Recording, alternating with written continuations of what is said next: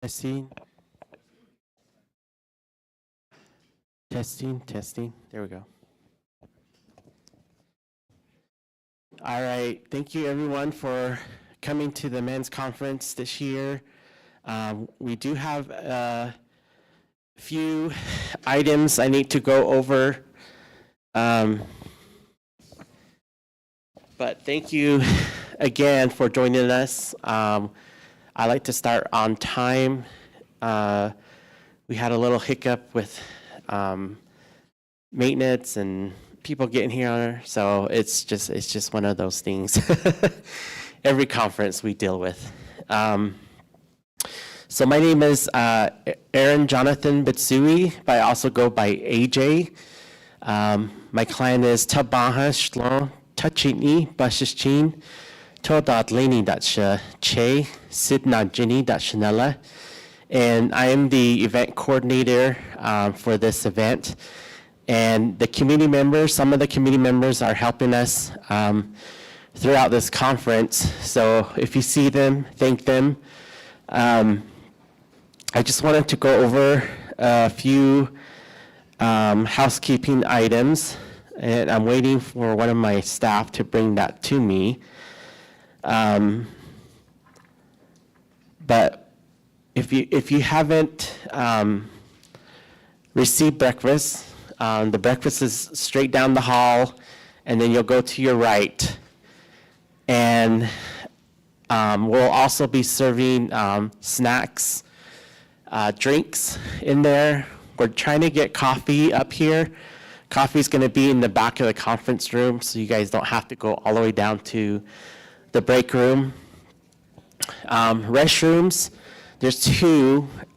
If you go out these doors to the right, you just go straight through. You'll see it, men's and women. If you come out of this door, it's close to the banner that says Indigenous Men's Conference, and it says locker room. It's still a bathroom, but it connects to our fitness center. So everyone should have received a wristband. That's your clearance to walk around and to get food. And if men have not signed up for prize giveaway, there's a table right outside. You'll fill out your name, and then they'll mark your wristband that you put in your name. And we'll be doing drawings throughout the day. Any of those can be jewelry, ribbon shirts. We've got jewelry, Pendleton blankets, Pendleton towels. So you have to be present in order to receive it. We'll call it out several times, and if nobody claims it, then we move on to the next. Let's see here.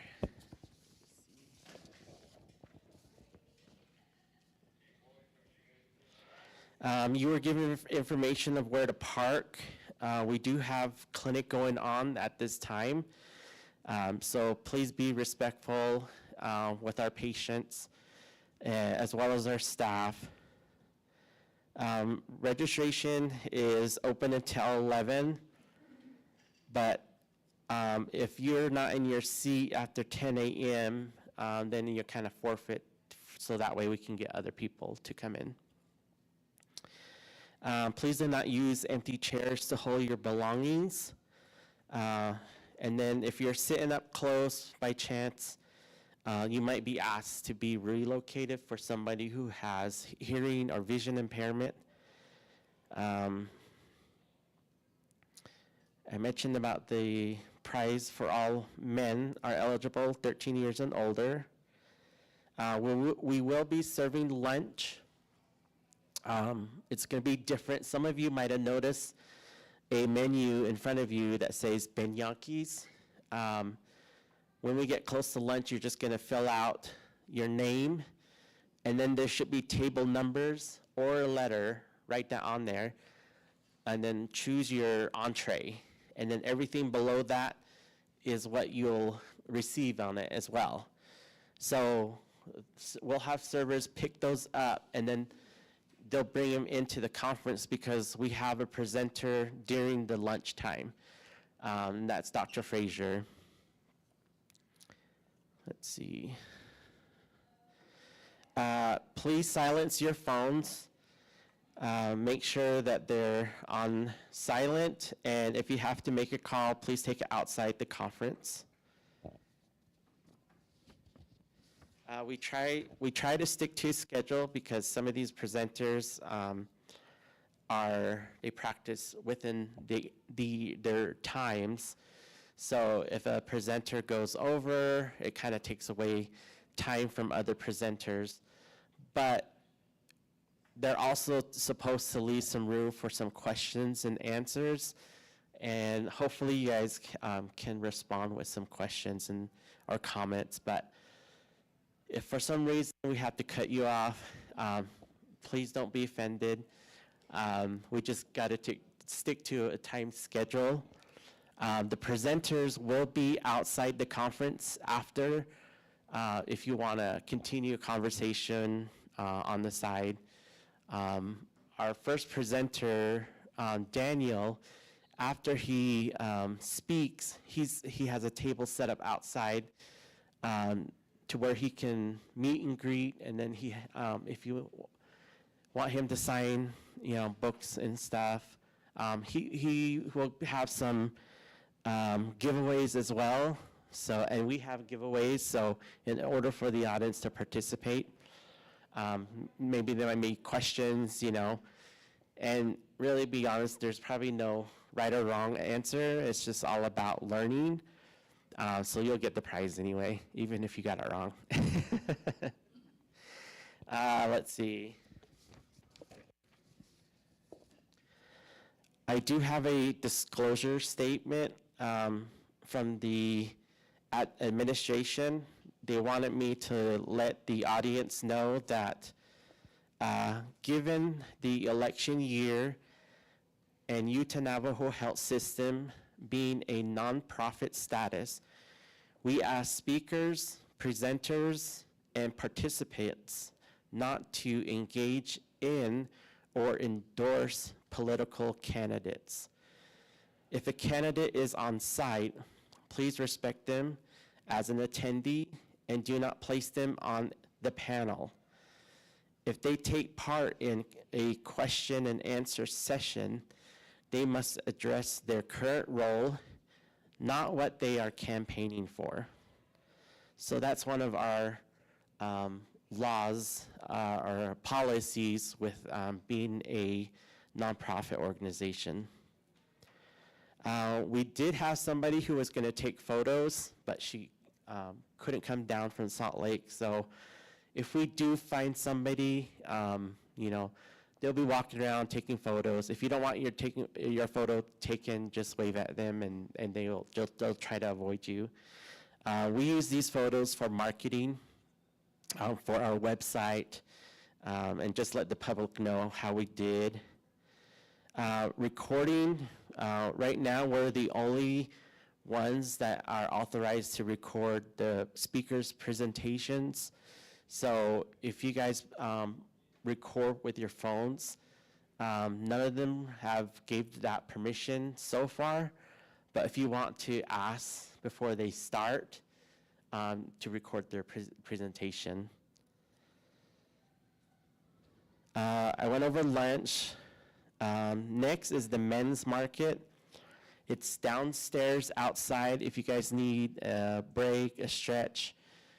We have 15 vendors down there that give out resource information. Also, they'll be selling some stuff, some of their materials. Some of them do like leather making. To be honest, I don't know what's down there, so I'm going to go down myself.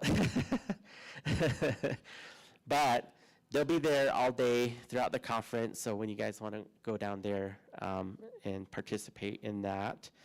They're also going to be broadcasting this conference down there.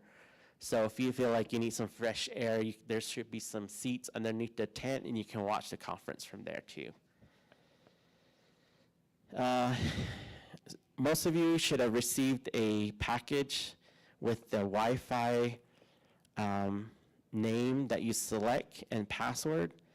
The Wi-Fi you use is UNHS Guess, and the password is Welcome to UNHS. And the W is capitalized and UNHS. Everything else is lowercase. But we hope you enjoy the conference. I know I'm excited to hear a lot from them. So I think we're going to move into our opening prayer. But before I do that, I'm going to introduce Lydell Raphael, who is our Master of Ceremony today. And then after his prayer, he's going to introduce Noah Begay, who's going to be playing the guitar, the national anthem. And then after he plays the national anthem, he's just going to say the Pledge of Allegiance in English. And some of you probably remember the school days. You had to say the Pledge of Allegiance every morning. So I'm sure it's going to sound familiar and bring back to you. So after Noah, I want to introduce a special guest, and he's here in the audience, and I'll talk a little bit why he's here, and then we'll go into our keynote speaker. We should be starting about 9:30. So if Liddell can make his way up, and I'll read his bio.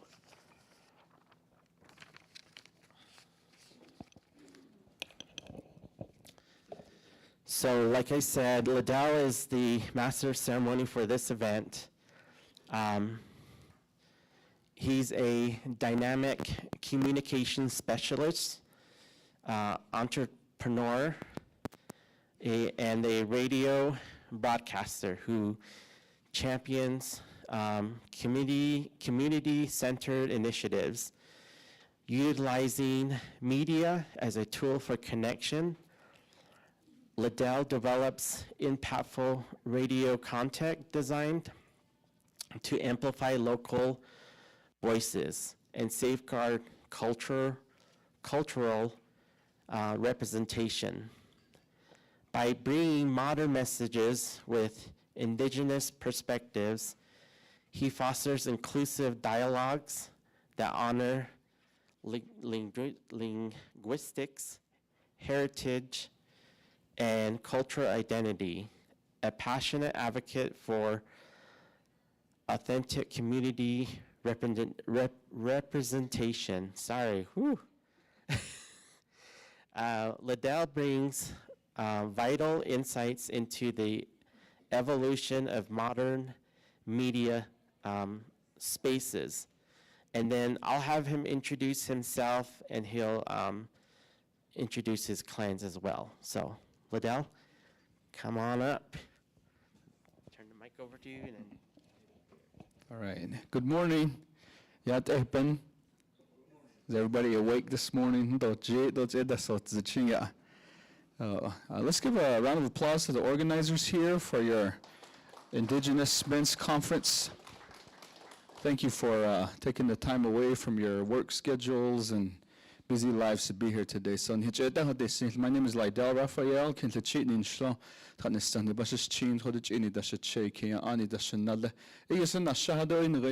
New Mexico. Not Neil Jean Holia. Might so Zido, Tsatlakasanella Holia. Adegisanashan, the Ray Ninanzaja Kesht Ido, Adasha San Shalchan Hola Ade. Ado Kodo, Nika Dilo Shado, Nidido Bahi Nizito. Later, I want to give. Thanks to the organizers here for asking me to be our MC today. So, njono shi dat il nilto da hudil alto adonda khotsna here nada hodot leltich. So at this time we're going to do an invocation. So the zanshibe hadadit zeto akokodo holjisto let. We do have a good lineup of speakers and presenters today. So so the zanshibe adil yado lelti benibiye adishi yada dit nilya this morning. Hier Jbolni die gade benebi konje chetanitsen ni khanaot ado ni jeda handat ado ni khana hadalt edo ni hitsis hadalt adon da konde ni hitrahia da hot enchiyat kombendit zeto adon da inna ben khajinu ba dolodo kheta ado di jin kobanda dilte idals kom selke adon da nedazli hasthuidan lini inda amado konla ni hitrata hollo masanda dan lo lato no thilto is na rage za ehudol alpenia ado kedit itil benia ko alla han hit ilia als khoyat ehn khat zadon kha en junon khado nilch yan da konde desil indi ben hit khayada hot eto lehli judals kho nit khata hojon do lehni kayata hojon do leh indan higan haz anj inda de khajen als kho yat eto nit khata hojon do lehli judals kho da hodon nilli ben hol nilli als khon yet Jesus bijibe ahot ele amen. Thank you for our viewing audience. Thank you for listening and also being part of this Indigenous Men's Conference today. So without further ado, we're going to have our national anthem through the means of music, talent, and ability. Help me welcome to the stage Mr. Noah Begay, who will be presenting the national anthem with his guitar. Mr. Noah is a recent graduate of the San Juan High School in Blending, Utah. He's 18 years old, and he's been called to serve a 2-year mission out in, at the Ascension Parkway North Mission of the Church of Jesus Christ of Latter-day Saints. Paraguay is in South America and Southwest Brazil. He reports to the Missionary Training Center, or the MTC, on July 1st, and will be learning the Spanish language. So, kodoni hitsel kenshi, bada hutil alto, dahnat ay kondasel sozigi, at begin yena nedo lehton, khaba hida kadishin re, shada acho kaya dahnanas ani ajo de yado le. So, help me welcome to the stage Mr. Noah Begay to do the national anthem this morning. At this time, let's all stand and give honor to our United States flag this morning. Thank you.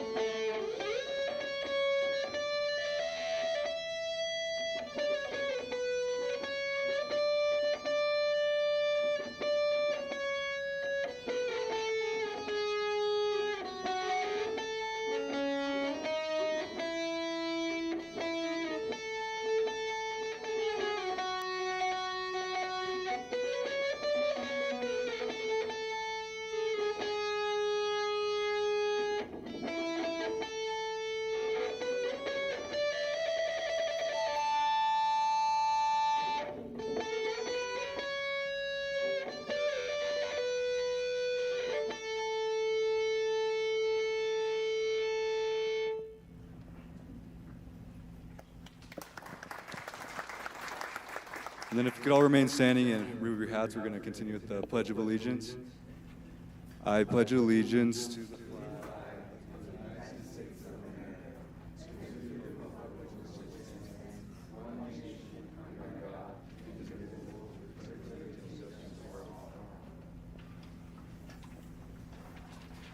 Thank you. How about a round of applause for Mr. Noah Begay? Beautiful talent. So we wish him well as he makes his trip down to South America. I assume when he comes back, he'll be really fluent in Spanish. Yoshina Kaik Eshayalti on the Khandota. So at this time, I'm going to give it back to Mr. AJ to give the introduction to our special guests this morning. So thank you.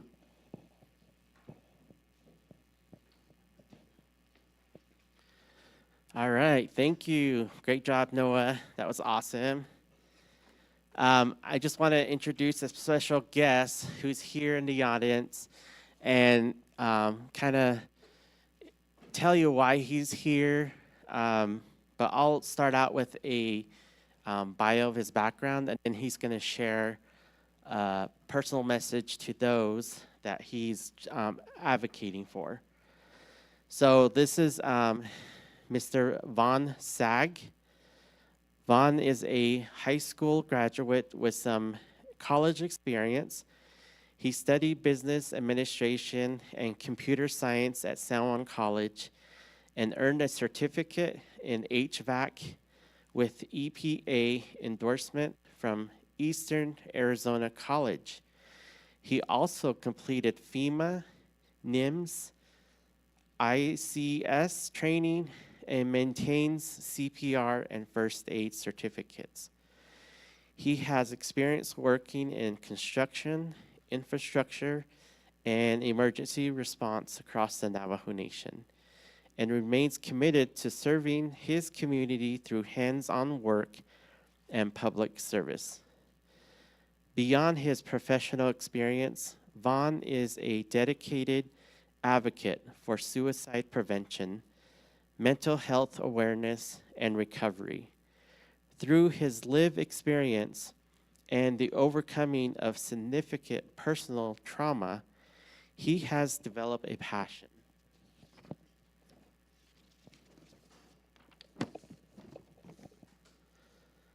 A passion for helping others find healing, resilience, and hope. His journey has taught him that recovery is not simply about serving difficult circumstances, but about rediscovering purpose, identity, and connection. Rooted in Dene culture, teaches Vaughn embraces the principles of Hajon, living in balance, harmony, beauty, and wellness. He believes that healing comes through reconnecting with traditional values, family, community, faith, and cultural identity. Guided by the teachings of his elders, he understands that every individual has value, purpose, and a place within their large circle of life. One teaching that continues to guide his path is the Dene belief that our thoughts, words, and actions carry power. By choosing positive thoughts and speaking life into ourselves and others, we help restore balance and strengthen our spirit. The Navajo phrase, Aho Ajin. I'm having a hard time with this one. I was practicing with it earlier. I thought I had it down to the T, but I'm going to have him actually say it, what that means. So, but that phrase reminds him that while challenges may come, determinations, self-belief, and personal responsibility, helping us move forward one step at a time. Today, Vaughn continues his journey towards wellness through creativity, through artist expression, cultural teaching, spiritual growth, and service to others. He has used his experience not as a story of hardship, but as a testimony to the possibility of healing. If everyone could give a warm applause to Vaughn to come up, and he's going to read a letter to those that he's trying to help. Welcome, Vaughn.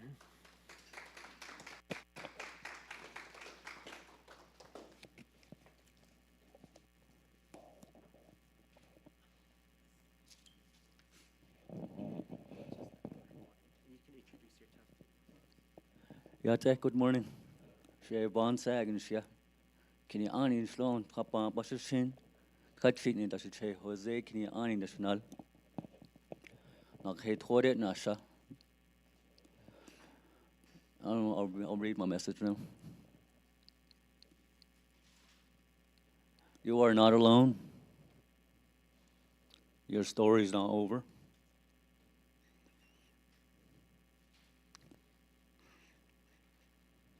There is strength within you. Even when you cannot see it. Healing takes time.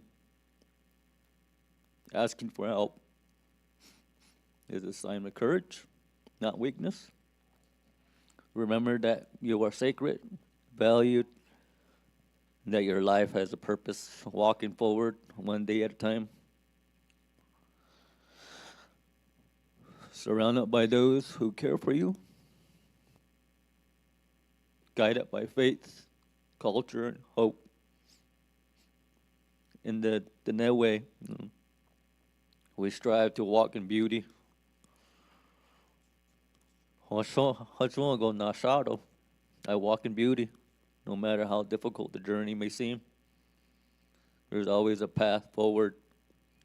There's always hope. And no matter where you go, there's a lot of us that are struggling with sickness. We're thinking of our loved ones from the past, and there's some that are locked away. There are mothers and fathers that are looking forward to seeing their sons and daughters. There's mothers and fathers incarcerated, and it's a hard road for them to overcome an obstacle. And we still live through this tough times, even as a nation, as governments. We find ways to overcome them. It's not easy to go through these, even as presidents. Is there something that you want to prove yourself and become a leader? And it takes hard work. It's a struggle. And I thank UNHS helping me as I continue my journey.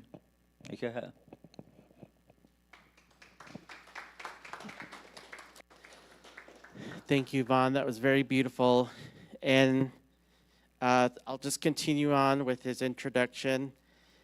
Through advocacy, service, and cultural awareness, Vaughn remains committed to helping individuals and communities build resilience, promote mental wellness and strength for future generations through compassion, understanding, and hope. Vaughn is a patient of Dr.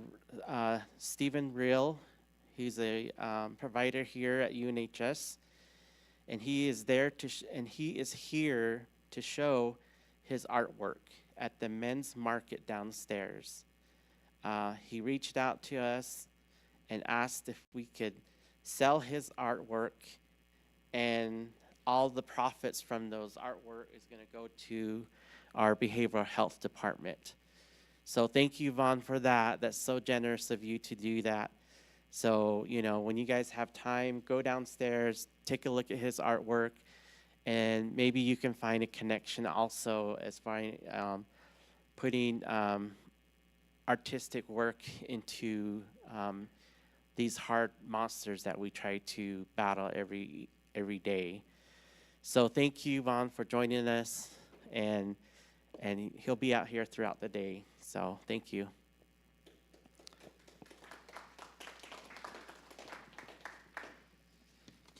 Okay, so I am going to turn the time back to Lydell.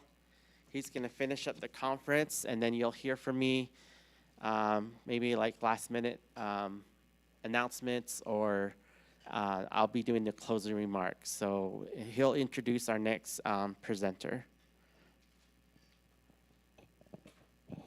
Thank you, gentlemen. Moving on with the program here this morning, if I could have your attention as we get our next speaker, our keynote speaker up here. Falling out of line, storytelling to help heal, grow, and lead by Mr. Daniel Vandiver, MCRP, whom is our keynote speaker today.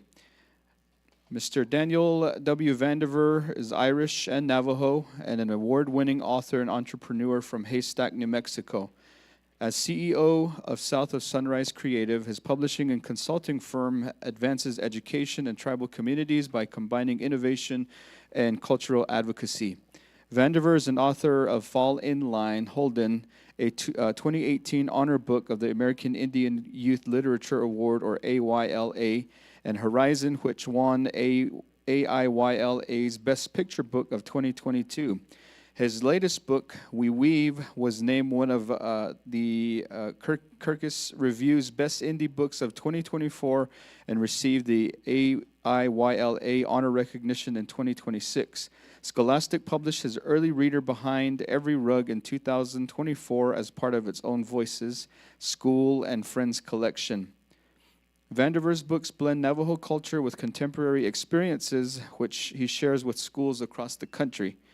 He has promoted literacy with 8 tribal nations from Arizona's Salt River Pima Maricopa Indian community to North Carolina's Eastern Band of Cherokee Indians. Vandiver holds an undergraduate degree in strategic communications from the University of Missouri and a master's in community and regional planning from the University of New Mexico.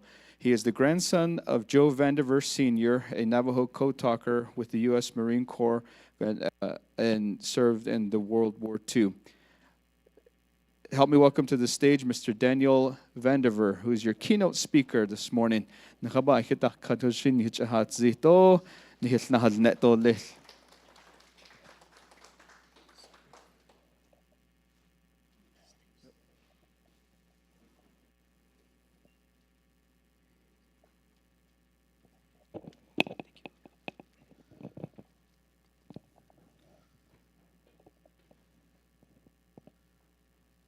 Yate. I just want to begin by thanking the organization for having me here and providing this platform. As was mentioned, I've been giving readings from coast to coast with my children's books, and this is the first boy-man conference that's ever been centered on my own experiences. And so I want to thank you for providing this space and the forum. Leading up to this event, I was watching all the old YouTube videos from the past few years, and when I first got invited, I was like, hey, why are they inviting me? When there's Pax Harvey out there. Pax spoke last year. Why are they having me come up here and speaking about being a man? We have the toughest people like Peter McDonald and code talkers, and he spoke last year after I kept watching it, and so I guess I'm next man up, and it's an honor to be able to speak to you. The Gasla Chi, Nshle, Kia Ani Bushes Chin, the Gasla Chi, Dasha Chearo, Tachini, Dashanilla. I'll go to Ego the Nshle. That's how I'm Navajo. That's why I'm here today. Navajo culture, you know, our first clan always comes through our mother. Up on the screen is a picture of me as a chubby cheek little kid back in the early 90s. I still got those chubby cheeks, but mainly because I don't eat what I should be. Don't eat as healthy as I should. My first clan comes from through my mother. Is there anyone who's Irish in here? Us Irish are usually like Navajos. We're everywhere, but I guess not up here in Utah. I always say I'm the luckiest Navajo you'll ever meet because I'm Irish. So if you rub my head before you go to Ute Mountain Casino, hit jackpot guaranteed. If you're studying for your baccalaureate degree, associate, master's, rub my head, take your test, you'll pass. Easy. In addition to my good luck, I also inherited my mother's hard work. You see her, my mother up on the screen. She actually started the special education program out in Raymond, New Mexico. Parents divorced when I was 1 year old, and to help survive, she started her own daycare so she can ensure our well-being, our education, while still being able to provide and put food on the table. We often had to eat seconds or thirds from the daycare for during the day for dinner, but we made it work, you know. I think that hard work, not only the luck, but the hard work comes from my mom. Second clan is Kia'ani, or Towering House Clan. Any Kia'anis out here? I know we heard right there. Hate. Sanai. Kia'ani is Towering House Clan. Traditionally, it is one of the first 4 clans. Traditionally, Kia'anis were educators, teachers within the tribe. I used to hate it growing up because everyone in my family is in education. Not only was my mom a special education teacher, but my Uncle Gary was a principal at the RU. My sister was a math teacher turned principal herself. And I used to hate it because every time I'd come home from school, that's all they'd be talking about is writing IEPs and their naughty kids and what was going on that day. But I ended up working for Navajo Technical University for 10 years, and I think that's because I got that Kia'ani in my blood. We're made to teach, to share. Third clan was I'm Irish, and then my fourth clan is I'm Tachini, or Red Running Into the Water clan. We heard Tachinis traditionally were warriors, and you could tell that by my grandfather up on the screen. There's my grandmother. Kia'ani came from my dad by way of his mom, and Tachini came from my grandfather, who served in World War II, was a Marine. And so that's why I'm Navajo. That's why I'm here today, speaking to you all. Although I detailed my family history back 2 generations from me to my parents, to my grandparents, I could trace my family lineage all the way back to the Long Walk. Just by a show of hands and to gauge the room, does anyone in here have relatives or relations that go back toward Long Walk? I know we're in the area of resistance. They say that a lot of people fought back during Shanto and hid within the canyons and never even signed a treaty, you know. But my family was one of the ones that took that walk. And if you don't know, the Long Walk was really a campaign against us as people, against our livelihood. They removed us from our homeland, marching us over 400 miles east to the Bosque Redondo. There's stories of this trip of our ancestors having to eat horse feces because the cavalry horse was fed better than the people. So to get their grain, their nutrition, they had to eat poop.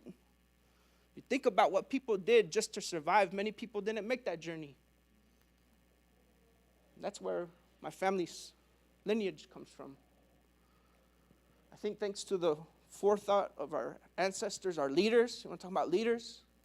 They were able to sign the Treaty of 1868, and within that treaty, we gave some concessions. We would allow Western expansion to happen. We would allow the railroad to come through.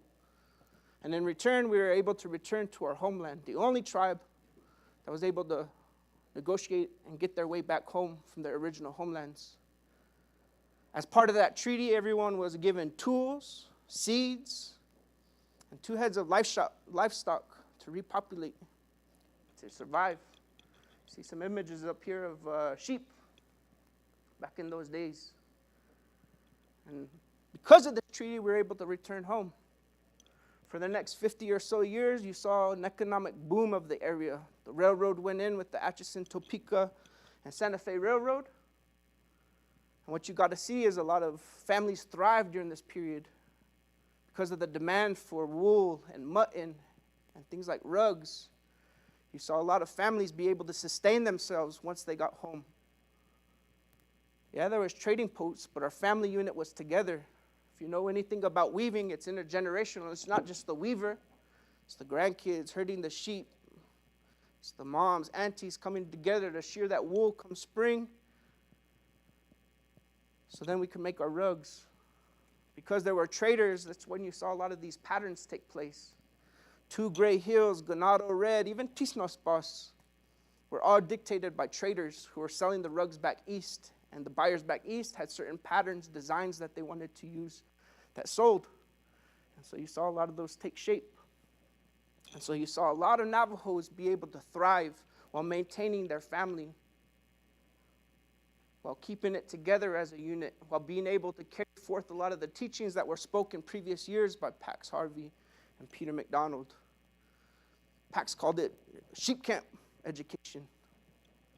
That was happening at this time. So much so that thrived a little too much. They say we had too much livestock. We had too much freedom. So they enacted the Livestock Reduction Act of the 1930s. If you don't know what this is, it was basically removing about 50% of the heads of livestock on Navajo. It was said to help the land. There's silt buildup happening at the Hoover Dam. You guys aren't using the land the right way. But I think if you know Navajo culture and how you use rotations and grazing and how you naturally interact with the land, was that the case? You see some pictures of it. And if you know what happened, if you weren't near a railroad where you could just ship the livestock back east or somewhere along the route, there's stories, especially deep in Navajo country, of entire herds being slaughtered. Mounds of carcasses, horses, sheep, cows, just shot and killed right there. Which was just as devastating, I think, to us and our well-being and our way of life as the long walk. Instead of now being done by force and guns, it's through pen and legislation. That was the livestock reduction of the 30s. It was voluntary at first, but it became mandatory in 1936. And what it did was it forced us into the wage economy, being able to maintain that family unit, being able to have balance in our livelihood and how we operate and interact with the land was disrupted. Our men were forced to get jobs so they could pay and survive if they didn't have their livestock. When you saw a lot of mining take place. I'm from a community called Haystack in Navajo. It's called Zitlachi. If you don't know, Haystack is famous because that's where they found uranium within the Four Corners area of where I'm from. That's the mountain off to the left. This is when our men started going to work, getting sent down into the mines in order to get money, food. And those impact of that is still present with our community today. People dealing with the health outcomes and the mines that weren't properly sealed, and now it's in water, all stemmed from that livestock reduction and forcing us into the wage economy. At this time, you also saw our men enter the military, like my grandfather you see up there. See him as a young man off to the left, and then in his elderly years off to the right in front of our family hogan, Hajoja Huan. That's when my grandfather joined. Same time we started to see these, boarding school, which dates back to the 1800s, a lot of off-reservation centers. But now you started to see them pop up on reservation. Anybody here go to boarding school? You could raise your hand, or have family relatives that went to boarding school. There you go. Raise it high, man. You survived. You're here. I'm here because of you being here. My dad went to boarding school, and he talked about the militant nature of it. Everybody had chores and duties. Couldn't speak your language. What boarding school was really an attempt to assimilate. So it wasn't done by guns. It wasn't done by policy. It was now done through education. You see some images of some natives going into boarding school off to the left, then afterwards. There are a lot of people who went to boarding school. And I mean a lot of people. It's prevalent in today's world in the news because now they're digging up bodies of kids who never made it home. They're separated from family through time. My dad went to boarding school too. So the very first day you had two lines, boys over here, girls over here. Everybody got a haircut. If you're a girl, you got your bangs cut straight across the front, down the side, all the way around. Kind of looked like you had a mushroom on your head or a helmet. You can see some of those pictures off to the left. That's courtesy of Leonard Perry. He's from Crum Point chapter. Dad talked about the very first book he learned to read off of was Dick and Jane. Anybody read Dick and Jane? And Spot and Fluff or Puff. Said if you didn't read right, you got hit on the head with the ruler. If you really didn't read right, they turned that ruler on its side, hit you with the short end. Dad talked about getting spanked for speaking his language. getting his entire head shaved except for his bangs, so if he got in trouble, he got yanked. Come over here, Obi. Don't be doing that.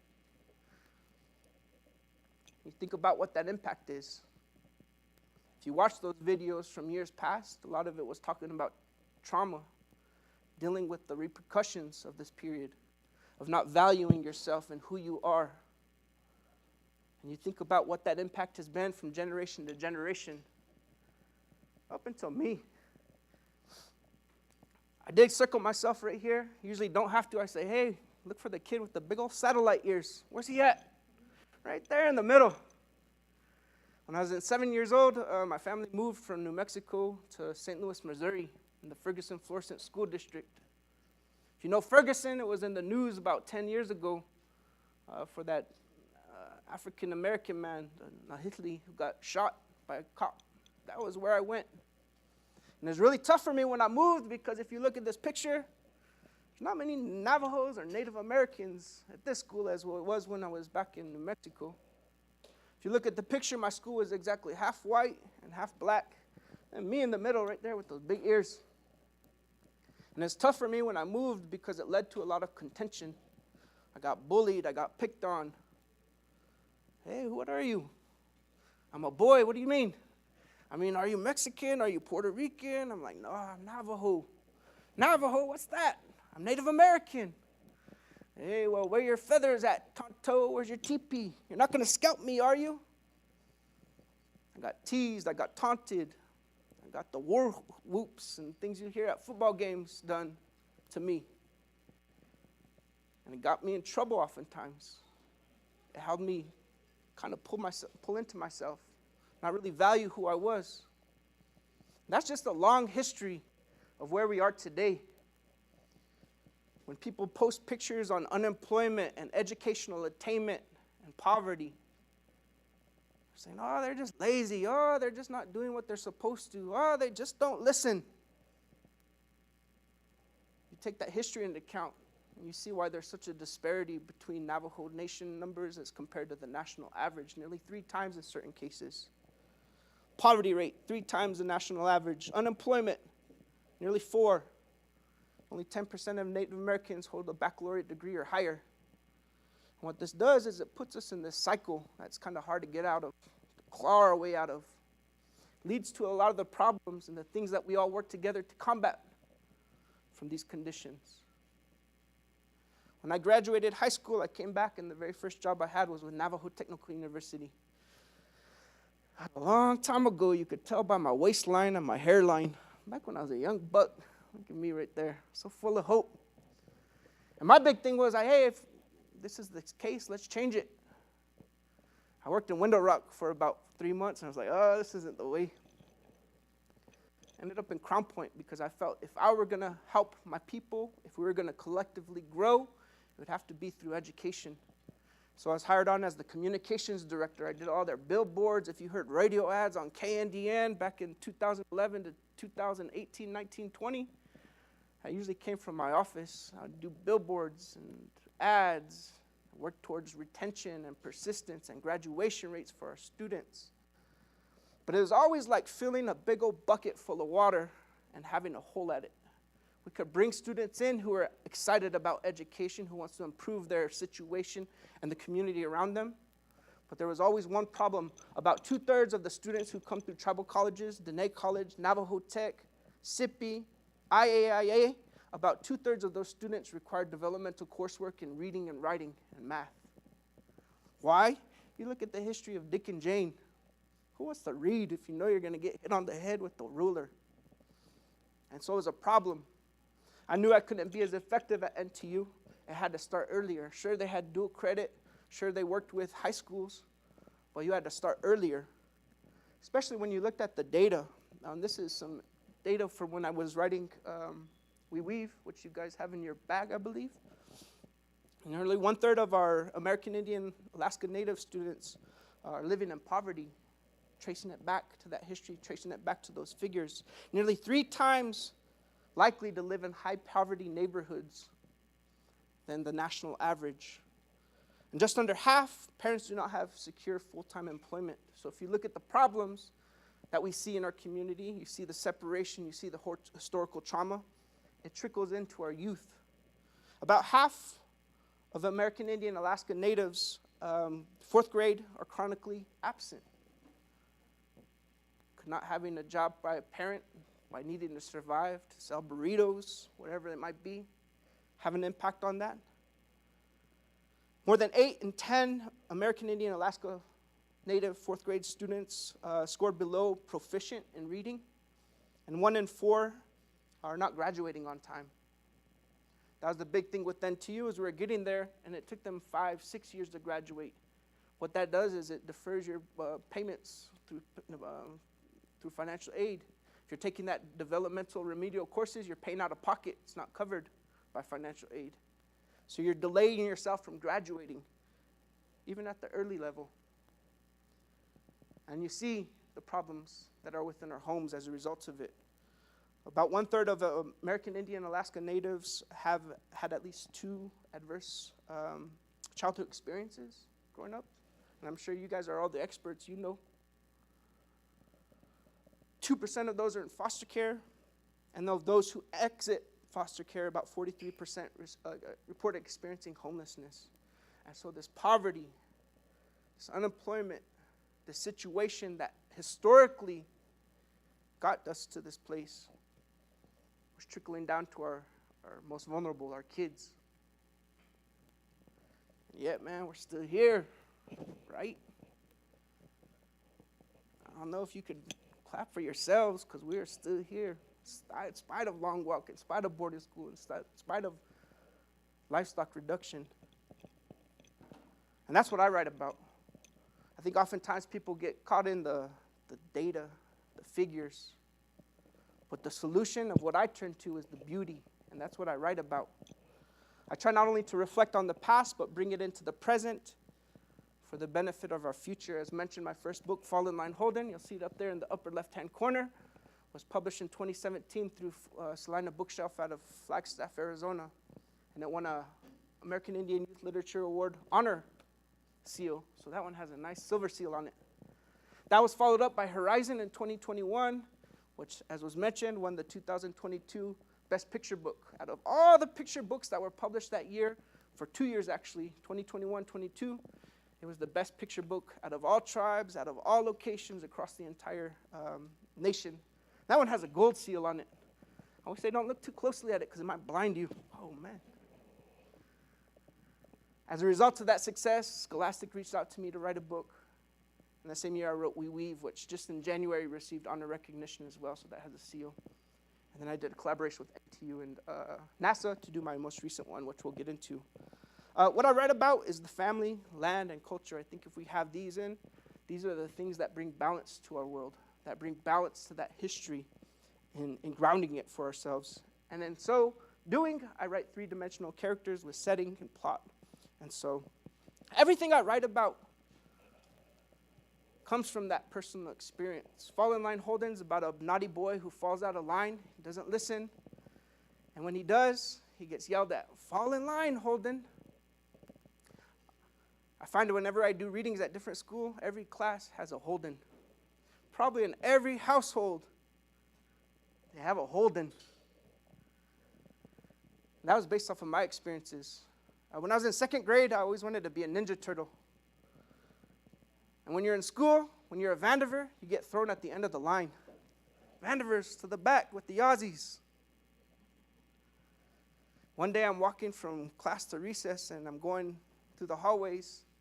I start doing karate kicks and acting like I was fighting ninjas and Shredder because I wanted to be a turtle.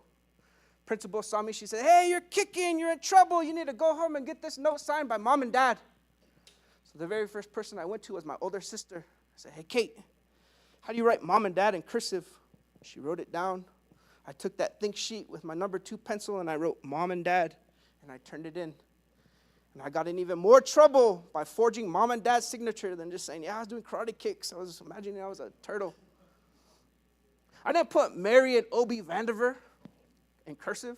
It was Mom and Dad. That was the kind of kid I was, though. Was that a naughty kid? No. I look like a president. hand on my chin, looking straight ahead. But that was the experience that went into the story that I wrote. And I think that's what makes it impactful for our kids and how you could relate. It's also the story of my dad. You see him up on the screen there too. Follow-up book, just to show how it's related to my life and that history we're talking about, was Horizon. Horizon's a wordless picture book. It's a story about a girl who's tasked with helping her grandmother retrieve a flock of sheep with the help of a magical scarf. So you see the screen up there. It's a story based off of my grandmother. You see a picture of her and my niece, both wearing that magic scarf. Today we see that scarf as shirts and kimonos and hair ties and purses, things that transform and help us. That was the purpose of that story, while also speaking to the land. How these fit together is because I think with these stories, what I attempt to bring, which I think we all have to do as humans, men and women, is find that balance in our life, or hojon. So I had my protection book about fallen line Holden, addressing that past of boarding school while still maintaining who you are, and Horizon being the female entity of that. What's that balance? Speaking to the beauty of my grandmother and that intergenerational strength we pass on. With my books, I not only try to balance the trauma of the past, but bring in the beauty to help our kids learn. And that's the secret to why I write. And I think that's the secret of how we carry ourselves as parents, as educators, as healthcare providers, is how do we find that balance, especially over a course of a lifetime. You have your ups, you have your downs, but a big part of philosophy, especially Navajo educational philosophy, is finding that balance between the good and the bad, of the modern and the tradition. And over the course of a lifetime, it helps you grow into old age with all your capacities, mental, physical. Big part of what I write and what the foundation of how I write is something that's taught at a lot of our schools. You guys know the Diné philosophy of education? Have you heard of it before? Probably have one as for your health model too, right? But it's really based in the cycles of the day, of the seasons, of the lifetime.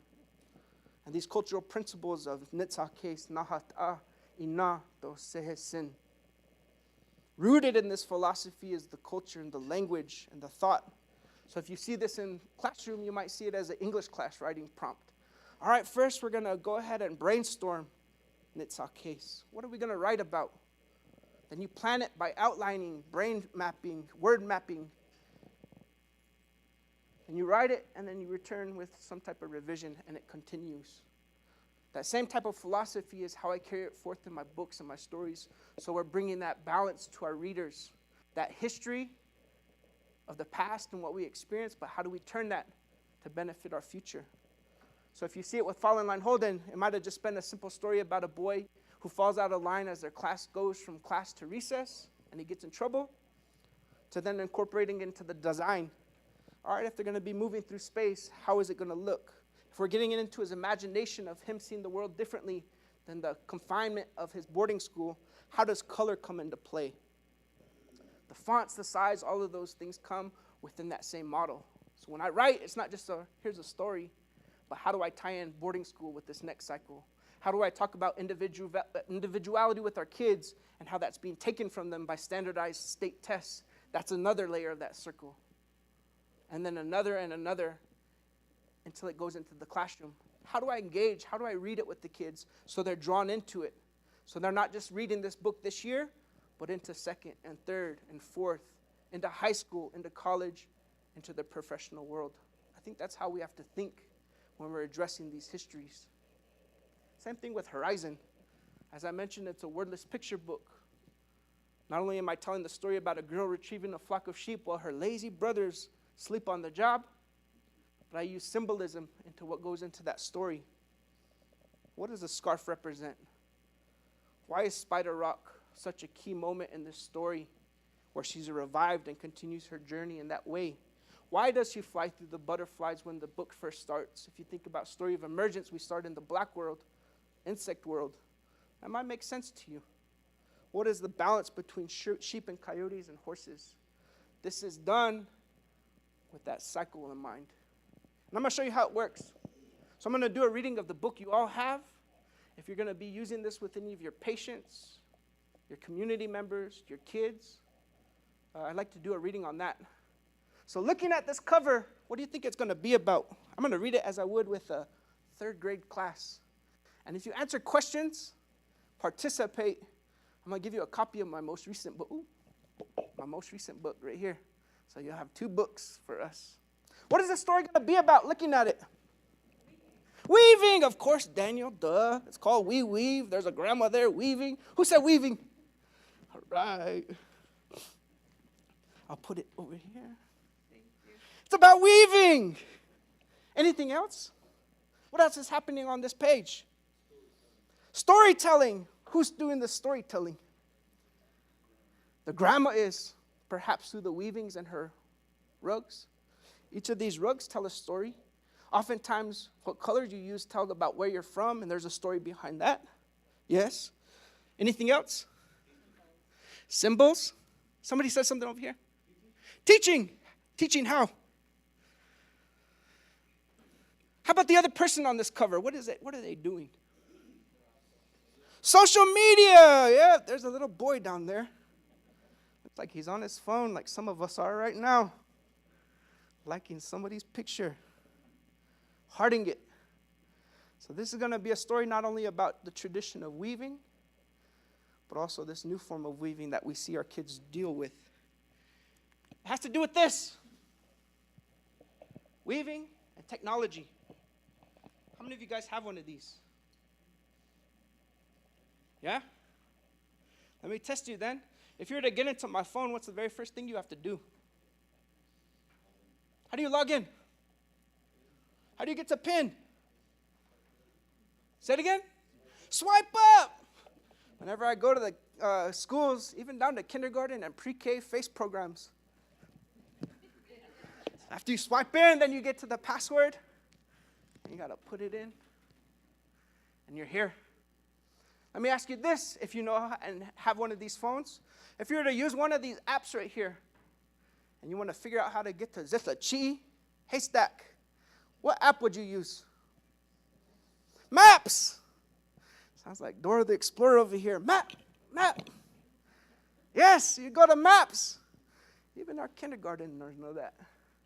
What about if you wanted to learn how to weave a rug like this, and you didn't know how, but you wanted to watch a video? YouTube. It's not only for watching Mr. Beast and that medicine man who goes into the cultural teachings. You could even learn how to weave. What about if you wove a rug and you wanted to get it sold? Where would you go? Facebook? Amazon. Is there a Utah market? Is there a Montezuma Creek marketplace? There's a marketplace. Look at that. So good. You guys know how to use one of these. I have a son, and at 2 years old, he was already able to get into my phone. I have a 2-year-old son. I had a 2-year-old son, and at 2 years old, he already knew how to get into my phone. He knew so much, even so, to hold it up to my face so it unlocked. Get away from me.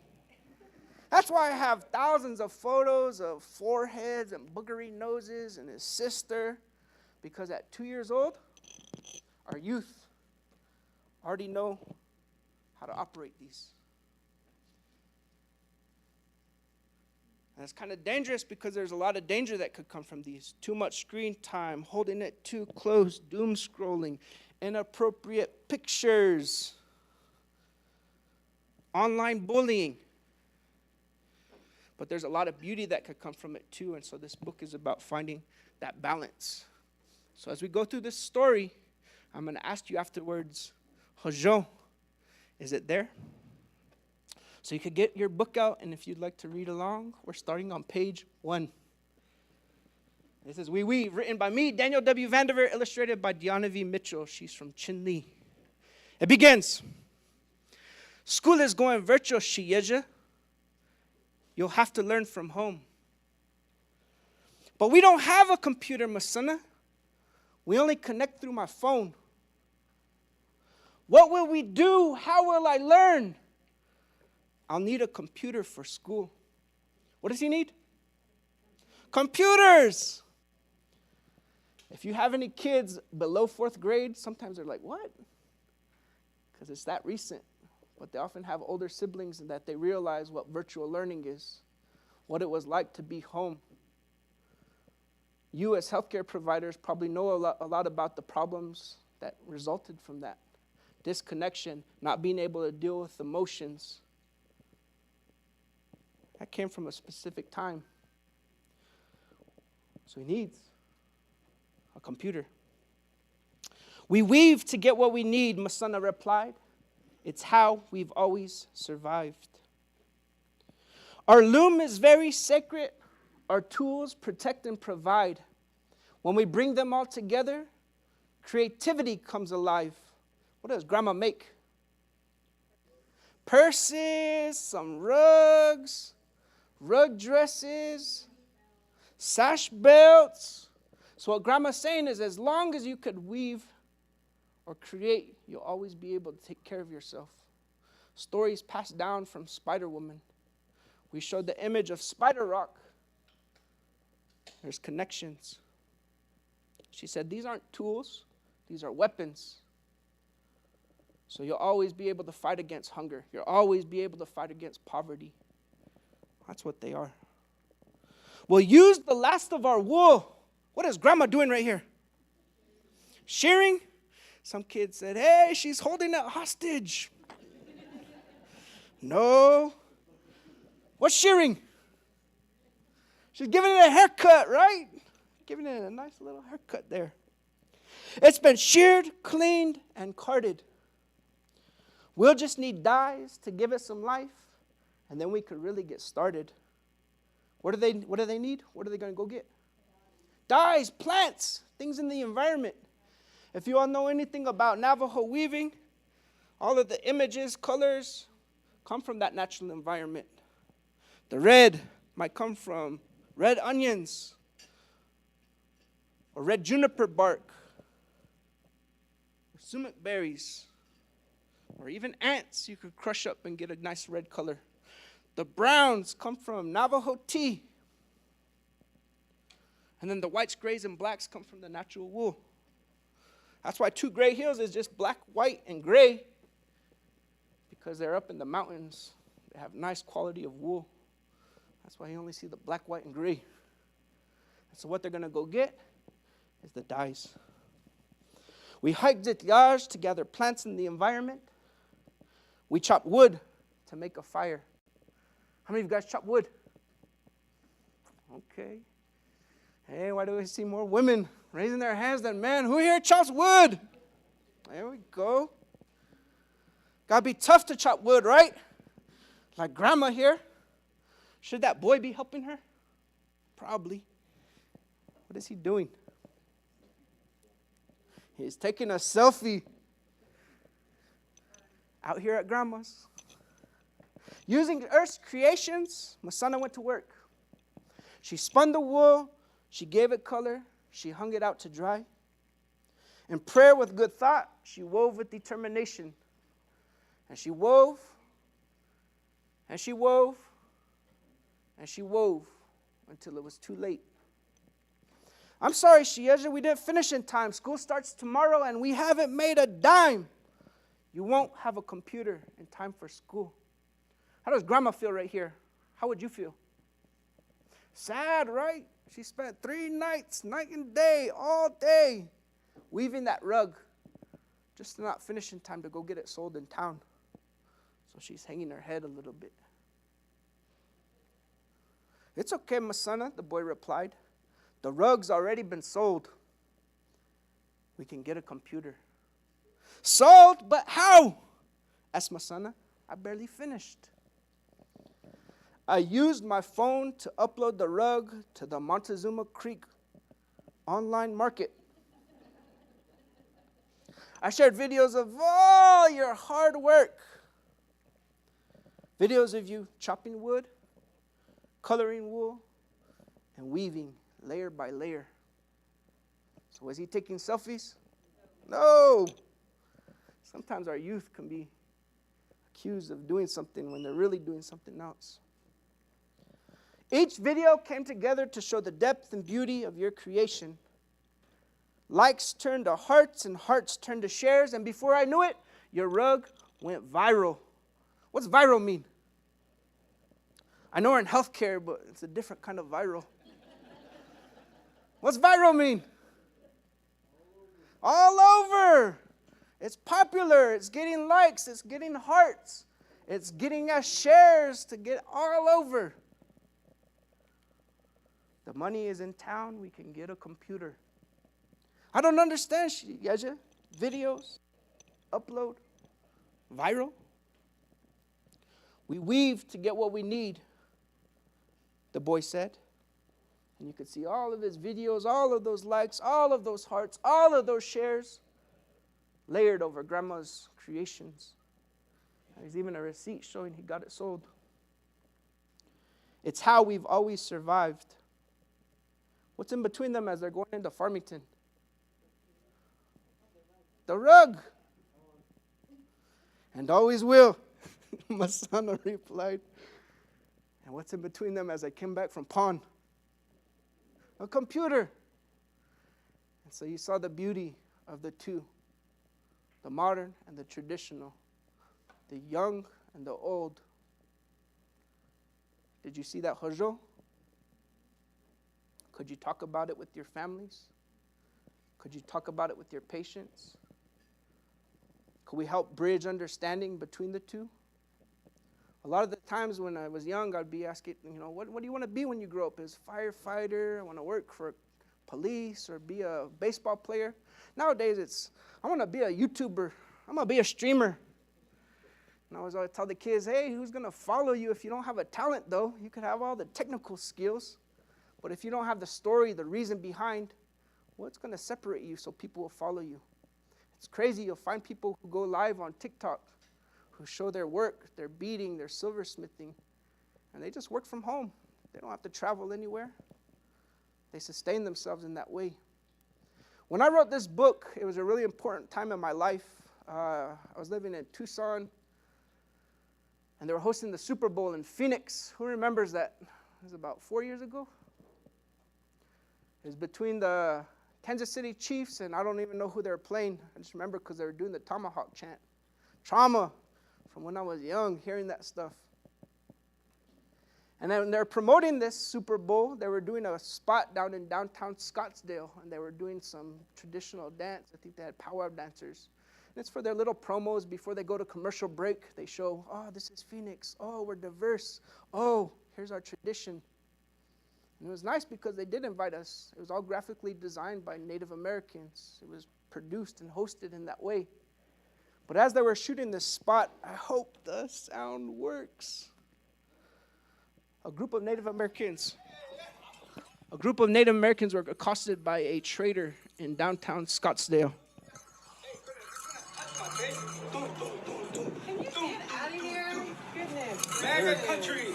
There's lots of cameras out here. MAGA country. Lots of cameras out Lots here. of MAGA country. Maggots is right. Maggots is right. People, go away. Maggots are right. You're just a fool, man. Go ahead. Do you even know how to use that? I'm trying to Be the best thing you'd ever post. go hang out. Jeez. Got some pretty faces. Hashkedi, that's right. Step into the street, my what I friend. said to you. Step into the street, my friend. Come over here, let's go back to Step Gallup. into the street, my friend. Go back to Gallup. Step into the street, my friend. Or are you scared? Are you scared? Step in the Are you street. afraid? I step in the You street right afraid? here. I step in the street. Well, hey, don't tell me. You didn't He see told me me step flinch. in the street. You didn't see me Oh, your move, fucking did you? little Did buddies you see came me over back here. up? Did you see me Oh, run? your little friends Did you came see over me here. run? You sure backed up, you fucking Indian.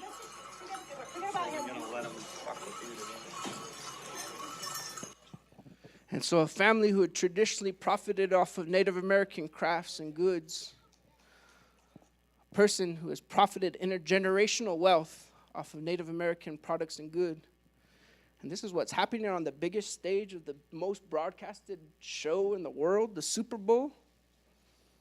It wasn't just happening when I was young and in school in St. Louis, Missouri. It's here in the open and public. When my grandmother used to sell her rugs, if she'd go to a trader, she might get about $300. She would go to the rug auction in Crown Point, she might get about 1,000, 800,000. If she were to ship it back into Missouri, where I had grown up, we could sell it for 2, 3, 4, 5. So no longer do we have to rely on these outdated institutions that have profited off of who we are. No longer do we have to have our stories profited off of people who don't have our best interest in mind. They did an article in the Navajo, or a drawing in the Navajo Times after that happened. It said what these two have in common is they gained an enormous amount of capital off the backs of Native people, only to disrespect us so blatantly. Native people have dealt with culture vulture companies like the Ortegas for far too long, and it's time the general public stop buying from them and buy from Native artists directly. So this has its problems. How do we find the balance in it? How do we find the good in this? That hajo. No longer do we have to rely on people like this. We could connect to our people directly. No longer do we have to rely on Dick and Chain to teach our kids how to read when we have stories like this. So that's why I write. Did you see hajo? How so? Anyone, if you want to share, I got some more books up here. What did you see up here? Yes, sir. Could I share some with you, the story about taking advantage of native water, native stuff that we do. Years ago in California, there's a thing called a festival, a holistic festival, they call it. I was going around and I saw a white person, white hair, and I was looking at him, and I was standing right here, and there he was sitting there with no shirt on, but he had white hair and with a braided, looks like a native. But he was sitting next to what we call ika, a sand painting. When I was growing up, I was told, I never saw one. But this guy, he was talking about what he just made, and he was explaining what's on there. But he said, this comes from the Cherokee. He was saying this is coming from the Cherokee, he said. A lot of times when we hear anything about Native Americans, it's always the Cherokee. What the hell? We're the Navajos. We're the biggest tribe here in North America. Where are we? I always think about always the Cherokee or the Comanches or the Plains, but never Navajo. So this guy was making money, and people were giving him money.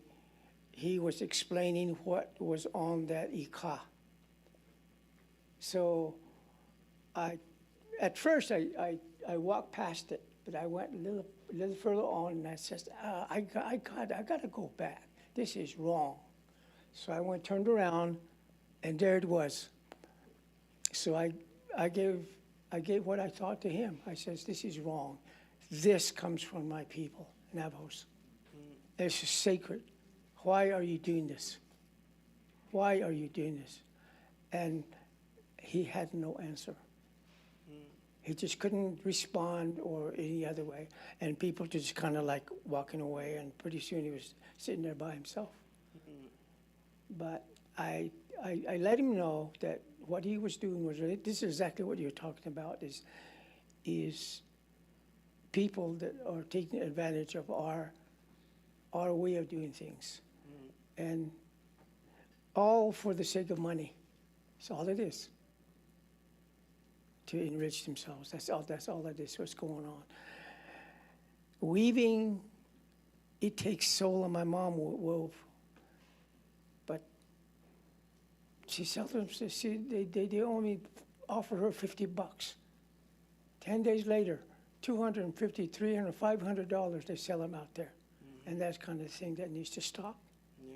We need to get really in control of what we make. Yeah. And this is my thing. Yeah, thank you. And I think that's important because you see it's not just in bookmaking. It's not just in the arts. You see people do touches, sweat houses. People die because of this. I had that in Sedona not too long ago.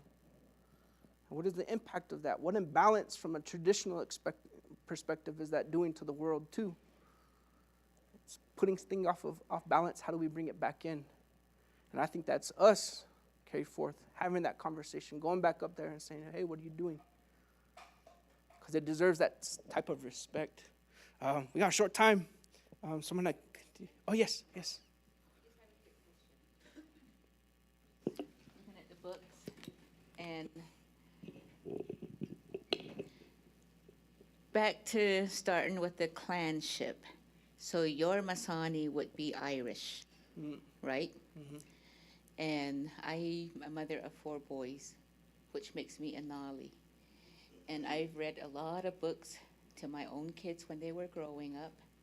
And I've worked with special education. And now I have 2 Nalis. Mm-hmm. So I've read a lot of books.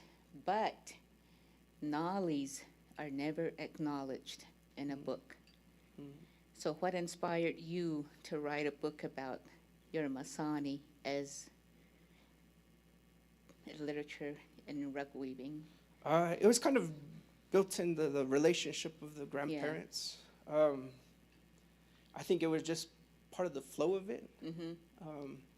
I do have Nali in the next book, which I'll read. Really? Yeah, and I'll read it here. That's awesome.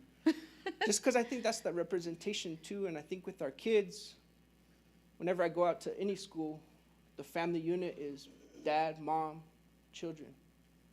But more and more, we see more children being raised by Masanas, Nalis, yes, Nala Itsan. But I rarely see books about on the Nali side. Yeah. It's always about a Masani. Yeah. Everything is about a Masani, never a Nali. Yeah. That's I think part of it was because of the female aspect of it coming from the mother and then the mother's mother. Mm-hmm. But I do put Nali in the next one, which we could talk about it again after that. I think part of it is because it wasn't changed. It's on your father's side. And that's more prevalent, more in Navajo way.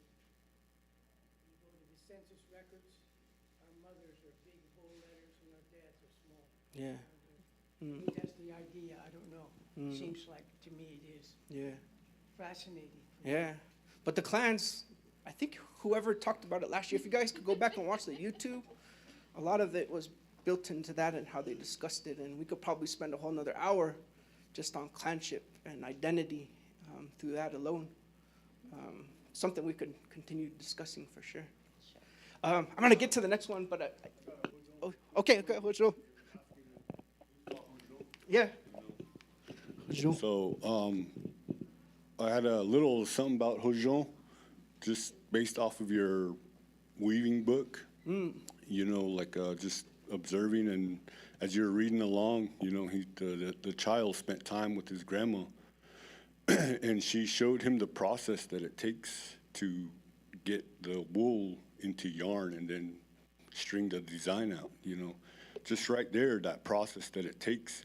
You live with your animals, you take care of them, you tend them, and in that process, you're also raising this child. You're teaching that child, you know, basic, fundamental, you know, lifestyle, daily activities, you know, responsibilities, duties, you know, chores, you know, and then you weave that, you know, you turn that wool into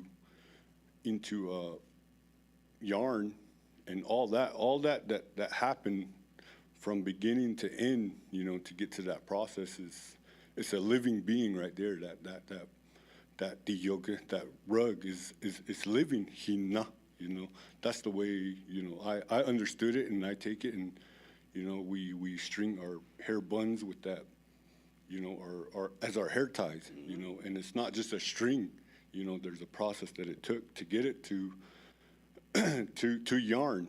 You know, that process that it takes, there's a bunch of life that happened in between, you know, from shearing to getting it to yarn, you know, that's the way I understood it, and that's, you know, I acknowledge that every day, and it makes me happy. That brings me to the state of Hojon, you know.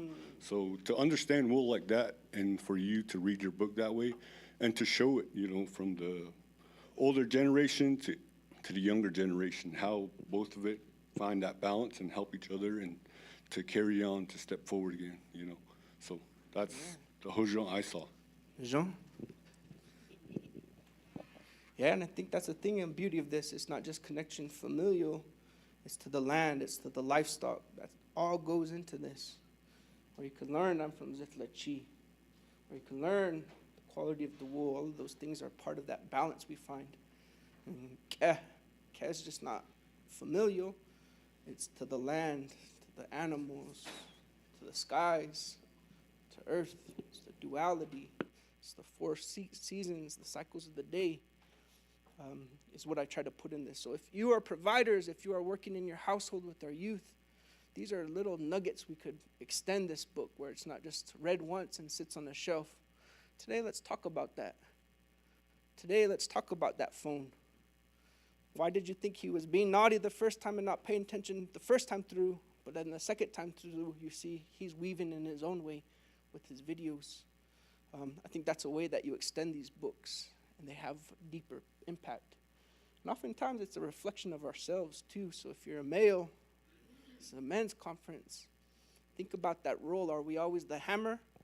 Or do we got to have that balance, the softer side of things, the storytelling and whatnot too? So we've got about 30 minutes left, and I want to do a writing activity with you all. But I just wanted to say I became a father at the age of 35. I think my mom was wondering what was happening or what was the matter with me. Where's my grandkids? 35 years, I became a dad, and it was terrifying to me because I could barely take care of myself for 34 of those years. How am I going to take care of a little one now? And so I didn't really know what to do. As I explained, my parents divorced when I was 1. I mainly grew up with my mom, and on the summers, that's when I got dad. And so I had a lot of hesitation. I had a lot of self-doubt as a parent. And where I found community to help me get through it was being an author and reading to programs such as FACE or Parents as Teachers or Head Start. These ladies taught me so much, from Bread Springs to Baca to Rema. I learned through their programs and the value of sitting with your kids and reading a book, even if it's just them learning how to turn a page, how much development is happening in there, even just to have that physical touch. Again, things I didn't always have growing up. So when I moved to Tucson, that's the very first thing I found. As I enrolled my kids in Parents as Teachers, there's one of the saints in my life. Her name is Miss Sandy, or Saint Sandy. She was the one that helped my son on his path to education. But as Parents as Teachers, it was not only educating him, it was educating me as a parent in a way. As part of that, music was a big part of it. So one of the things I learned to do every day with my son was take him for a walk. Every morning, we would hop on a trail in South Tucson, and I'd play music because language was something that was taken away from me when I moved. That was my dad's mentality. Go off and learn the Western ways. That's how you're going to be successful in this world. Things he probably learned while at Wingate or Crown Point. So I made it sure that we were always jamming to Sharon Birch. You know Sharon Birch? This helped me as a father. This helped me as a storyteller in having this connection with our kids to stop that generational cycle of disconnect that we had shown earlier in the presentation, was introducing that into our connection. We also started visiting the Valencia Library, which is in South Tucson. And this is the other saint that entered our lives. Her name is Saint Tanya. You see, my little one couldn't even walk, and he was in the library learning the benefit of community, learning the benefit of books, and the intergenerational aspect of it.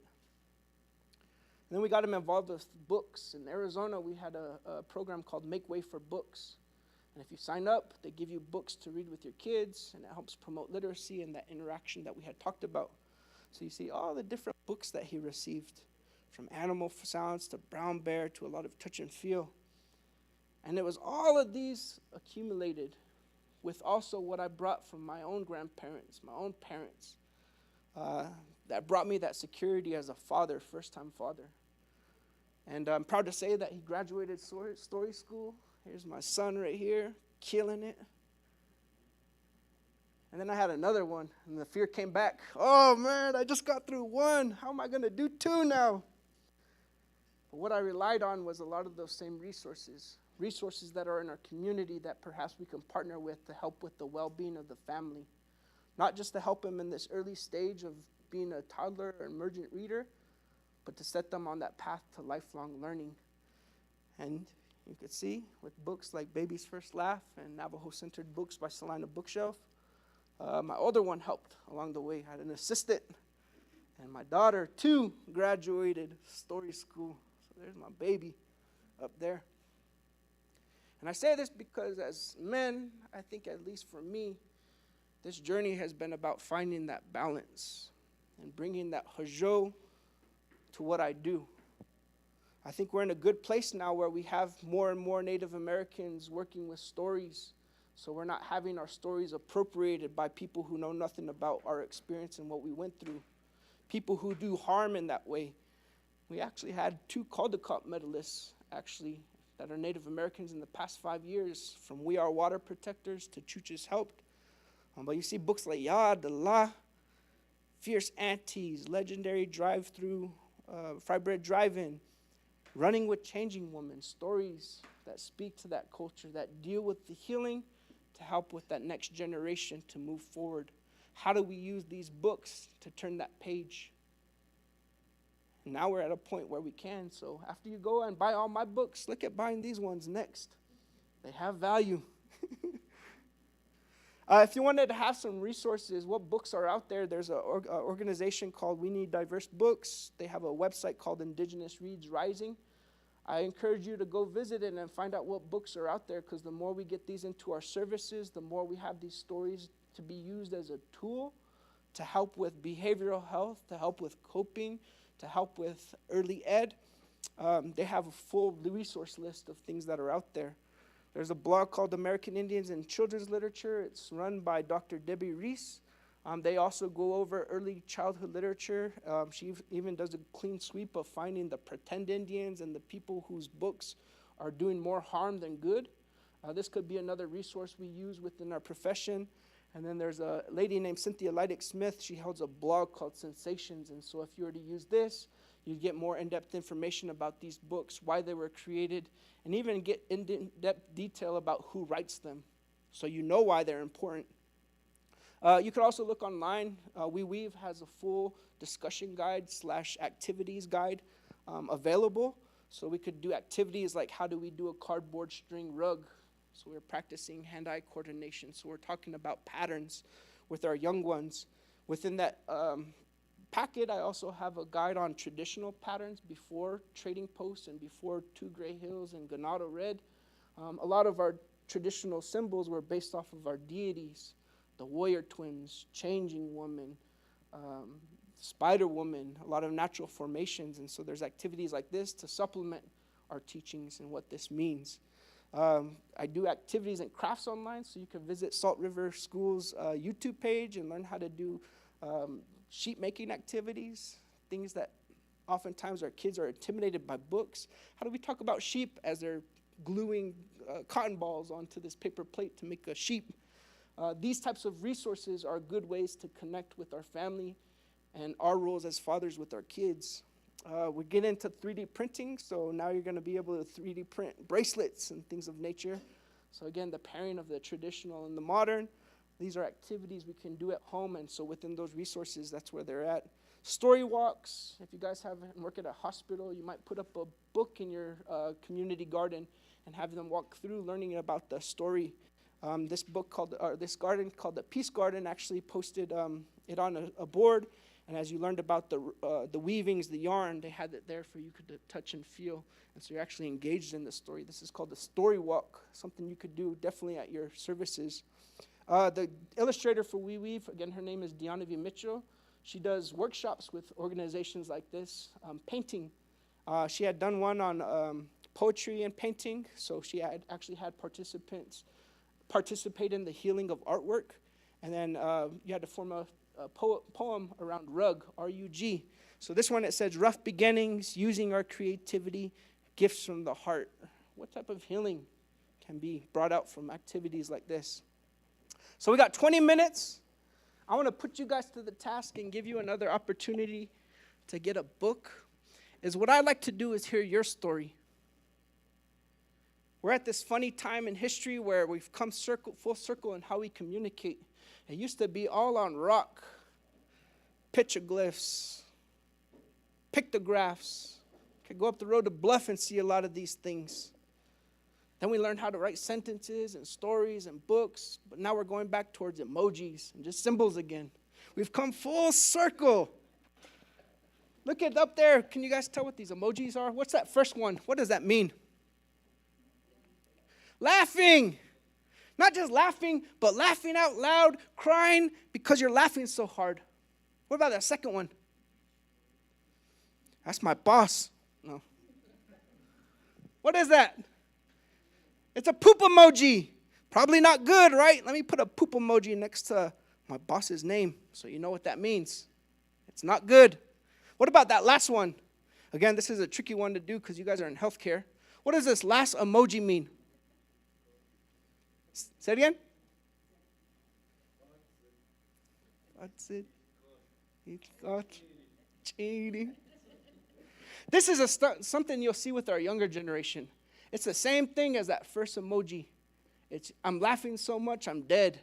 So if you get this from one of your kids or grandkids, that doesn't mean death or cheating. It means laughing so loud, I'm dead.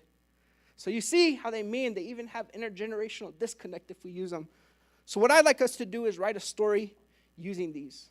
Some of you are already on your phone. It won't be difficult. But I want you to write a story using only emojis. So you could get out your phone. It's all right. You could take it out. And I want to spend the next 15 minutes writing a story. And I'm going to show you an example of how we could do this. Get it out. Get ready to text. Look at your emoji library right here. And say I wanted to tell a story. I might use these. We got a baby, a lady, eyes, a man, and a heart. What could this story be? Especially if we turn that baby upside down. Let me show you how it would work. If I were to write this story, any guesses of what it might be about? Let me just read it for you. It goes like this. This book is called Upside Down Emotions. It goes, my family's emotions are upside down today. Mom looks nervous. Dad looks scared. Grandma looks really, really happy. Grandpa looks proud. Sister looks surprised. Brother can't stop crying. Our puppy looks confused. My family's emotions are upside down today, and I can't understand why. Who gets this story? What's it about? What does this mean? Somebody's having a baby. They're telling on somebody. If you ever see a kid, toddler, looking between their legs, if you ever see them crossing their fingers, they're telling on somebody. So we know why. Mom is nervous. Dad is scared. Grandma's really, really happy. And Che's proud. Sisters look surprised. And the brother can't stop crying. Why is he crying? He's not the baby anymore. He got a little dog like this. So you see, here's a simple way of telling a story through emojis. After that, you can then expand it. But as long as you have that idea, as long as you have the structure, you have your story. So let's write. We now got 14 minutes. Get out your phones. You could draw it down if you want to share it afterwards. So if you want to draw it on a piece of paper, we could do that too. But we all have stories. The gentleman who spoke before me said our story isn't done yet. What's your story? What would you tell? This doesn't even just have to be a story. It could be your experiences as a father, as a man. What does that look like? What is your story? If you guys need another example, because I don't see many people texting, I'm going to read another story, and it's my most recent one. This is a story where I'd use these emojis right here. We got a map, a money bag, somebody walking, looks like Monument Valley, a sunset, the recycle, and a family. This is how I would translate that story into a full book. And so I'm going to do a reading of the one that you guys got right here. You got one right here? Okay, we're going to come to you right after this. If you want to extend it a little bit, you can, if there's a few more emojis. But what we're going to do is just tell a story. It could be 5 emojis. It could be 10. It could be 3. But what we're doing is just telling our story using this technology. Because again, if we're going to connect with our youth, maybe you just need emojis to tell it. So this is a story called High Desert Treasure. I'm not going to read through it. I want you to think about Hajo afterwards as well with this story. There's some parallels to the Monster Slayer stories to visit the sun. So if you're a traditionalist and wanted to use this as a story about talking about manhood, think about it as we're going through it. So this is High Desert Treasure. Before I begin, who here knows what treasure is? What's treasure?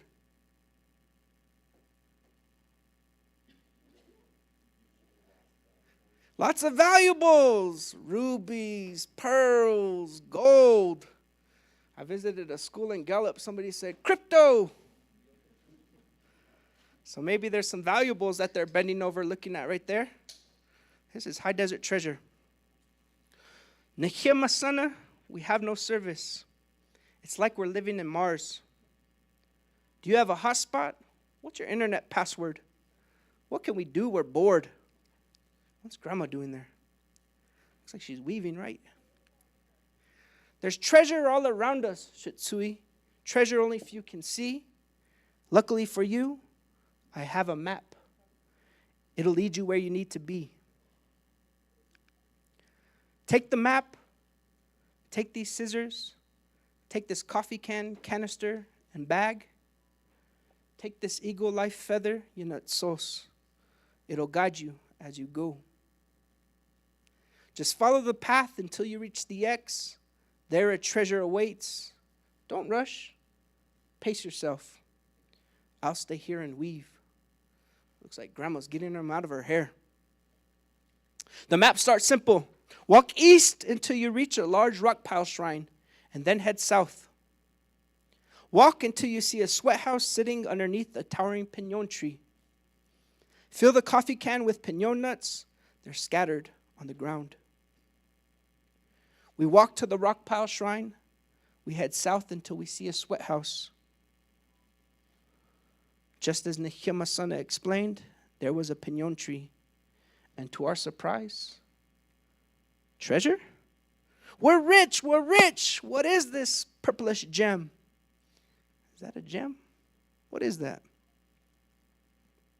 But wait, we have 3 more stops on the map. This can't be the treasure. We need to keep going. We take a picture of the purplish gem. We fill the coffee can with pinon nuts. We stand to our feet and ouch! We shout. Branches scrape the back of our necks. We close the can. We cover our cuts. We look back down at the map. Head west until you reach a natural spring. At the spring, climb the rocky outcrop. Wait until you see a large red stone boulder with markings. Below the boulder is Navajo tea. Use scissors to fill the bag with tea. We walk to the natural spring. We climb the rocky outcrop. We approach a large red stone boulder. And to our surprise, alien markings? It can't be, no way. We take a picture. We collect the tea. We look back down at the map. Walk north until you come across a sappy tree. Use the canister and a stick to collect the sap. After you collect the sap, look down for a set of tracks. They'll guide you where to go. We race for the tree. We collect the sap. We look down to the ground and see dinosaur tracks. How could it be? This place is special indeed. We take a picture of the tracks. We follow them to the canyon. Our hearts beating, our breathing increasing. Only a few steps left to go. Until Nihimasana, she takes the bag. She pours us tea. She covers our cuts with sap. She clears her throat. There's treasure all around us, beauty only few can see. Shaped by the sacred elements, our land is a living, breathing being. Moments in time captured in the land, petrified wood, pictographs, and stone. Life moves in continuous cycles. It's easy to miss while on a phone. You are the land is you, a treasure that we call home. We lean into Nikimasana, she leans back. Treasure all around us. So you see, emojis into a story. What was the treasure in this? Was it rubies and crypto? What was the treasure? The land, the journey, the sun, the sky. You notice they made it for sunset. It's not gold shining up at them. It's the sky, it's the sun, it's family. So if you're to use this in the home, that's a good question we could ask who we're working with. What do you treasure? What's your treasure? So do we have anybody who wants to share? Or could you see Hojo in that story? Was it there? Was it present? Did you notice that the journey started to the east, then to the south, then the west, finished to the north? Did you notice that it wasn't just the past? That was the beauty with the petrified wood, the petroglyphs, and the dinosaur tracks. But getting the piñons and the Navajo tea and the sap. It's almost like Grandma knew those boys who are always on their phone were going to scratch their neck when they stood up. That's why she got the sap and put it on them. That's why she had the tea to heal them when they returned from their journey. Did you see Hojo? Yeah, maybe. Well, we got just a little bit of time left. Did anyone finish their story that wants to share? Are you ready? Let's hear it. Oh, I think there's some hearts in here. Oh, it's a love story. If you guys want to publish, they're looking for love stories everywhere. Let's hear it. It says, I love you forever. Okay, I love you forever. What was the first image you had? The hand. Okay. And then the infinity and the heart. Okay. I love you forever, infinity. I love you forever, my baby. You know that story? That's a good story. Anybody else? How about a man? I'm the only man, it feels like, who's doing children's books. But when I go around, it's beneficial. I get a lot of thanks from teachers. Because in our schools, I'm not even sure if you guys recalled all of those inspirations for me as a father. All those pictures, there was only one man in all those pictures. So we need our stories. We need our prayers and our thoughts. One last share. Anybody? I got some books up here. You have one? I just used my first 5 emojis, probably from texting this morning. My name is Gladina Yanito. I'm the Anna Chapter Secretary Treasurer and joining you today with my husband.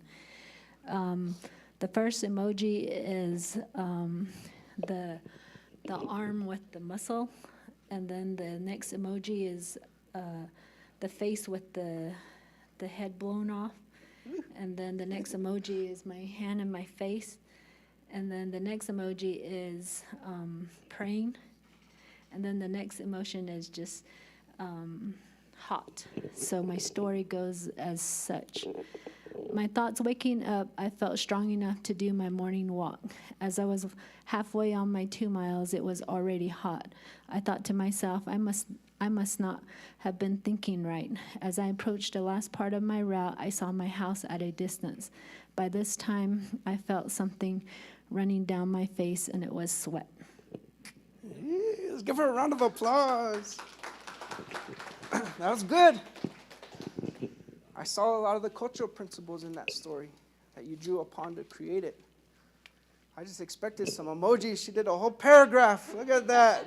That's a writer right there. Anybody else? If not, I'll take some questions afterwards, but I can wrap it up. Only got 5 minutes anyways. But hopefully you see, how do we make that connection? How do we bridge these divides we have intergenerationally from men to women? How do we find that raison? I've been doing it through children's books. What do you do it through? What's your profession? What's your trade? And it's always for that cycle. How do we bring it back for the next generation and the next generation and the next generation? So thank you for sharing your stories. The idea would be you grow those emojis into sentences, into paragraphs, into books. You could also do things like rebus books and storytelling. This is a good way to help with literacy in our young ones. Baby is upside down. You highlight that baby. You put a picture of that baby above it. Kids are able to draw the association between the picture and the word. And we're having readers, something very needed. Dad is nervous. The heart beats faster. Mom is scared. The eyes get big. Baby is upside down. Oh, okay. That's how we grow these stories. So everyone has a story in them. Tell it. Because if we're not telling it, somebody else will. And is it authentic to who we are and where we come from? Got 3 minutes. I want to just end by saying, I've learned so much in the past 4 years as a father. I've helped see and help my kids grow. From in my lap to now joining pre-K and daycare. My daughter just had her first day. You see them as all grown up right there with that Horizon scarf. And the value that I've learned from all of you, the value I've learned from the communities I've attended, and the care that goes into raising this next generation is the care I try to bring to these books. And I think our words are powerful. How we carry ourselves is powerful. How we carry and conduct ourselves as men and women is powerful. How do we find that bridge and that balance so we could grow into future generations? In addition to being a code talker, my grandfather was also a medicine man. That's how he's mainly known from the region we are in. He used to say, your words are powerful. Nehid Badzil. Our words are powerful. You see him and our family Hogan with my grandmother and my brother at the fire. I think it's healing with what we do. And if we're to continue forward as a nation, we have to address that past for the benefit of the now, for the benefit of our future. And so I'm going to end with a little clip of my grandpa speaking right here, talking about the power of words.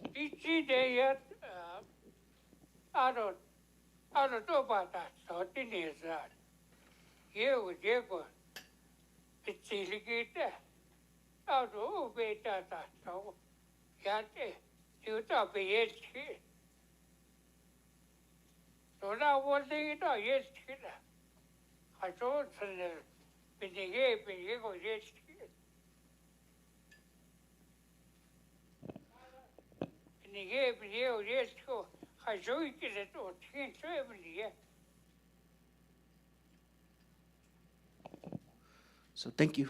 Yeah.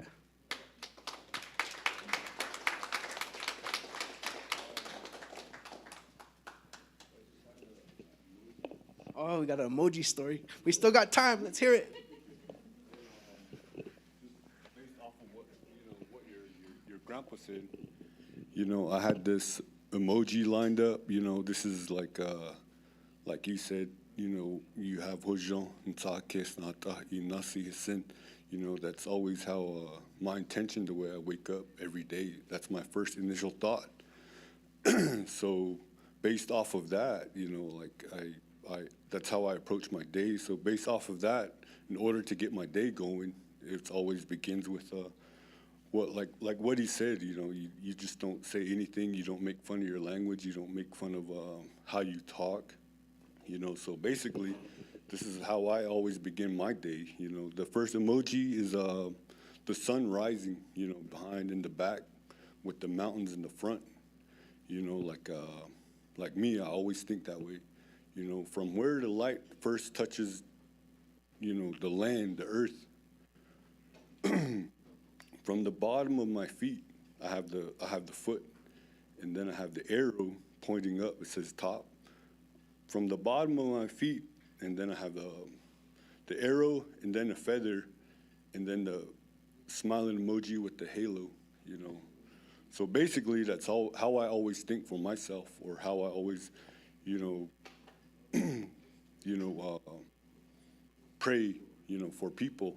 You know, always end like that, from where the first light touches the earth, from the bottom of my feet on up to the top of my feather. May I be blessed. You know, that's the emoji I kind of initially like. I just put that down, and I wasn't gonna share it, and then he spoke, and I was like, makes sense. You know, so to think of yourselves like that every day, you know, you can overcome anything. You know, so based off of that, you know, to help you, you know, end it right there, it makes sense. So that was my little emoji story about myself, how I go about my everyday life. Yeah, thank you. Give him a round of applause, man. That's a story. Write it, it's needed. And you can tell he gets up and does that every way because he has a nice TA going. I'm away from my wife, so I'm all bushy over here. I didn't think it through.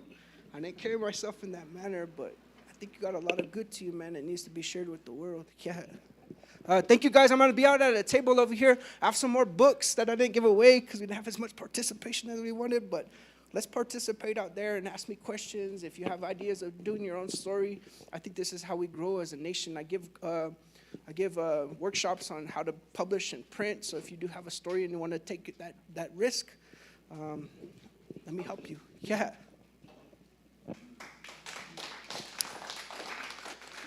Thank you, Daniel. That was amazing. Before Liddell introduces our next speaker, I just wanted to do a little announcement. Daniel, we're actually going to have you in the break room. So if any of you guys want to have like a continued conversation, get your book autographed or have a photo with him, just go to the break room. But in front of you, you should have a menu item. You're going to select one. You can't select both. You can either select the Kahlua pig or the teriyaki chicken. So as soon as you mark those, our servers will pick them up, and then they'll start bringing in your food. And each table has a number or a letter. Just put your first name and the table on the ticket. So, and then they'll bring the food for you. All right? So I'll give the time over to Liddell, introduce our next speaker. Thank you. Let's give a round of applause to Mr. Vandiver for sharing his thoughts. Ado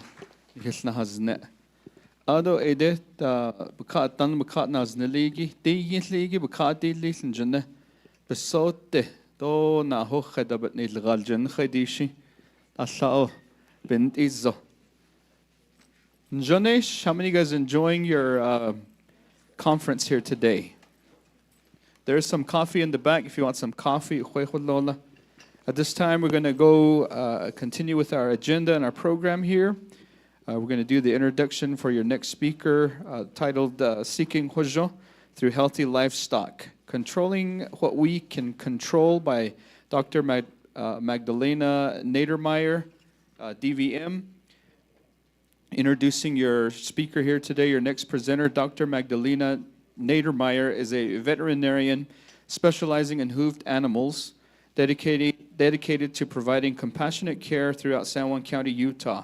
From Monument Valley to Aneth to Blanding, with her husband, Dr. Stephen Riel, a physician, Magdalena operates a fully equipped mobile veterinary medical truck visiting homes in remote areas since January of 2025. Their service brings exams, treatments, and preventative care directly to residents, ensuring people and animals receive on-site medical attention where it is most needed. Originally from Maine, Magdalena grew up with 5 sisters, a horse, pigs, dairy goats, and veterinarian parents. She has enjoyed living in Pennsylvania, Massachusetts, Maine, Montana, and now Utah. Moving here for her dream job, Magdalena finds the Four Corners area especially welcoming and dear to her heart.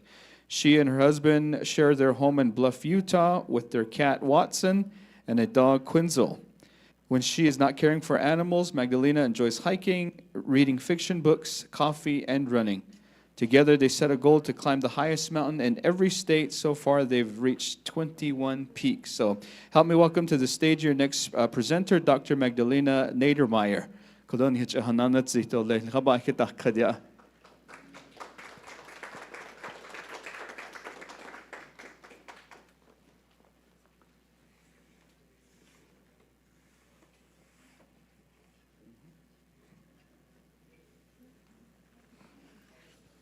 Okay, hello everyone. I'll see if I stay sitting or come back up standing. I'm a little bit scared of public speaking, so bear with me. I would like to start by attempting to introduce myself in Navajo. Ya'a te, shuje Dr. Magdalena Niedermeyer Yinishe, UNHS Banashnish, hooves and hands. Naudloshi be aze ich ile nishle. Adone nishle e Swiss Polish dene e nishle. Beish bicha e dene e bashichin. Polish dene e da shiche. Beish bicha e dene e da shinale. La City de Chigan. Thanks. Oh, thank you. So my name is Magdalena Niedermeyer. I am a large animal veterinarian that UNHS agreed to hire 2.5 years ago. I drive around San Juan County, Utah with my husband, Dr. Stephen Reel, who is a human doctor. I act as his nurse, and he acts as my veterinary assistant. Medical assistant, I should say. I'm not qualified as a nurse. So I was asked to speak today, and I wanted to give something that was relevant. So I thought what I would talk about was seeking Hojo through healthy livestock, controlling what we can control, meaning preventative care, so that maybe you don't have to call me. And I wanted to kind of go through, oops, sorry, I have to keep this. So I'll start by talking about me. I was already kind of introduced. I'm originally from Maine, and am a hooved animal veterinarian, meaning I don't do dogs and cats. I do euthanasia for all species if people call, which I think here I've agreed to do that because it can get us into trouble. We live in Bluff, and as you heard, in our free time, we do mostly hiking, running. My husband has just started running as well. We do not run together. And thrifting when we get into the city. So I thought I'd start by talking about diseases that we can test for and the things that we vaccinate for in each group of animals. If you guys have questions, feel free to raise your hands at any time. Or if you can't hear me, because I am a classic mumbler, also feel free to tell me that. Okay, so starting with sheep and goats, I wanted to start by talking about a small ruminant virus that can be called CAE or OPP. This is a disease that's a little bit like HIV in humans. It's a hard thing to know you have in your herd. It can look like more like pneumonia in sheep, or just sort of not doing great, like their immune systems aren't working as well, just like if somebody has HIV. This is not a disease that we can vaccinate for or treat. It is transmitted by colostrum, so that first milk, or blood. Signs can be, like I said, stiffness, lameness, seizures, that sort of thing, or like they're like acting like they don't know where they are. pneumonia, or just not quite doing right. The other disease that sort of goes hand in hand with this one, and this one I have seen a fair amount in, I've seen a couple cases in San Juan County, is caseous lymphadenitis. And this is caused by a bacteria that causes abscesses, so lumps. So if you have, if my battery were to be trying to die, can I plug in here somewhere? I don't have it with me because I'm a nightmare. Same ThinkPad. Yes, I think. I have a flip phone, so I'm not 100% it's Type-C, but I'm pretty sure. Thank you.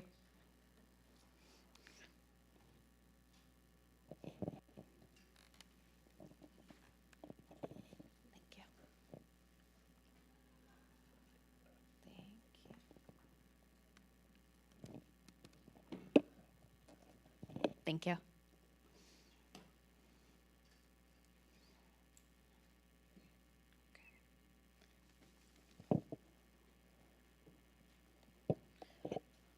Okay, so this disease can look like, there are a bunch of lumps on my goats, and sometimes they rupture and there's pus inside.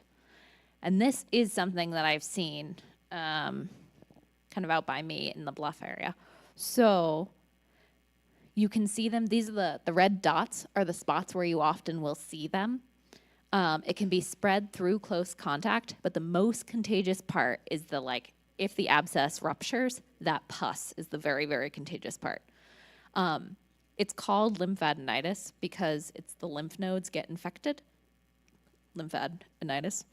And so they're often found around the lymph nodes. Usually people find them up by the chin. And this bacteria is super, super contagious, and the bacteria lasts months in the environment. So if you have this, it is not great. So what can we do about it? There is a vaccine if you already have it in your herd. There isn't a treatment, and what we recommend is getting rid of the goats that have it. The reason I bring up this one, and I kind of bring up the one before because you can test for the two of them together.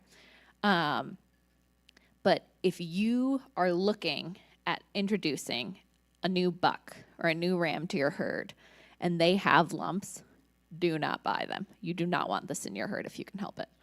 And that's the reason I bring it up is that the people I've had here that had it, they brought in a new buck, and that's what got them into trouble.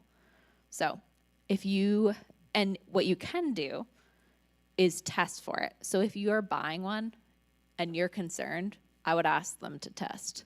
And if they say they don't want to test, don't buy it. Okay? So then clostridial diseases. Basically a laundry list of diseases. These are bacteria in the environment that cause deadly tissue damage, basically. They'll kill the tissue and sometimes they'll kill the animal. And these diseases all have fun names. They can cause dysentery, so sort of like diarrhea signs. They can cause blackleg, if you've ever heard of that, which is when the muscle kind of rots. Tetanus is in this group. Botulism is in this group. These are all bacteria that can just be found in the environment. And the reason I bring this one up here, bloody scours, overeating, lockjaws, tetanus, all of these diseases can be prevented by the 8-way vaccine. And this is what the 8-way vaccine is vaccinating for. And so if you have sheep, I usually recommend doing the 8-way. They've done some studies that say goats aren't as good at responding to that many vaccines in one. And so for that CDT vaccine, the 3-way is a little better.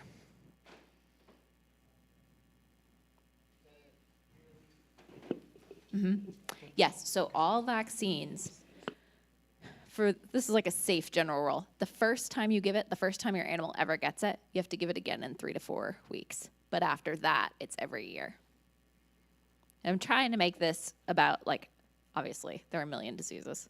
There are a million ways to die of a disease. However, I'm trying to give you the ones that we can avoid getting. And so I'll try to stick with the ones that kind of go with a vaccine. The reason I brought up the other two is mostly because I've run into CL, and I don't want anyone to ever end up with a lumpy goat. Okay, so goats here. Then in horses, so that some people call it the 4-way, some people call it the 5-way, some people call it the 6-way. I figured I'd go through the actual diseases that are in that vaccine. So mosquito-borne diseases include Eastern and Western equine encephalitis. This is carried by mosquitoes. It's not transmissible horse to horse, but you could have a mosquito that went horse to horse that carried the disease. It's often fatal. They'll get like fevers. Sometimes they walk funny. It's called ataxia. They can get paralyzed, have seizures. Their treatment is supportive, but it's not very effective. These are in the vaccine. You can't really get a vaccine without these. The good news is they're not that common, these two. West Nile is the other mosquito-borne disease that's in here.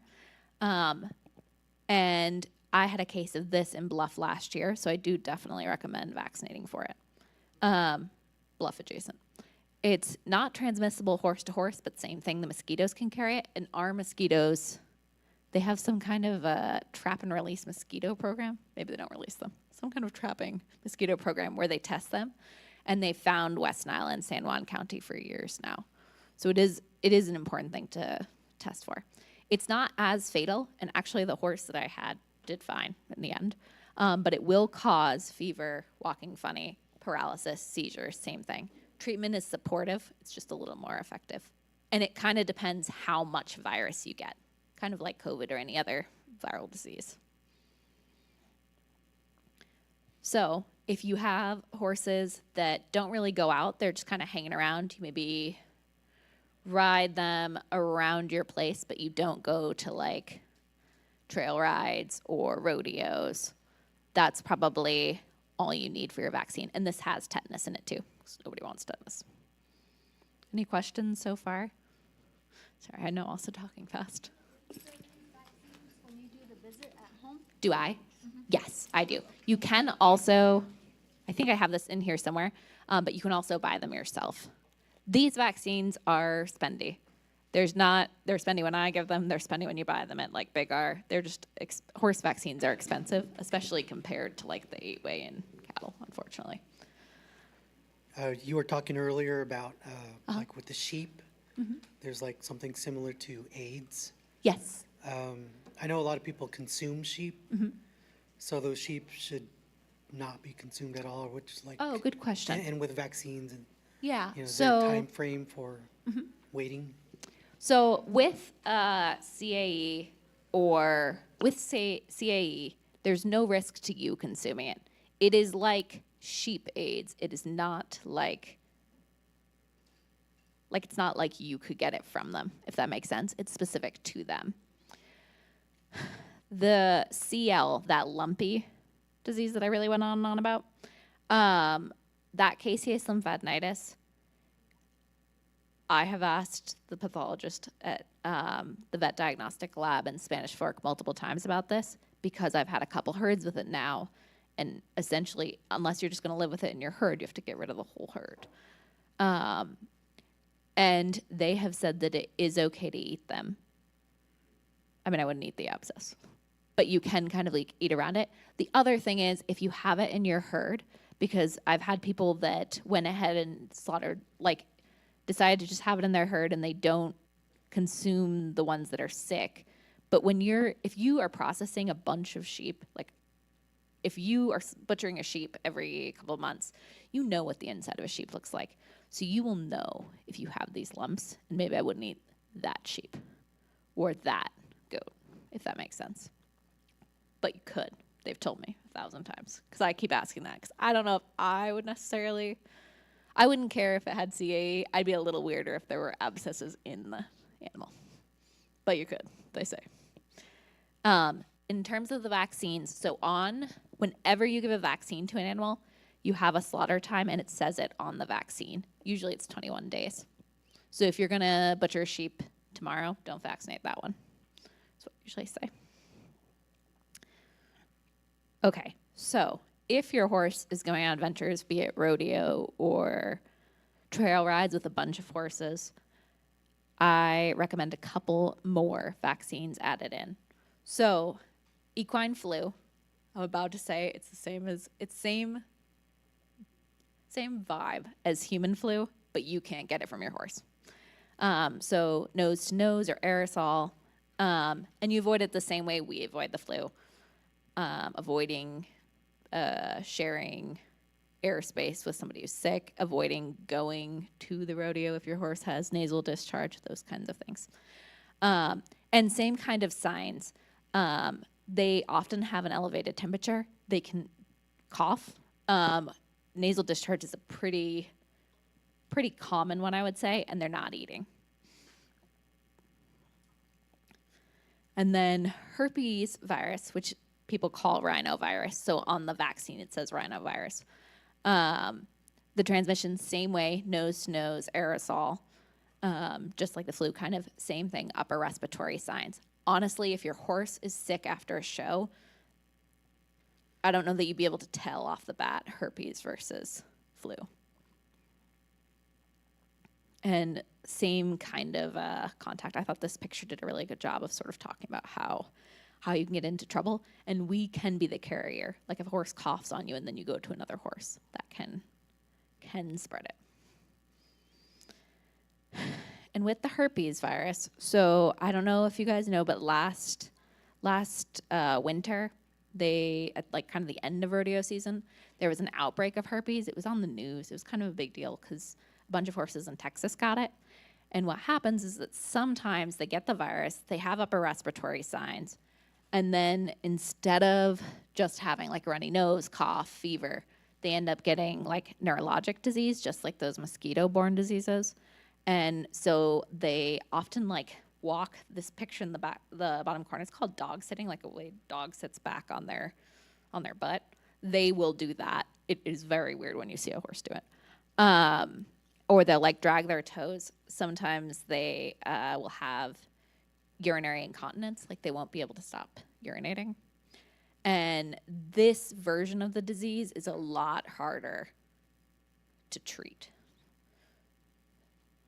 So for both of these, we have a vaccine. It can come as a separate vaccine. It's called the rhino flu vaccine, or it can come in one great big old, I always called it the 5-way. There are 6 diseases in it. I don't know why. My first boss called it the 5-way. You can get one that has mosquito-borne, tetanus, and herpes and flu all as one poke, so you don't have to poke them 1,000 times. I also recommend vaccinating for rabies if it's a pet. All of this is to say, also, at this time, and I got 60 doses, but I got a grant to give out vaccines. So I can vaccinate horses for people if you're like, these vaccines cost $1 million. There's no way. If you call me, I have like a certain amount of doses that I can vaccinate horses with. I'll still charge $25 for an exam, just to make sure I'm not giving it to a sick horse. But that can be a way. I think I'm down to like 40-ish doses at this point. Especially if you have a bunch of horses, it gets pretty costly pretty fast. And the vaccine that they gave me is everything. So especially for like horses that travel and rabies. Okay, and then the Coggins. So what the Coggins is, actually, is a test for equine infectious anemia, which I'm back with the HIV thing. So this is also a retrovirus, kind of like HIV, that cannot be passed to us. It's the horse version, if you will. It is super uncommon. And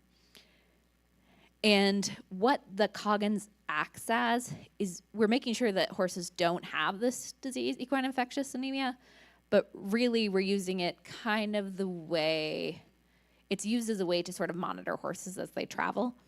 And so the chances that you had it aren't really high, but you want to make sure you're negative before you're traveling around the country.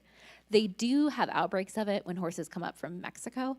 I think it is more common there. And sometimes in like bush racing, somebody will be using like a needle on one horse or a vet will be using like a needle on one horse and it'll get transmitted that way.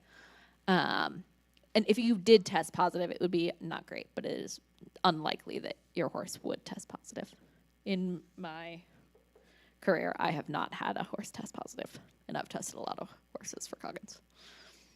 And so when you do this, if you call me and say I need a Coggins, I will come, I will pull blood out of your horse and send it to the lab, and then you get back like a health paper, if you will, that says my horse is negative for Coggins. It has the pictures, so they know that's your horse, and they don't have equine infectious anemia. And then it acts as like a passport to getting like a health certificate. Results take 5 to 7 days. Sometimes people call me day of. It will not work like that. The blood has to be pulled out of the horse and then mailed somewhere and come back. Okay, any questions about horses?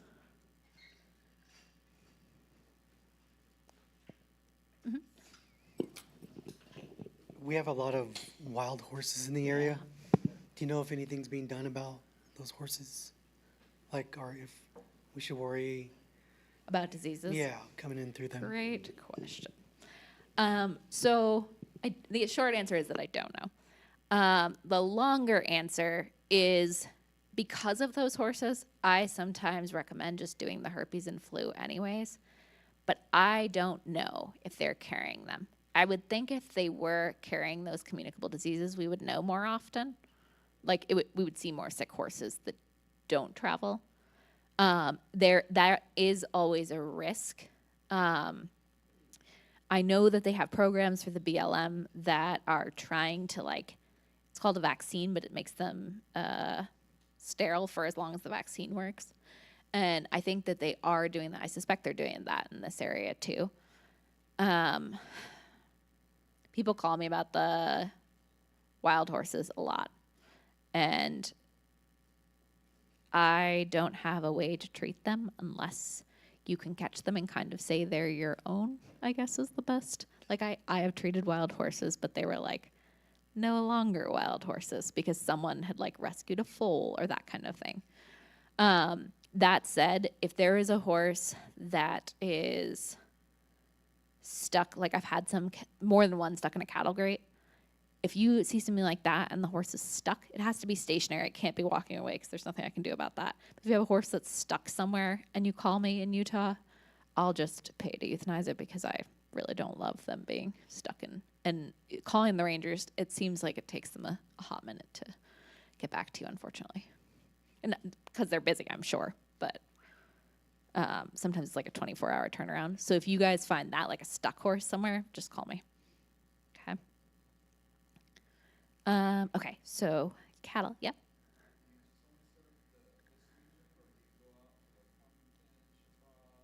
Only Utah. But that said, last night at 7 or 8 o'clock, if you have an emergency, you can call me after hours. Please don't call me if you don't have an emergency. But at 7 or 8 o'clock, I had somebody come from Tees, and they met me in Bluff. So I'll meet people in Bluff. I'll meet people in Montezuma Creek, or Aneth. I can meet them at the Aneth store if I had to in a pinch. Usually I meet people in Montezuma Creek or Bluff. It's hard going towards Mexican water or going towards Dennehotso because there's just not a good spot on that place to stop. So people tend to just drive from Dennehotso or Round Rock or something like that. Rock Point. If that answers your question. You have to cross the state line. You can be from wherever. You just have to cross the state line. I can't cross the state line. I mean, I can, just not as a vet. I realize each time it sounds like I'm have a bracelet. I'm not. I'm allowed to walk across the lines. I just can't practice on the other side of the line. Okay, so cattle, clostridial diseases just as before, 8-way vaccine. I am not married to the Covaxin vaccine. That's the one that I have pictured here. But the nice thing about this one is, sorry, I can't get the right angle on this. The nice thing about this one is that it has tetanus in it. And especially if you're banding or cutting your cattle, it's nice to have tetanus on board. I would say if you're banding or cutting your cattle or horses, I would go ahead and give them a dose of tetanus and then that 3 to 4 weeks, like I said, and then do the cutting and banding. So 8-way vaccine And then there's another vaccine that not everyone does, but is probably not a bad idea, especially if your cattle are out on the range and canoodling with other people's cattle, or like some of the wild-ish cattle that we have. So communicable diseases, bovine viral diarrhea virus, all these ones in the second row are respiratory diseases, and then lepto, which is something they can pass through urine and get from wild animals. So bovine viral diarrhea, I wanted to talk a moment about. This can cause diarrhea and abortions. And if the cow is pregnant and gets infected with this virus, sometimes she has an abortion and sometimes the calf comes out just spreading cooties everywhere. Like he is always spreading this disease. And this can be transmitted through the buckets and equipment as well as like in utero from the mom to the baby. There's not a treatment for this. A lot of places in the US, they'll test their whole herds and just cull anybody that has this. It's not uncommon, but if you had a bunch of cattle with diarrhea and you were having abortions and you called me, I'd be a little bit suspicious. And you can test for this using a piece of ear or blood. I will do the blood. I do not like taking pieces of ear. And so these, I call it the respiratory virus, but it's got that bovine viral diarrhea too. These can be vaccinated for. So in cattle, I would do the Covaxin 8 and then the contagious disease vaccine. There is a live and a killed version, meaning like the virus is still alive and it's like pieces of it versus killed. The live one is more effective, but if you have pregnant cows that have never had it before, you want to use the killed one because it can cause abortions if you use it in a pregnant cow that's never had it. So if you'd given them one dose and then 3 to 4 weeks later their second dose and then they got pregnant, great. You could use the live one, it'll be better at its job. But if not, the killed one's always safer. And it's got that lepto in it too, as well as those respiratory diseases. Okay, and then pink eye, which I like to think is less common here. It seems like less people call me about it here than they did in Montana. Pink eye is either a contagious disease transmitted by flies, or it can just be that you like cut your cornea, like the cattle cut their cornea for some reason, and that can be like worsened by like sand or wind blowing things around, like sand.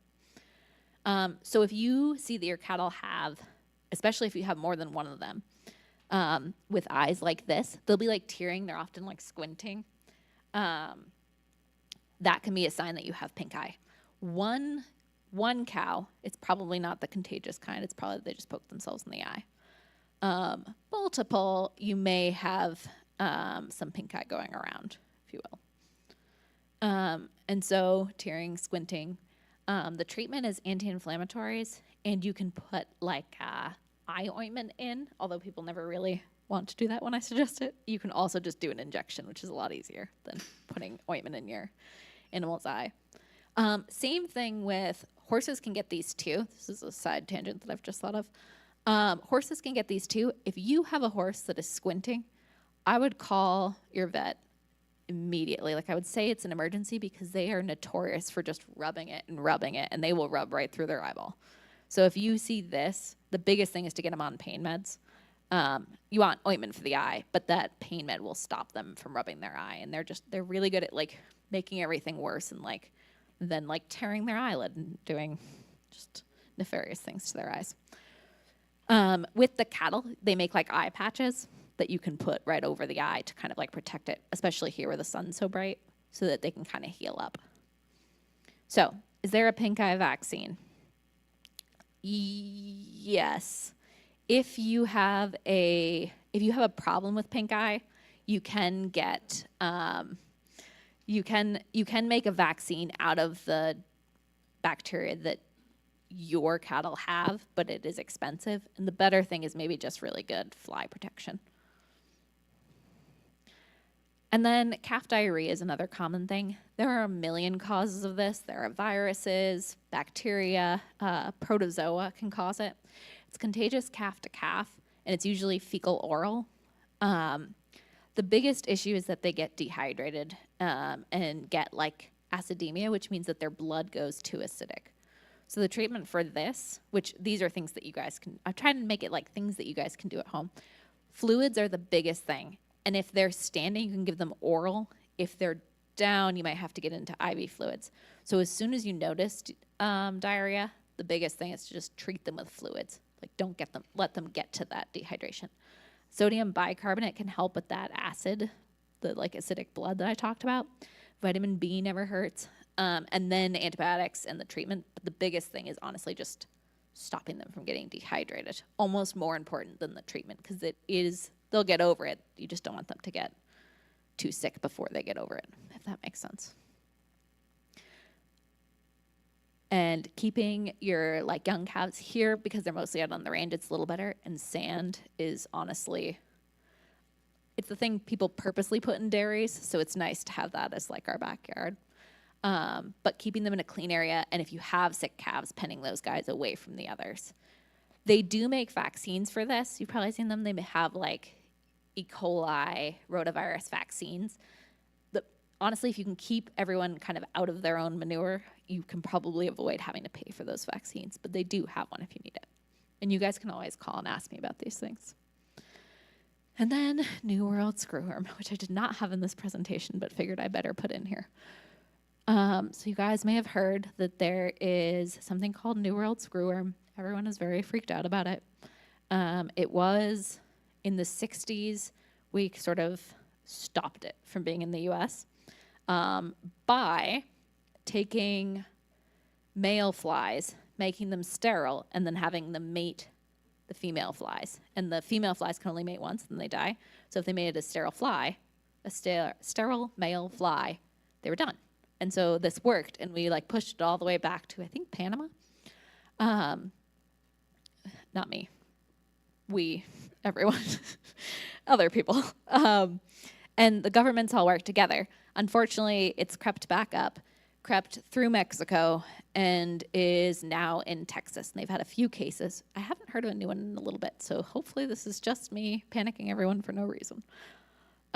They did have a case in New Mexico, which is probably where some of you guys are from, and really close to us. So I figured I'd talk about what we can do to kind of avoid it. Just some quick facts. So the screwworm is essentially the maggot of the screwworm fly. It's not contagious animal to animal. It's the flies lay their eggs in a wound. It can infect any mammal and also birds. So us, dogs, horses, cows, pigs. Places that they go is essentially any open wound, but this includes like a newborn when they have that like umbilical cord, that counts. If you're castrating your horses or cattle, that counts. Branding, they say, or shearing, because inevitably people will like shear a piece of sheep. Those spots can all be risks. Signs can include like head shaking, or they just say the smell of decay. Apparently they smell really, really, really bad. So if you have, like anybody can have maggots. This happens, especially with sheep. You like lift apart, like the sheep's acting kind of funny, you like lift the wool up and somehow they had a wound and they've got maggots in it. But this is like an ungodly smell, they say. So the government's doing their sterile fly thing again, trying to kick them back.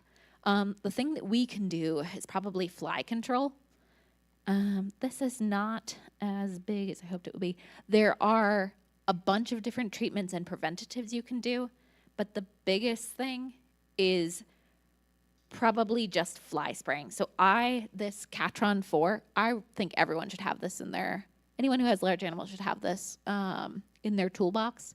You can spray this into any wound, and like this will keep the maggots out, and it will kill maggots. So if you find you've got maggots in something, just spray them down with this Catron. It's nice because it's a fly spray that can go directly in wounds. And there are a bunch of other ones. If you look up like USDA screwworm, you can find a million treatments. This is probably the easiest and the cheapest, I would say. And if I have any wounds in the summer, I would say from March to November, I like do a castration, I'll spray this. So if you guys are castrating, I'd spray this right into the castration site. There's no reason not to. Okay, any questions so far? Okay. And then I was going to go through a couple things with biosecurity. So when you're adding a new animal to your herd, like those lumpy goats, ideally you quarantine them for 3 weeks. I don't think anybody ever does it for 3 weeks, but I would say like maybe if you can do 2, I would definitely do 2 weeks. And in a separate space entirely. And watch them for respiratory disease, so coughing, nasal discharge, any of those things. Sometimes, just like us, like if you go on a plane or you like travel, you get sick just because of the stress of traveling. Same thing happens to them. Diarrhea too, because parasites and bacteria are kind of contagious. I would watch for those things before you put them in with your new herd. Because sometimes they might have these things in their system and they figured out how to fight them off, but your herd might not know how to fight the same diseases, if that makes sense. And then practice good biosecurity. The more you keep things clean, equipment clean, especially if you're traveling, don't share buckets with other people at rodeos. If you have sick animals, do the sickies first and then do the healthy. No, other way. Do not do that. Do the healthy animals first and then do the sick animals. So, and then get rid of your, not get rid of, but like wash your clothing after that so that you're always going healthiest to least healthy.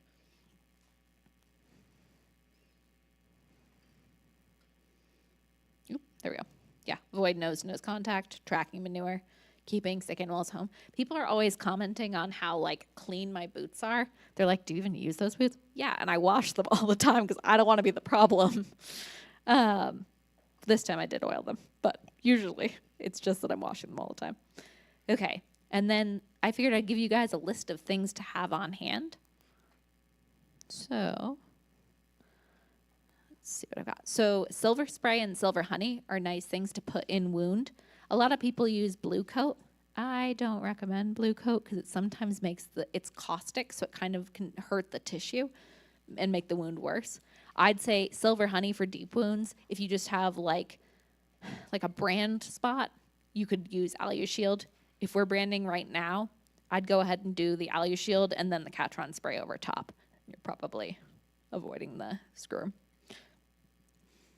And then Banamine, which is good for colics. It's good for pain, lameness. You can only use it for a couple days because it's pretty strong.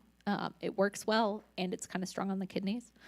Meloxicam works really well for like sheep and goats for like pain, mild pain.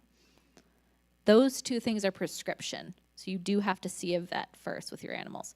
The other things, everything else on here is over the counter. You can get it at Big R or online, Amazon.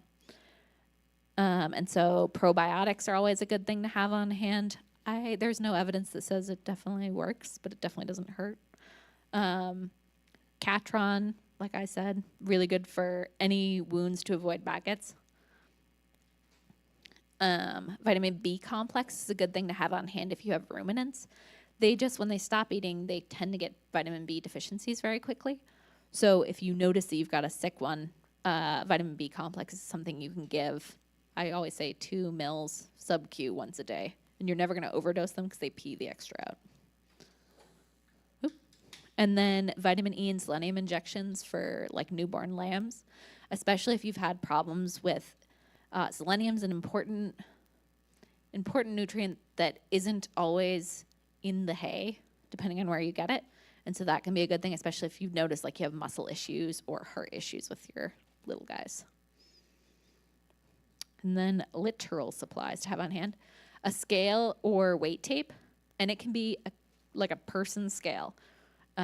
So yesterday we had this sheep that was sick that came from down south, and I made my husband climb on the scale with the sheep, and then we subtracted his weight, and we had the weight on the sheep. This was a 142-pound sheep, so good for him. That's why I married him, to lift sheep. But that or weight tapes in horses. You can, if you have a scale, you can do it. And scales, like a livestock scale is like $800, which is why we don't have one. But you can get a like bathroom scale for pretty cheap. Weight tapes in horses work pretty well to guesstimate what weight they are. And then calf electrolytes or just Gatorade, some kind of electrolyte on hand so that if you get into diarrhea problems, you have dehydration risks, you can go ahead and get them to drink. Sometimes it just outsmarts them into drinking. And then a sick or quarantine stall, just a space that's separate from the other guys so that they don't pass cooties if they have them. Chlorhexidine or betadine are good antiseptics to have on hand, both to like clean your buckets or to like clean out a wound if you need to, that kind of thing. And then I call it a bandage kit, but vet wrap or Coban if you're in human medicine. Gauze is a good thing to have on hand. Telfa pads are those non-stick pads. You can just put it over the wound. And then cotton padding. So if you are wrapping, especially on a horse or like the lower limb, you want to make sure you pad it really well with something that's like a 1/2 inch thick, and then you can put your Coban on or your vet wrap on as tight as you want.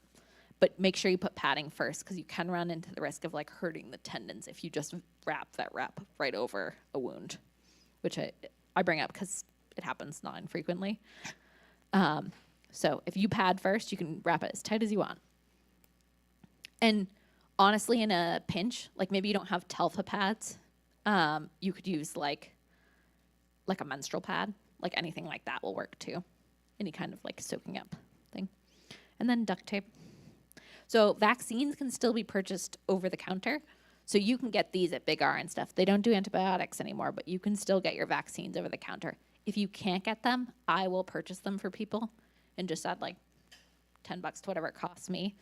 You don't need to see me in person for me to get, well, you have to see them to pick up the vaccines. Your animals don't need to see me for me to get vaccines for you. Because the more vaccinating we do, probably the better. Okay, so if you have questions, it never hurts to call with questions or concerns. I have a flip phone. I'd prefer you call rather than text, but you can also text me and I will call you back. I won't text you back for the most part. And you're always welcome. I don't charge to call and like ask through something, especially on if you have an emergency, but you're not sure it's an emergency. I'm always happy to answer the phone and then not have to come to the emergency. That's not gonna make me sad, okay?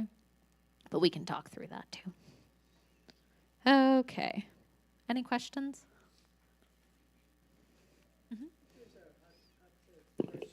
Okay. What would you prefer as you've been around our area, the land and everything, conditions?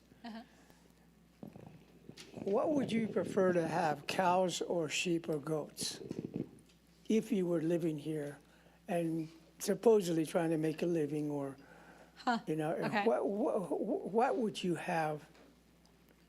Like which of those animals would I choose? Which of those between cows, goats and sheep are together? What's more conducive to our area? I will say, and this is based entirely, it seems to me it is easier to keep, well, this has to be true, right? You'll get more bang for your buck in the end with cattle. But I have seen, and maybe this answers your question, I have seen far more skinny cows than I have seen skinny sheep and goats. Mm-hmm. Does that answer it? Yeah. I think, because I think it's easier to get like alfalfa and keep a sheep fat and happy, and we just don't have that much to eat out there. I mean, they do, and I think a sheep can make it better than a cow. Yeah. I think that might be my answer. The reason why I'm saying this is that where I am, there are just cows all over the place, running all over rampant. And I don't know what it's called in English, but the wishy. You know what that is? It's a shrub, kind of like a bush that we have all the way around. Oh. And what a cow does is that it tries to get the ones on the top, and it just goes around, and it mows everything down. Pretty soon, it's just nothing there anymore. Yeah. And then when it eats, it doesn't have teeth on both sides, and so what it does is it just wraps its tongue around it and see if it can pull it out. But if it pulls the whole root out, it won't eat it. It just spits it out and then goes to another one. And it's just destroying everything. That's the way I look at it, because they say that sheep and goats are replaced by cows in this area now. Because when I was growing up, I heard sheep every day, and we had, close to 1,000 at one time, but now it's gone. Nobody has herds of sheep anymore around, except cows, and they're just rampant all over the place. Just just running, just walking around, and horses too. Horses don't even use, that's the biggest problem where I'm at. And with the conditions now, the weather seems like it's changing. There's no rain at all this year. So it's just to me that I look at it and it's sad. There's no water also, and there's horses looking for water, and I try to help them out a little bit, but it's just too many. So that was my question. What is the best way for people to know for this area that they should?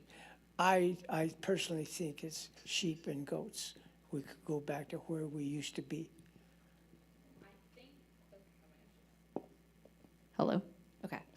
I think you're I'm not going to have an opinion on this. I was raised with goats. I think that sheep and goats are certainly browsers, meaning that they eat like scrub. Yeah. And sheep kind of head more that way, whereas Yeah. cattle and horses are grazers, and so they really do eat more grass. Yeah, So I when suspect that backs up When I what was you're growing saying. up, my dad used to say, that's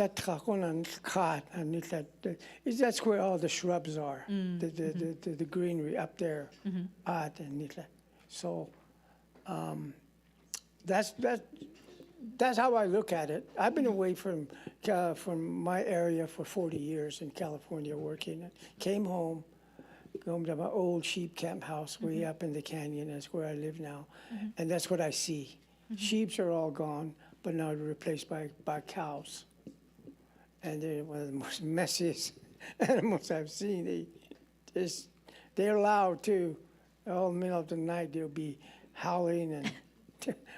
But there's a song that says the Indians are becoming cowboys, and the cowboys are beginning to be like Indians. So it's kind of going back and forth. That's what we're transforming to now. So that's a crazy thing, but that's who we are around here. That's what I see. If it makes you feel better, I see a lot of sheep. I see more horses, but I see a And lot it's of sheep. easier to handle too. Yeah. A cow, you gotta have 4 or 5 people to try and try to treat it or whatever. It's harder to do. So that's an opinion, just a conversation. I guess. Thank you.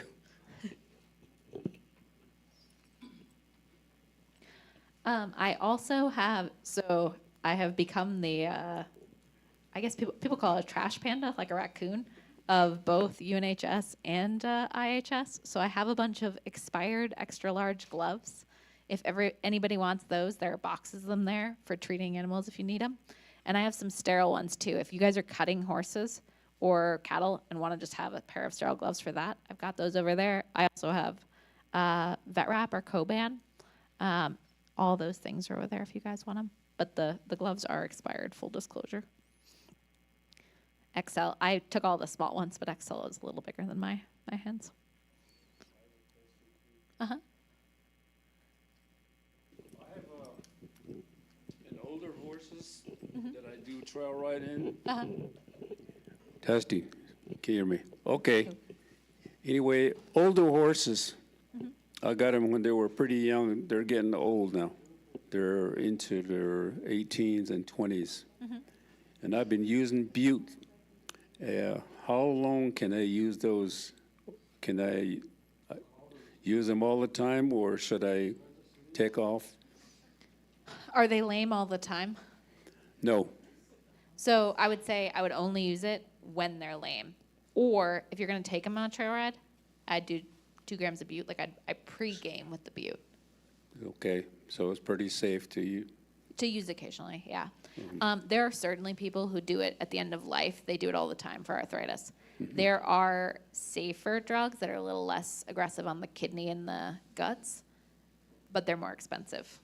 So if you're not lame all the time and you can just get by when you go on a trail ride, doing butte beforehand and maybe doing butte afterwards, you could do like 2 grams, 2 scoops, whatever you have, twice a day that day, and you might be able to, like, we can use Advil occasionally a lot.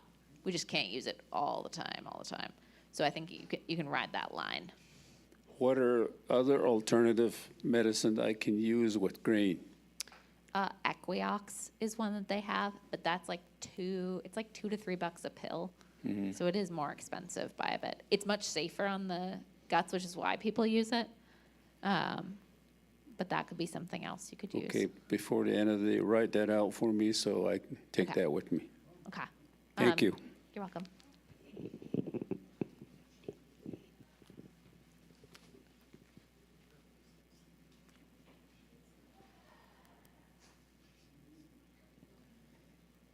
Any other questions?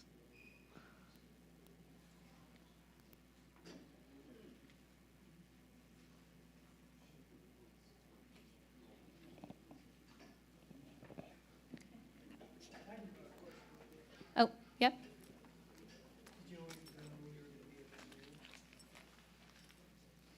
I don't know.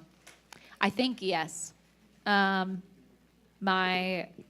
my parents were vets, and my younger sister is also. There are 6 of us, but the next one, I'm a recovering Catholic. The next one down is also a vet, and I don't think if she had thought of it first, I would have done it. So I must have wanted to do it when I was very young. Yeah, but I wanted to do large animal. My parents both do, like dogs and cats. I like being outside. I think I would have done something outdoors if not for this. Not in a clinic or an office. Yeah. Thanks. Other questions?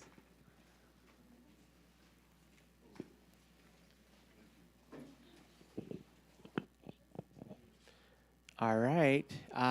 If we don't have any further questions, we're like 2 minutes ahead. If you do have more questions, Dr. Niedermeyer shared her contact information. If you had more questions in deep, I don't know if you're going to be hanging around. Okay, she'll be walking around if you have questions. But before we get into our next presenter, I just wanted to share the Utah Department of Health has a booth just right outside next to where you can sign up for prizes. And I'm just going to read an overview of what they're doing here. So the Utah Public Health Library, a division of the Department of Health Services, have partnered with public health organizations in Arizona, Colorado, and New Mexico to conduct a bio-monitoring project that will take place across the 4 states. Biomonitoring is a tool that can be used to see the amounts and any types of chemical that may be in your body. The purpose of this project is to protect community health by identifying potential exposures to heavy metals among people living near mines, and by providing individual and community education to do this.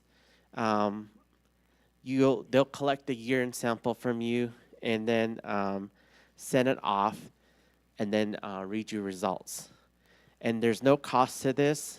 There is some requirements. The person has to be 18 and older, a Utah resident, and not currently working in a mine.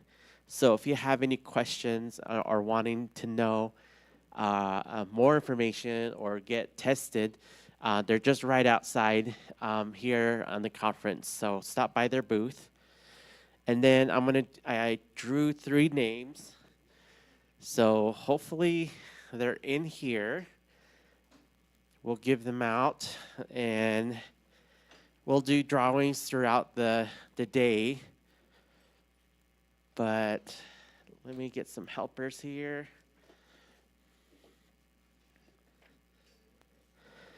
Okay, so the first person, let's do a Pendleton towel.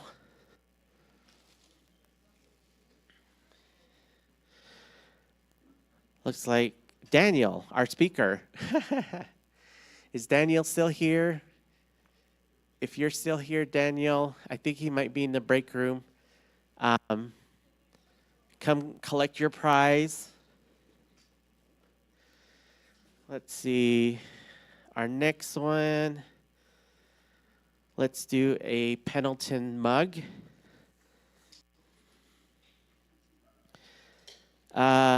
Everett Thomas. Is Everett Thomas here? Oh, there he is. There you go. Woo, congratulations. And then lastly, we are going to do, we've got more, but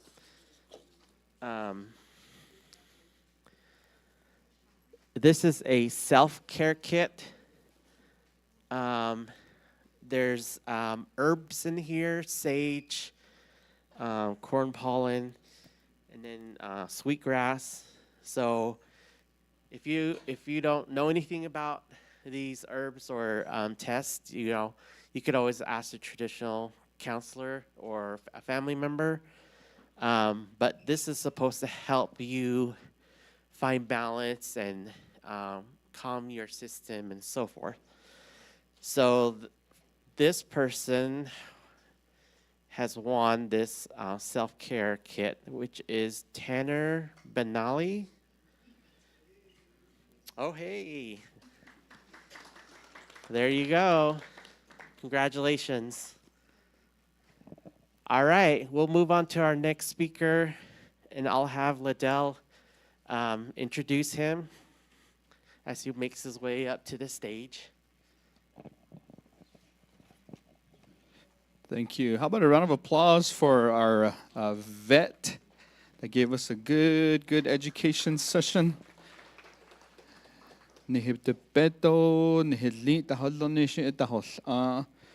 So at this time, while you're eating lunch, I know it's hard to listen and pay attention when you're eating. So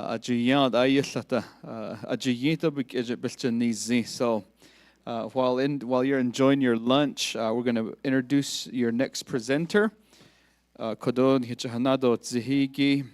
will be an introduction to osteopathic medicine by Dr. Travis Frazier, MD.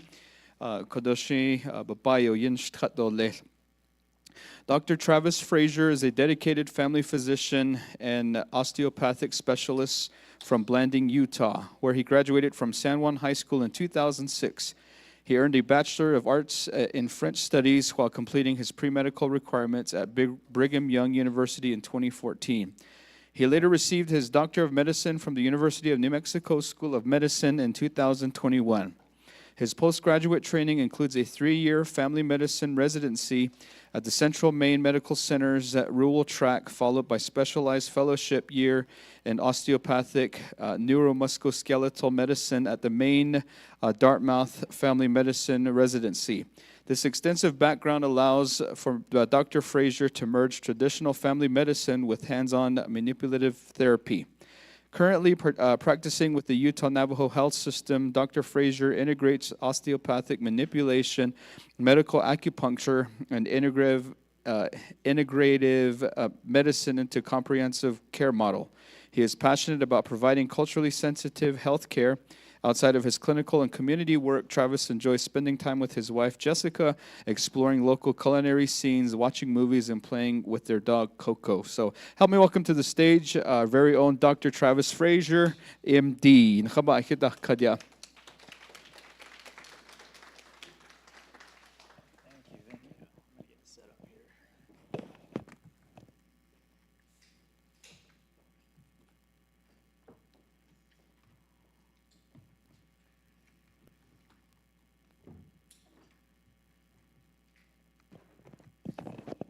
Hello, Yate. Welcome, everybody. Glad to be here. All right. Shie Travis Fraser, Unishye, Galithane Nishlin, Hogwantlane Bashishim, Taba Dashiche, Sena Pahitni Dashinale. I found this picture on Facebook a couple of weeks ago, and I was like, that looks familiar. And those are me and my brothers. So, wanted to introduce my parents here. In the bottom left corner, that's my dad, Curtis. He's from Little Water, down in New Mexico. And my mom, she's from Red Mesa. Her name's Teresa. And then in the middle there is my Nale. And on the right there is my Shiche and Shimasane. A little history about my family. We originally lived in American Fork up in Utah County. I was born there, and we moved to Blanding in 1999 because my parents felt like they wanted to be closer to Native American communities to help with education, and they both work at Utah State University in Blanding, and they've been able to do that. And then there's my brothers, 2 older brothers, Bud and Tyler, and then I have my younger brother, Shay. As he mentioned, I'm local. I'm from Blanding. I went to San Juan High School, graduated in 2006, graduated from BYU in 2014. And I knew from pretty early on that I wanted to go into medicine. My dad pushed me to do this 6-week internship at the hospital in Shiprock. And that really opened my eyes to what being a medical professional is in our community, and to see what sort of things kind of plague our community and how I can best serve other people. I had a lot of trouble getting into med school. I graduated from BYU in 2014. I took the MCAT, which is the medical college admissions test, and I applied for medical school, and I got rejected. Didn't get any interviews. So then I rewrote my personal statement, retook the MCAT, and then I applied again the next year, and I was rejected again. And so I had to really kind of figure out what I wanted to do at this point, and I was talking to my parents, and they always kind of pushed me to keep going, and so I retook the MCAT a 3rd time, and then I applied again a 3rd time, and then eventually I got into medical school. I ended up going to the University of New Mexico down in Albuquerque. And I bring that up because my parents, since I was very, very little, they always stressed the importance of education and how much higher education can put you in a position where you can help others. And so each year when I got rejected from those medical schools, it was humiliating, but it also forced me to look at my weaknesses and to also focus on those things that I could control. And you'll see here that I graduated from BYU and I had my undergraduate's degree, but I didn't get into med school, and my parents were like, take more classes, increase your education, even though you have your degree. And so I decided to go back to USU and take medical assisting classes and phlebotomy. And then eventually, I think that's something that got me my foot in the door, and I got into UNM. So I went to UNM in 2017, 2021. On the bottom left there, you'll see me. On the first day of medical school, they give you you have a white coat ceremony. And so they give you a white coat that has short tails on the side. And you don't get a long coat tail until you actually graduate medical school. So if you're at the hospital and you see a bunch of kiddos running with little white coats and they're not tall, then you know they're medical students. So it was around this time that I met the love of my life, Jessica. She's from Montreal, Canada. If you ask her, she'll tell you that she is French-Canadian, but she does have some part Huron and Mi'kmaq in her lineage. And if you guys know anything about us, you know that we love our little dog, Coco. So she's a little spoiled. So after medical school, you go to a residency program. This is where you specialize, and you can choose any specialty between OBGYN, family medicine, surgery, and residency programs can last anywhere between 3 and 8 years. I knew for a long time that I wanted to be a family medicine doctor. I knew I was from this area, and I wanted to come back to this area. I wanted to be like Dr. Jones and Dr. Nilsson, and so I chose a traditional family medicine residency over here in Lewiston, Maine. And one of the other reasons I chose this was that it had this osteopathic recognition track. And so I'm going to talk a little bit more about this and why I'm so passionate about it. But what happened is I eventually graduated from residency, and I wanted to get more training in this hands-on therapy. So I did what's called a +1 year. And so I spent another year in Maine learning this medicine. So I'm going to talk to you guys more about what osteopathic medicine is, why I like it so much. You'll see here that I have a board certification in there. So I am board certified in neuromusculoskeletal medicine and osteopathic manipulative medicine.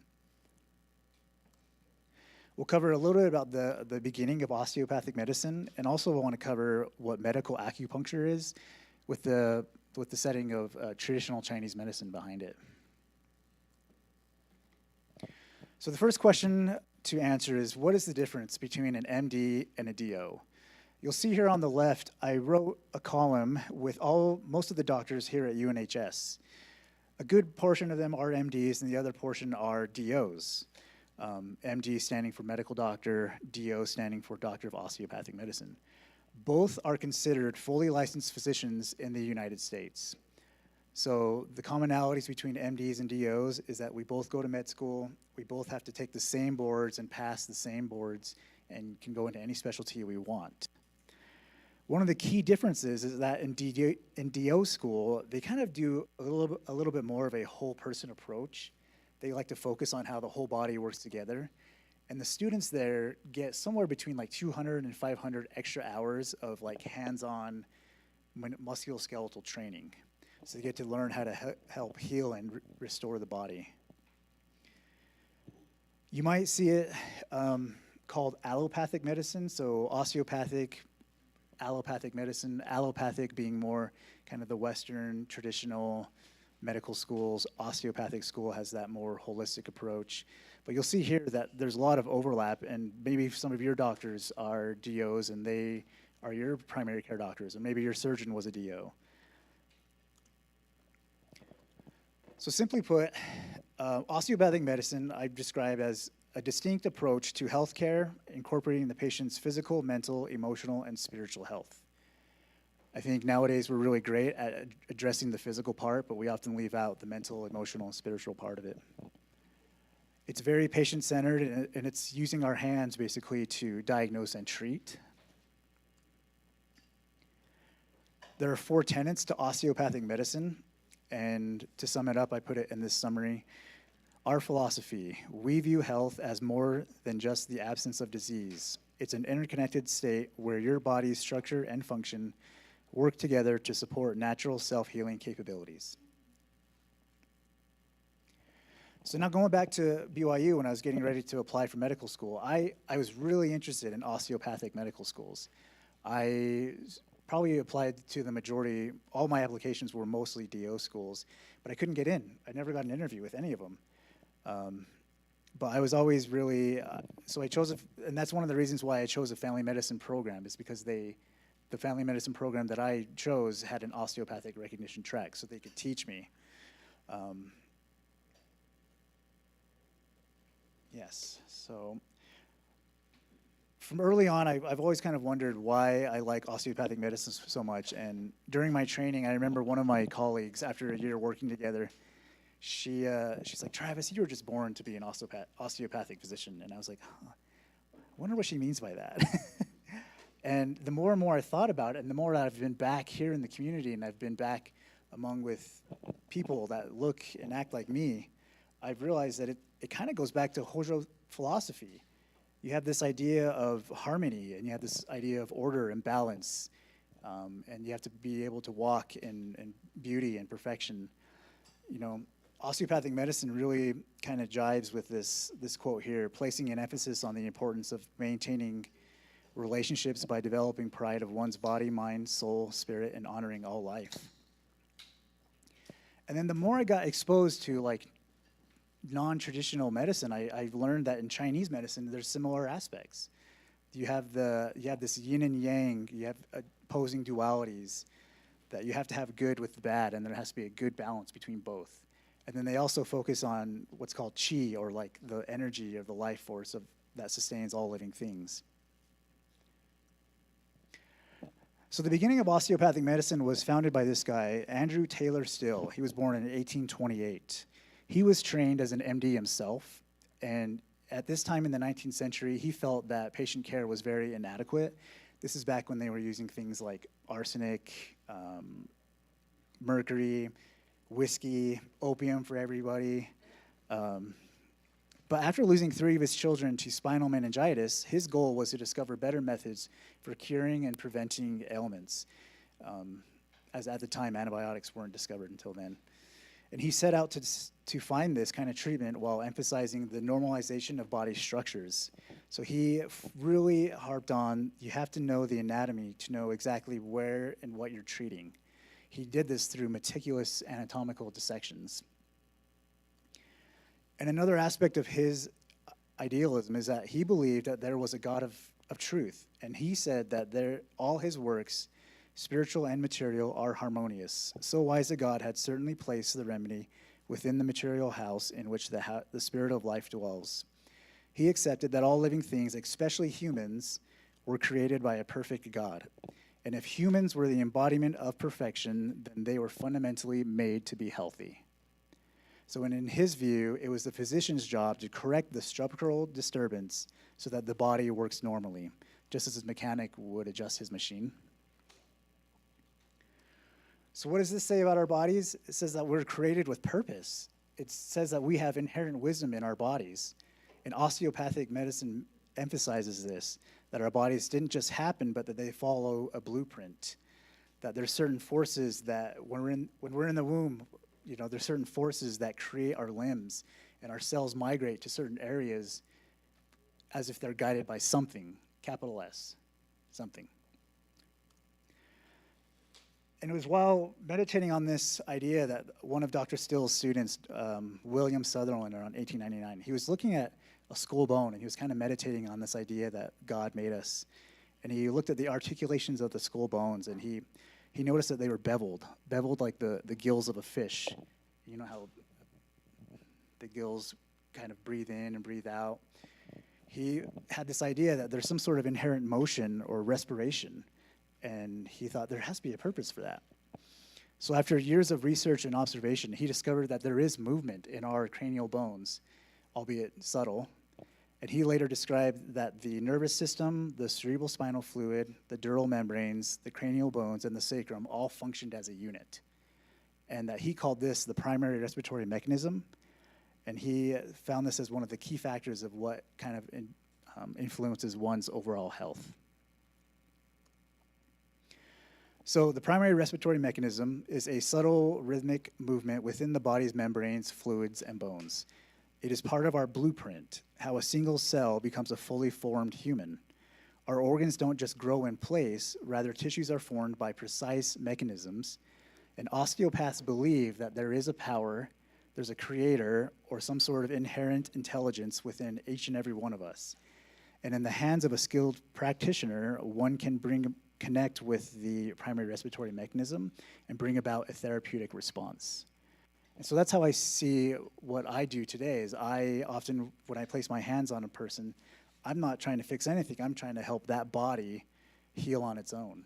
And I'm trying to access that primary respiratory mechanism, that inherent intelligence, so that you can heal on your own. And I thought about that, and I was like, that sounds familiar. We get our power, our life force, our wisdom, and our knowledge from the holy people.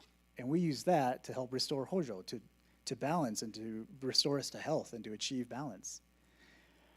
And so if you see an osteopathic physician at someone's head with their hands on their head, just know that they're doing a gentle hands-on therapy to feel the body's subtle rhythms to support the body's natural ability to heal.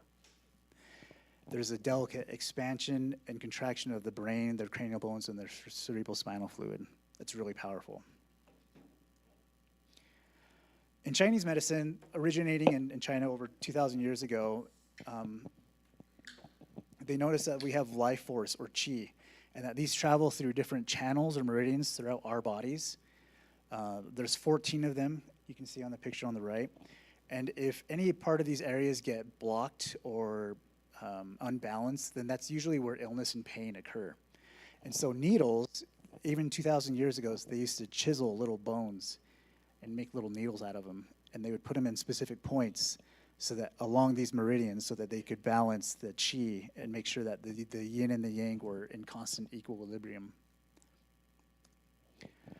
So for example, in a headache treatment, I might find out through listening to your story that you have liver yang repletion, and maybe that's something stressful going on, or maybe you have a lot of anger.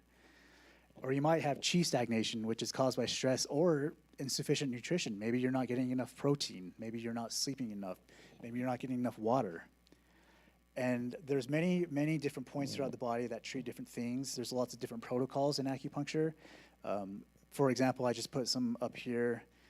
So some common ones we use would be large intestine 4 and liver 3, which are known as the 4 gates, and those help to move qi, reduce stress, and relieve pain.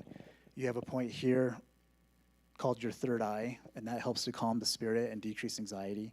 You have one on top of your head that's like an antenna, used for anxiety, fear, and overthinking. So what does an OMM appointment look like? This is what I tell patients when they come to see me. I tell them that OMM is a hands-on technique where I use palpation to feel restrictions and asymmetry that may be impeding your own bodies to heal on its own. It's sort of like a mix between physical therapy, chiropractor, massage. Sometimes it causes people to be sore afterwards, but it's very safe and well tolerated. I say give it 3 to 5 sessions, a week or 2 apart. Our bodies need time to incorporate these changes. And then as time moves on, I try to increase those time intervals, because my goal and my goal for you is not for you to come here every week and be dependent on me, but I want you to go out and live your own healthy life and to allow your own mechanisms to fulfill your purpose. And oftentimes we'll talk about other things like, how's your sleep? How's your diet? Are you getting sunlight? Do you exercise? These are all so important to our health. So all this to say, I'm extremely blessed that I've gotten a lot of exposure to different treatment modalities rather than the traditional go to med school, go to residency. And I really like working with my hands. My dad's an engineer, and I think that's something that I got from him, was that I like working with my hands. I like moving things. And one thing I've learned, just learning about all these different techniques and how people have responded to some of these procedures, is that rarely there's no one single answer. One drug, one treatment might work for one patient, but for the other patient it may not work. And so I always try to think about that and be open-minded when I meet patients. And I would just ask my patients the same thing, to be open-minded. It's pretty incredible what our bodies can tell us if we listen to them. It's not often, it may not be the same story that our brain's telling us, but our bodies will tell us a story. And I really love this quote here by Dr. Still. He says, "To find health should be the object of the doctor. Anyone can find disease." And then lastly, this is another favorite quote of mine from Dr. Fulford. "The human body is composed of complex interflowing streams of moving energy. When these energy streams become blocked or constricted, we lose the physical, emotional, and mental fluidity potentially available to us. If the blockage lasts long enough or is great enough, the result is pain, discomfort, illness, or distress." That's all I got.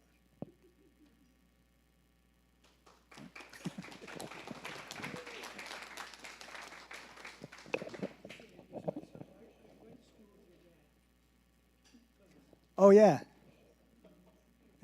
In Blanding? Yeah, we're very good friends for quite a while. We went to school here in Blanding. We were back in the 70s.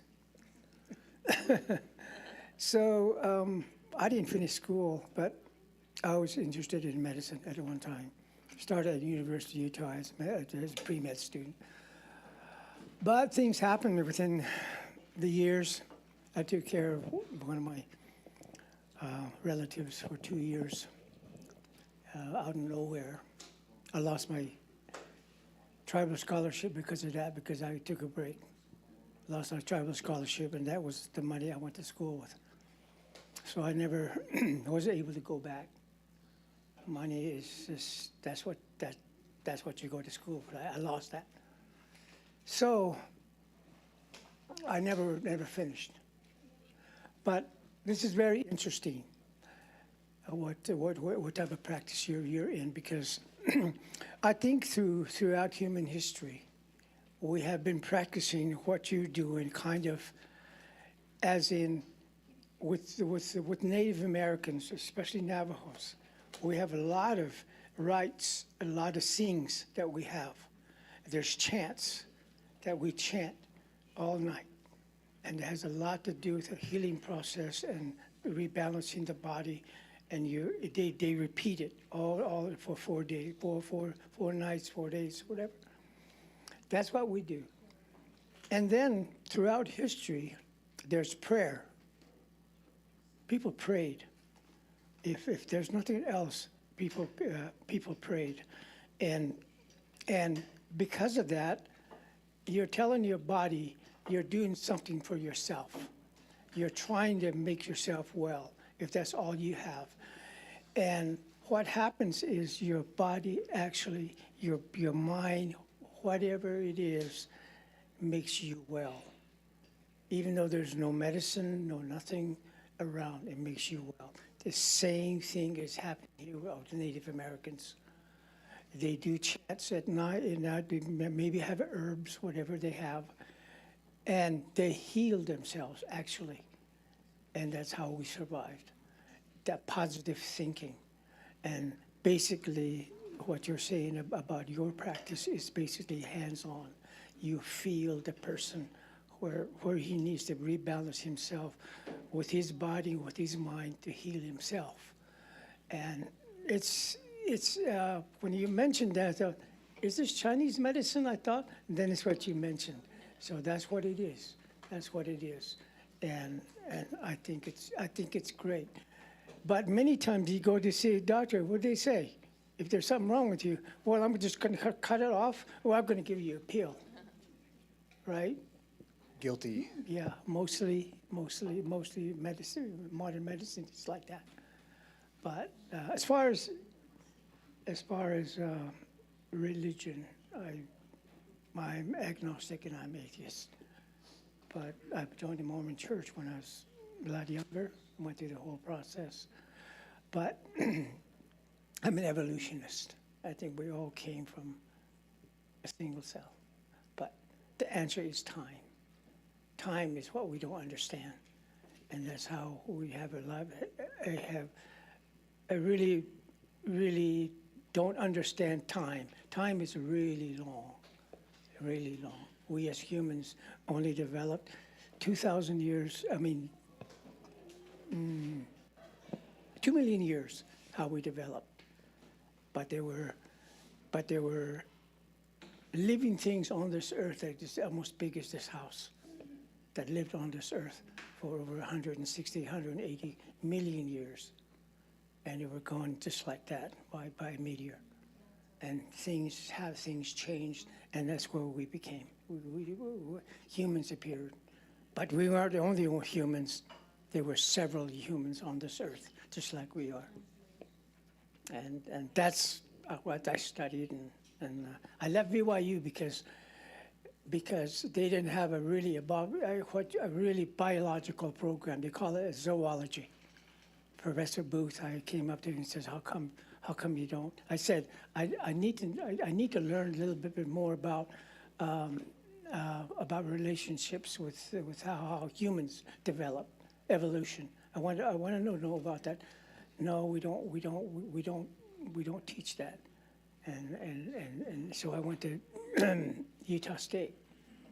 But like I said, I went into money problems. I just couldn't continue schooling. But I'm just kind of proud that you are. First time I've seen you, one of his kids. Because you're a good friend of mine, a very good friend of mine. Mention my name to him and he'll tell you who I am. What's your name? Herman Mark. He's downstairs. He's at the pavilion because he's on crutches. Oh. He's downstairs. Yeah. No. You should go see him. Yeah. Thank you for that. He's a good friend of mine. You're from a good stock. I'm proud, kind of really am, because because I knew your dad for a long time, and we played ball together, and we were BYU chasing around. But for a little while, then I went to Utah State, but then I quit school because of the cost, and then I just got a job, and here I am. But I'm really blessed to have gotten scholarships through undergrad and through medical school as well. I don't have debt like my friends do. there's like the NABO scholarship pays more than half of the education. Yeah, If you lose that, there's no way there. I borrowed money and I just accumulate debt so much, and I just quit. Couldn't do it anymore. So let's go to the casino later. Paul in poor ways, and there's two things that I thank. I thank Mother Earth. I thank Mother Earth. And what they think people don't talk about is whatever that comes out, that's nice and warm, that comes out from the east and sets in the west. I thank those two, Hila. Without those two, we don't exist. Yeah. Nothing exists. So all I pray for it is that they will come out one day. If one day the sun comes out a minute early or a minute late, we're in trouble on Earth. That's how fragile our Earth is. And that advice kind of opened the door for me, for my own, not religion, but a way of life, what Navajos came with, and the kind of things that we have. It's incredible. Our clan system is incredible. Yeah. And some of the things that is very important is that people don't realize that we're a matrilineal system. Matrilineal. Nobody, only very few people in the world are like we are. The men are not the chiefs. Our women are. The most powerful person in a family is your grandmother. She controls everything. But it's changing. My grandfather used to say, the men are not going, they marry, they're supposed to go to where they're supposed to be married to and be useful there, not to their mother's home. They're staying there. It's not a good thing they're supposed to do. Things are not going to go right because of that, he said. And that's what's happening today. And the Navajo system is just probably the best way to be. In some cultures in our world, they're like that. Some tribes in Africa are like that, matrilineal systems. And I'm not saying it's the best way, but in our way, where we live, is the best way. The best way. But how about just want to, thank you. Just want to share that with you because I was just so excited. So, oh, wow. I heard the name Fraser and I kind of thought about it, and that's what it was. So my buddy is downstairs. Yeah, go see him. Okay, yeah. Chris behind you. In regards to the OMM that you were talking about, what can you, in reference to the sort of mix of physical therapy, chiropractic, and massage, deep tissue massage? There's some treatment modalities that I choose that can include deep tissue work, depending on what your symptoms are and what I feel when I feel your body. Yeah, but that can be part of it, yeah. Okay, that was my question about deep tissue massage, because I usually get that once a month. Oh, good. Yeah. But I get sore from it. Yeah. And it has my body has to heal for me to go to the next session. And so is that normal? Yeah. Okay. Yeah.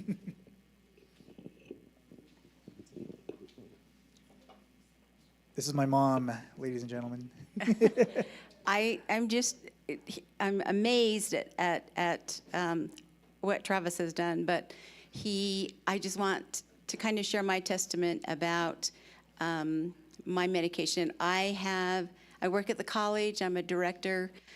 High press, high pressure, I have employees under me, and my stomach started acting up, and I had IBS, I had gastroparesis, I had all these things that were going wrong, and I was on so many medications. I mean, antidepressants. I got diabetes too. I got all these things, and I was on so many medications. I saw specialists up north. They did scans. They did all these things. And I honestly, when Travis came home, he practiced the acupuncture on me, and he practiced the healing, which it's amazing to have his hands on your head, and the energy that you can feel that comes from him is amazing. And of course, I have my UNHS doctor, but I went off on all medications. I just take my diabetes too, which my diabetes has dropped to the point where I probably need to go get checked, because I feel like I have a monitor or sensor, and it's down all the time. But my anxiety, my pressure, my just dread to go to work, and the stress that I feel from work. I do acupuncture. He comes and talks to me. I listen to the music. I listen to soft music and meditation, and it has changed me. It has really changed my life. I don't take as much medication as I have been before. I enjoy just having him come and just healing me, just having him put his hands on me. And there's times when I will break down and cry, because it just releases so much of your negative energy, and it just releases so much stress and so much anxiety. I had anxiety so bad. And so I really believe in this medicine, and I believe in the traditional ways of my dad doing the same thing and doing blessings. And so just a testament of what it really can do for you. It's amazing. Thank you.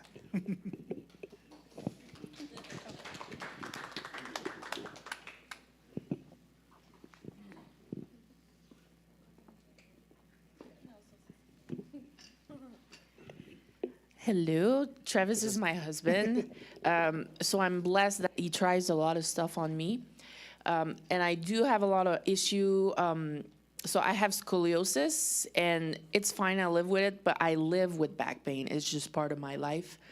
And OMM, many session, has really made a difference, just how even my shoulders can be, or just more manageable. The pain. And also, one time I got a mild concussion. It was not him, it was a coworker that he trained with. And I just remember she felt my head, and she's like, ooh, something is like floating. I don't know what she called it. I don't remember. But just the way she manipulated softly my head, my brain fog was gone after my mild concussion. So initially, because my family's from Canada, and I would say, yeah, Travis is doing OMM, and they're like, what is that? And I was trying to explain, it's like a chiropractor, but not really. Some people would say, oh, yeah, he does massage. And I was like, yeah, that's a little more than that.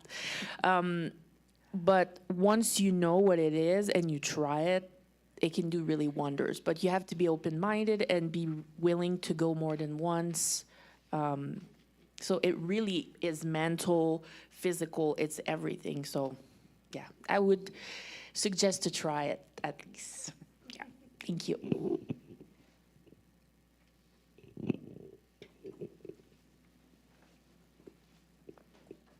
Oh, over there.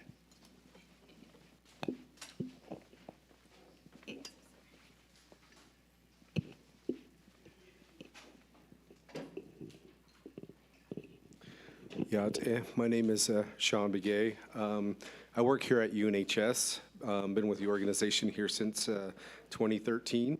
You know, and I point out that year because that's about the year that you know, like Travis here graduated from Brigham Young University. I've actually been acquainted with him for quite some time.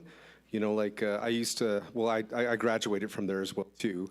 I do remember when Travis came to us. You know, like I was working in the Multicultural Student Services office at the time, and Travis was just a young student, more or less. He talks about the young medical students. Well, he was a young student back then. And to see where he's come, how far, is pretty amazing, more or less. Just, like the example that he set, for those around him and everything.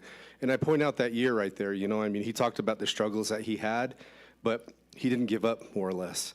He might have gotten rejected here and there, but he kept on persevering. Myself, I went back to school when I was a little bit older in life, his father, Curtis Frazier, was actually my professor over at CEU and everything. I had been out of education for, I would say, about 11 years at that point. Wasn't sure if I could remember everything, but after taking, his father's class, everything kind of flooded back to me, more or less. The point I'm trying to make, is you have young people around you, cultivate that desire to learn, more or less. Build upon their strengths. When I graduated from high school, I was so, heavily geared towards the biologies and everything. And everybody always told me, doctor, doctor, doctor, well, as young Sean, I didn't have the faith in myself, so I never did do that.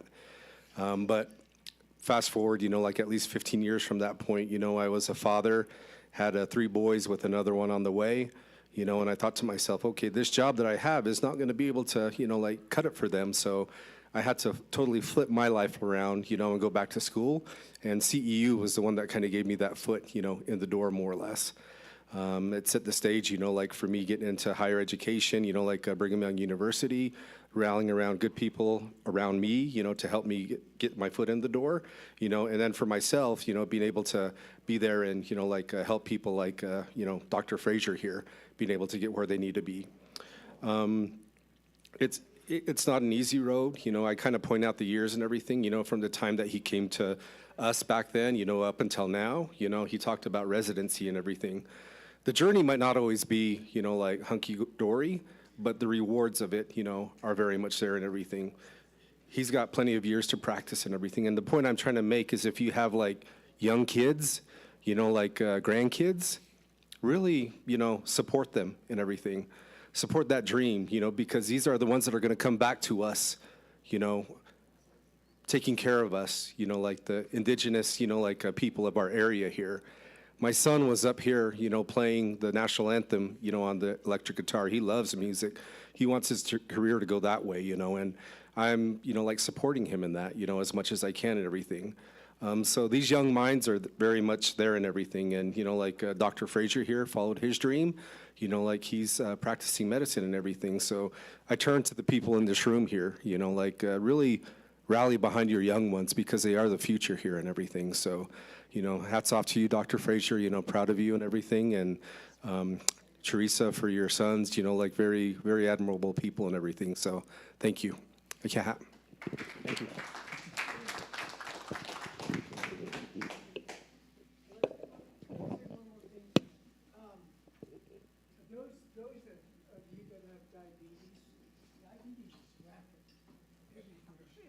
As far as our reservation, I've been diagnosed with diabetes back in '84 when I was in Utah State, and I've been living with it since then. But what I found out recently is that you need to move, you need to do work. Actually get a shovel or something like that, start digging and work your body. That's what we need to do. I'm 71. And just the other day, probably about the middle of next week, I was splicing from another water line all the way down.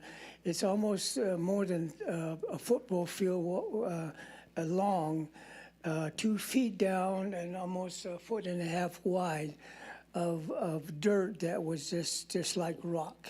I had to wet it down in order to do the digging.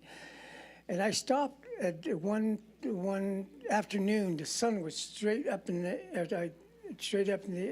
air, and I looked at with my FJ. My vehicle has a temperature dial on it. I was going to look at it and see how hot it is. So I went in there and turned it on. There it came on. It was 102. I was in the middle. I says, why am I not even It's 102. I was digging with just my hand like this. I've been doing that. That's the key, folks. We need to stop looking at the screen in the evening or whatever. We need to stop doing some work. Start a garden. That's what I'm doing now. That's why I wanted to get some water down there, start a garden, and do physical work. And that's what our bodies. That's the way we are made to do with our hands and do things. That's the key, folks. It really is. We need to get off our duffs and our TVs and start doing something physical. That's what our bodies are made for. So that's my message. And I mean, it took me a long time to really find out. If you just sit down and just watch TV and sit there, it seems like things are just kind of closing in on you. But if you get up and start walking and using your body and doing things, that's what your body needs. If you have, a lot of us got diabetes, and we're just the doctor just gives you medicine and to check your A1C. They're not trying to cure you. All they're doing is somebody else is benefiting from all the drugs that you're taking, and then the annual checkups and all that. They get paid for that, and you're the cash cow. You're the cash cow, actually, if you have diabetes, and the doctor sees you, do you have diabetes? Oh, there's a dollar sign. I prescribe medicine to him. I can check out on him every month. I'll make money off of him. You know, the kind of thing, that's the way you think. I mean, that's good, but the key is get off your duffs and start using your body. Start using your body. Try it.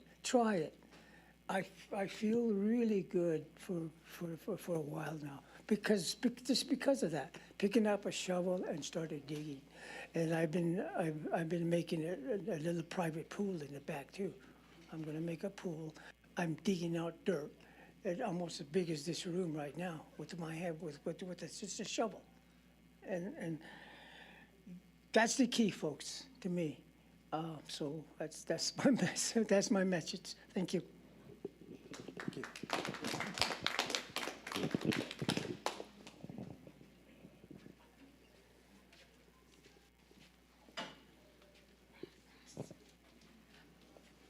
Yeah. Good afternoon, everybody. Good afternoon, Dr. Fraser. First of all, introduce myself. Yat et analskoche Craig Sandovoyan chia. Aro aisna shada e Pablo Pintaro do. So Mr. Rafael, the same area as where he grew up, I grew up to as well. Aro nle Salt Lake City. I've been there for now 3 years. So I don't know if you're all aware of the Urban Indian Center of Salt Lake. So we established a clinic about 2 years ago. Yeah, we established a clinic, and now I have a full-grown clinic that is running with providers and pharmacy in the Adelia. So that's where I'm from. That's what I do. That's my profession. But wanted a question for you, but also a comment too as well. So a little bit about myself. I also graduated from went from Pueblo Pintado to Navajo Preparatory School, and then went from there to Fort Lewis, U of A, and then UC Berkeley. So and then after that, just kind of took off. And what I mean by took off is that I went to the Peace Corps for 2 years, and I ended up in Guatemala for 2 years. So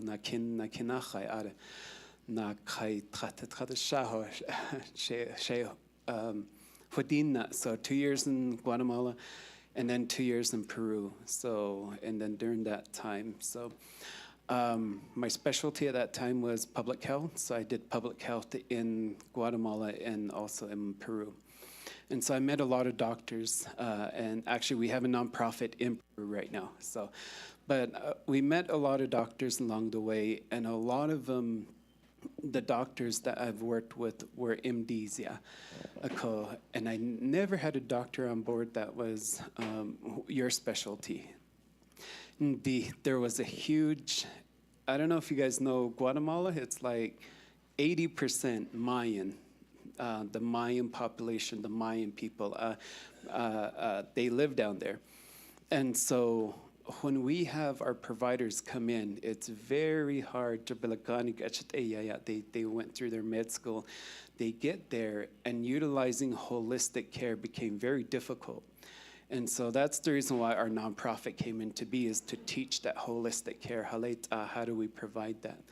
And so I guess the question for you is, I wanted to know, you're within the Navajo population, yet the Neko Kehwit, and your approach to healthcare, you know, how for example, you see your patients, is there a referral to like traditional healing, or is there a connection from like, for example, you know, my grandmother was Linda, and so she did this. It was like a massage, but it was for pregnant women. I remember Sani I don't know if you guys know some of that, but that's what we would say. So the pregnant girls, pregnant women would come, and my grandma would chase us all out. I remember that. And then or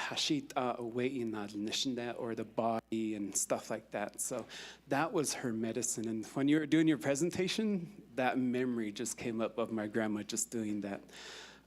And even in some of our ceremonies, and I'm looking at the agenda, and they probably can speak, and they're probably they're doctors, they're the professionals. But in our ceremonies, we also do like when there's ceremonies, there's certain words we say, and medicine men will say "adokas," and where we all stretching. Well, why are we stretching? You know, you're thinking about that too as well. That also came. So, but my question is, from here at UNHS, when you provide your services, is there a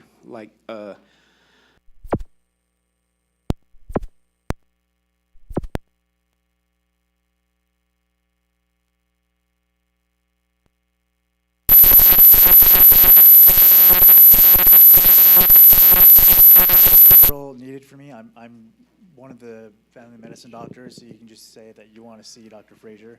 I would ask that you ask for like an OMM appointment. That way they'll give me sufficient time. Otherwise they'll throw you in a 15-minute, but I need more time than that. So, but no referral needed. I'm here.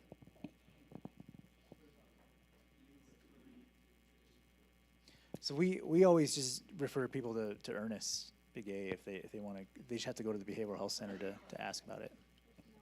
There's no referral for it, right? You just have to go ask behavioral health.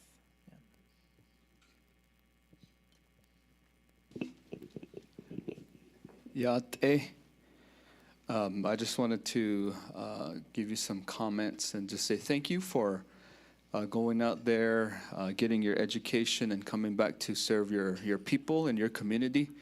Dr. Fraser,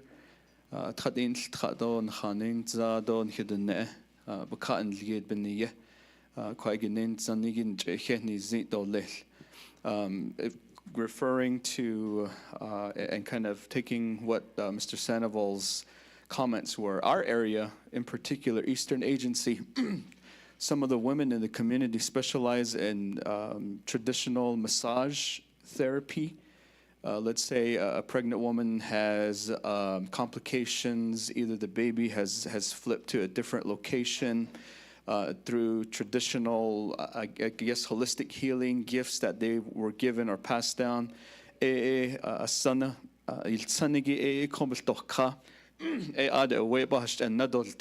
that's what our folks do out in Eastern Korea, by way of massage and some type of therapy. And as Navajo people, in our upbringing, ayon chohodelno and hit ilia dan hit it nenda, as Navajo people were very sensitive when it comes to being affected by the elements. As a hat ishi nakhata huitos alto bejilt edo leligi beeta akonenzen ado salio and liede ado ledo ito tanit ado niyane dan hit no. You know, all of these things that could pose a threat on our health and our well-being.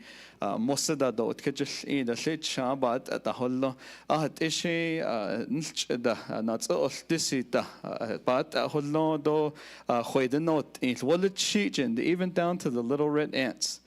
Be in the hollo khashin ke in dot lil arabi gahaban da no chidin dan hit that growing up. So really, you know, their Western medicine is great, but I think traditional holistic healing still surpasses Western medicine when it comes to diagnosis and nsidze kesto khan ado khusizin salagi khwajet ehge nsidze kesit a khwajet ajle. You know, skudo sani da nende ya indi bakran. No, the other that because of their arm pain and the nchongo yadal tio ahodat ma ibjata no da ndi bakran it asahajet nes gata not ahodat. But when they reverse all of their vocabulary and say, even when we eat, we just ate food, and although I didn't see anybody wouldn't say, napkin, no. Stquido sanita ato yeda del sato yeda de tlesho do shat kete do lestano yede kreso. But again, just really commending you for your education and your practice. I really hope it'll take you a long ways, and really commending Utah Navajo health system. You know, I wish the whole Navajo Nation could take this framework and develop healthcare facilities across Navajo with what this community is doing. So kudos to all of the staff here. Thank you so much. Thank you.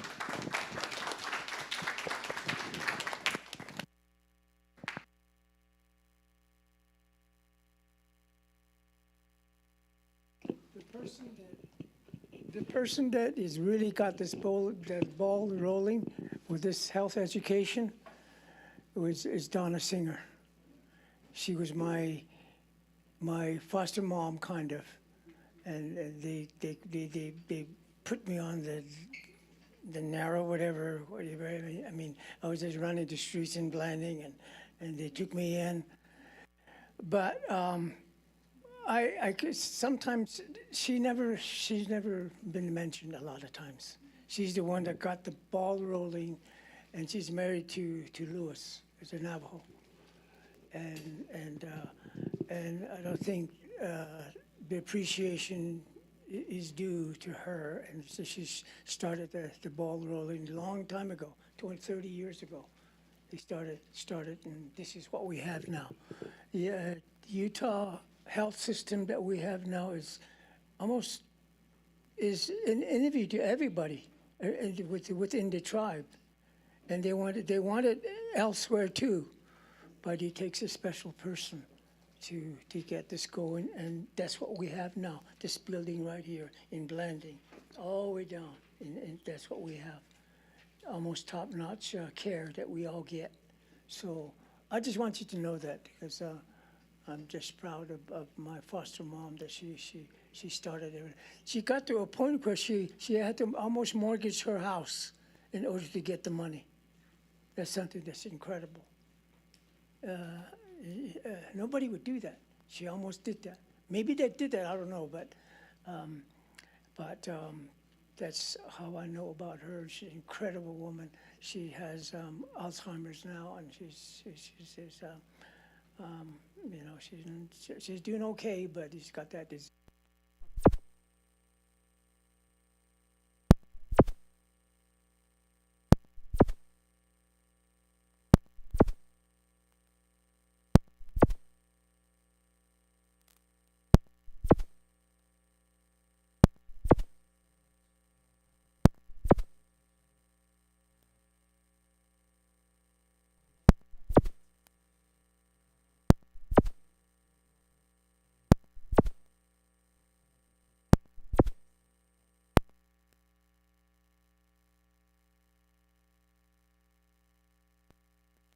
into our next introduction with Dr. Chi, I just wanted to make an announcement that President Bu Nigrin is going to be stopping by.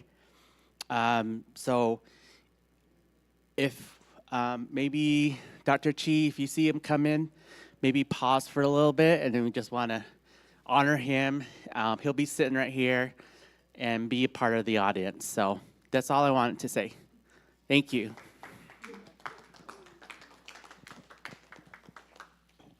Nijone. Hey. Nijone. Thank you. Wonderful speakers and presenters today. So, ngai alni bo belasi khigit akodo ad nek ashe an het khalidon has twidan linishil ke na hit nilto lel. At this time, we're going to ask our next speaker, Creating Peace and Balance with the Navajo Hero Twin Stories. Dr. Joseph Chi. In English, his bio reads, Dr. Joseph Chi is a respected Diné scholar.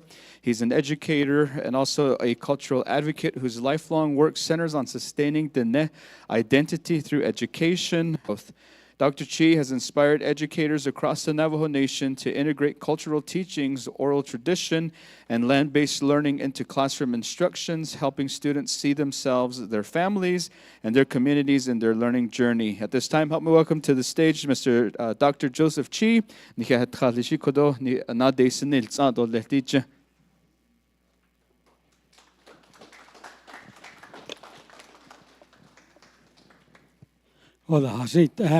Ato sata hasne tati sata sazi goteya akondishida ko tati ni na shansen le akaka le ta pa na sha de da shliat akako kilichi ni ensle ma ite skizni bashin adon ta shi ta shche tka pa ta shnale Kot ashi ken hit shnit ole.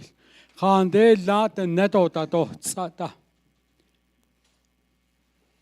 Abi gaya ada nek achi yashtkego. Achko yego shel lahi lahashit a unste. Kotajo tkiho kuchit achelela. Ajet ishel khassi yego. Akoko dide Nihilisja hosle kweke nsahakis bennache nsisto kos ado telhat sisto kos aden da belnsetse kestole aden da beltsetso kostole okodi khajine de khanne o yubets aus a hollon To ed a sao ba hoton neta. To ed ana kieko ba hoton neta. De kuishil kita shja ba hanne. Anle ne hotel hilpiyete ben ta hotist a. Kad kode ben hilta hoel jish. A kogo eban sa keso di de na ye ne zganet kopachshene. Bine khanne khahila Titsete qadelsa asanatle Baalchana khazli Akhoshi ilke na asheto lehla Atta Benashi kuna gatanailtil Akwagishi betsanan len Anda kulchen na bekejin. Koshin kwa sanat lehi anatta. De chene. Di la chenen da beke de stil. Aya de chen. Otta he. Eye lanan sen. Hal chene khollei. Ebenna. Di ego shilla nanish jolo. Lele yid ad baby hintisha adon tatita shlago because George Banashi. I see la nonsense chin hotolis. Eben na hot en. A co ade gashi. Die dash das neditlo la ya nilke. Ado saitse na ne ahya nilke. A coco eyashi tayo natle dotle yahne yan was ye. A ade balchene biyaje yanche. Dis jid a mahota bama a man leni biyaje yanche. A jane a choy lehinde a chon hilpada hazanya al ke huiz aniki a chon lehinde yanche. هذا وطنن شما با يحسن هذا ويش تنن تاني لا حشيت ايشي اكون بما ايبش بما ايبانش بما بيسا ان لي بوتسا تا ade koti yaniki yiltsakos اكون سا كيس يهاتت اي اول يالشن تزك كيس التقبل سها كيس ننسى الخاص ايبل الجتسز دوكوس تخدتين التخنشين بالجتسز دوكوس بجي يناغا بالجتسز دوكوس هاتي اول يبجي يناغا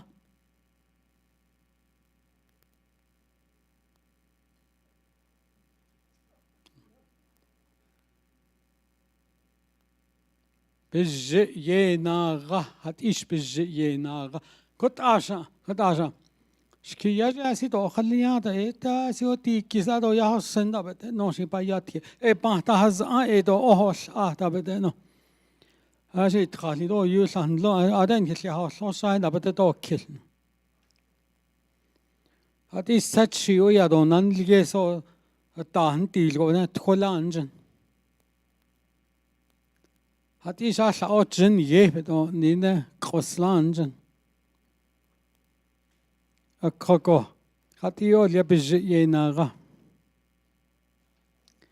اشا اوتجن يه قوسوليا استوي دا ليس تلزنله بجي يناغا شك انت تلتوتيش تشوجون تونيله التكوبي خيشكي ستا الخانات انت باليونيت ش حسن ش لاته لا او اخو ييغو اهنسن اكونته بالكانا تاني you have to walk the talk بيجي ناو ايا تو بيجي نا ايتو بيغاتا بالخيال خالتا سيت خوبا تباب خوباني كوتنل نا كيل كده بكيت خطيه هذا يهنا اشنل هذا انت كنت نتاهت قطاتيش كنت ايام بناسلسي سادا اشهد او تشنيدا شيان نو خاهد او تشنيدا او جنيدا شديني شماسان تنجلون تو تهزول زيتا تو تهجلني تشلا توزنو زيت ايدا عشان شون تا انسن كيسو شديني جو كيوب كيشيو يشتكي اوتدي ينا نداش جو شادو تشولشين ايكو خنق بلتان تيتي كويكي كوبن ناتش خيت ايغو تدا خشت سنسدو كوس تدا خيت ايغو خشت جو قالتولي خشت زداتولي خشت يجدي تيتولي اكوينا كيكو خن خشك تو خشك اساني بانسلا خشك ايتن بانسلا اجنا كيكو خنق بلنتي بالسلا لا بالشي نولتلو sa epil yanil klon. Den ist tui das der sani das der zentle. Den hat de li shabet all nan stlito nila bikeke ya joltkeko. Heit a ahilna. A den lede na khuyaltkeko khayana yaltkeko. Nal tlosil khas ei shagam bitjo tabiz tinde shitcha hojon dolil. How many of you ever got high above and look around your own house? You're going to see a lot of trails coming to your house, huh? Beautiful words. It was all positive synergy. Koten kinsa kesi hatata. To chojos ego that's ahos dils ego that's asdol niko that's atsis dil kesko edot ida. It's asn't so janinde shamasana shache. Shamasana is not dindo astrabana gegonata. Ati betzila ati hittelne ati tlogo ati nanskrat ati tratekesho. 106. But the body gave up on her. Should say that on is that not deep enough. No, chilot is it to sekeda. Hat ich besensta, no, nishet a hollow. I cut up his zaten day. I caught yon and a deep in Nashadi. Kate na ashe na kie. Se ya ne yan ta yonatle. Kwake beshol jeshe ta tonan yeso betelia. Du stie go betelia. Ne ya gonta. Aden na yes go ye and the kisno down the aden that hobbies chindo na ye nes ranwasia. Then let's say it as aja kode bakha that's at the lot ilke adet trabet the skis. Huna gahada, Yoshliat ate Huna gahago. Ashonle, Zilchol in the Lauteli, Asho, the Yenon Honey, Nelon Yellow Quagga behada, Cadedo Yobakan Dalte. Besta yata. Hat ishin ya eat insashin, asi ati talt en eatsen, to that's a eat and day. The nin take. I see nin take. Hatashi tahot in. Hat in a need in the rena ye hat see. Is she at all less at all that tant and a catels copenica. Do need lado to pahonil any nada. Codochta hatil, nada, so the caibanda, which you did, canano. An gentil als in de pesinki yahoyekat. Obetje il ado valley den kenkil azile. Ado nadi ne ewato ka edota. An hina il aha don nitzenda. Haye ye gina haye nesche. Ko de zilzela silsozo. To pansteya. Eto Gina da William. Gina eda konza dolsos. Zilzebi nelebisti yoshkan. Dikat lego tratasha. Akota. Awana has ago dost a huinil zenda. An hie koto. En hit se khahila hagit. Bahunil on, Bohanil Nico, Shahoton Nil Hawata. Ashtahuinizano, Shahoton Nil. The Babachane gate, Libachane gate, Shahoton Nil. As son of a son, il on Stuini Tlenigi, Shahoton Nil. Sets up Beltranekisko, Belnahuil Joko. Ashit is twin, not of Aliada Nisha.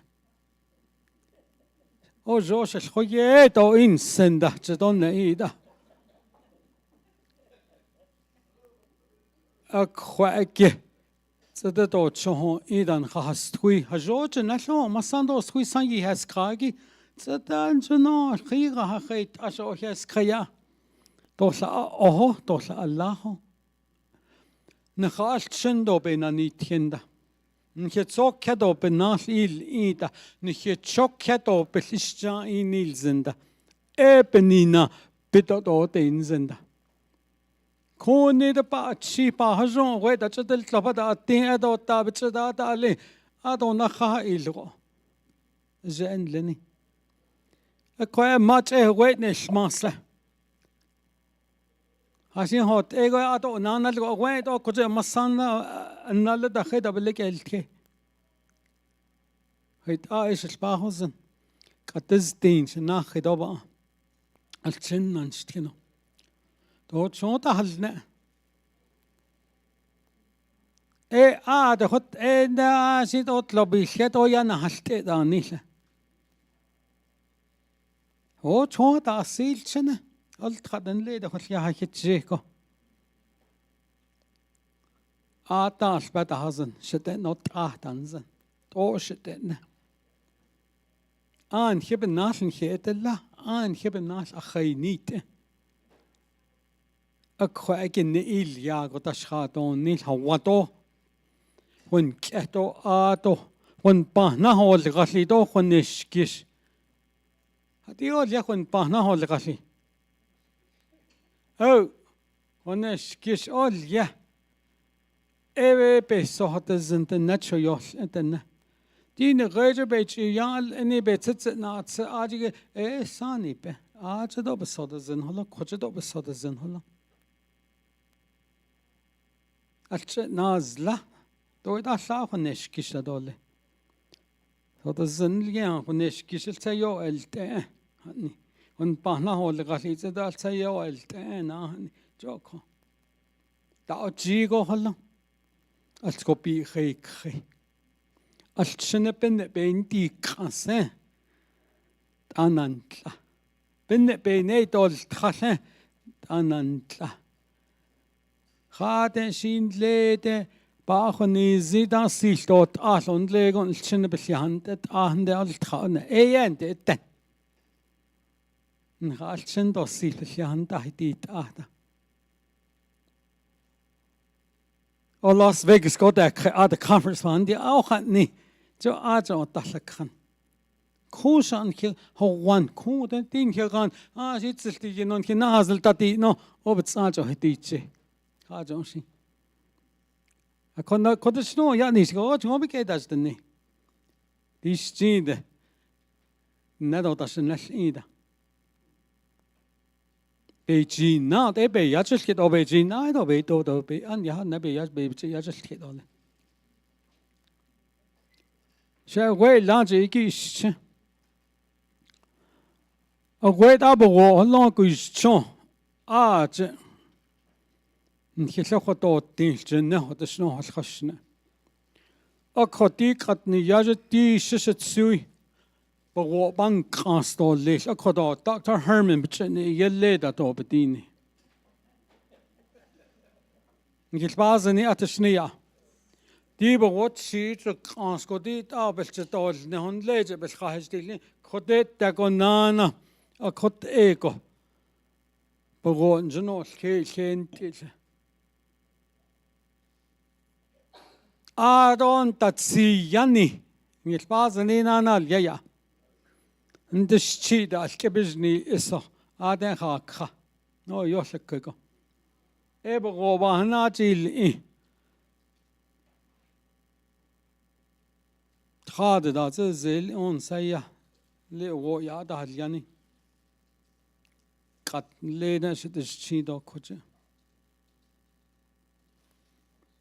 So what the douche is that? Os trobes ze hans. Na ke os lisit and les ze kon kon konneshi.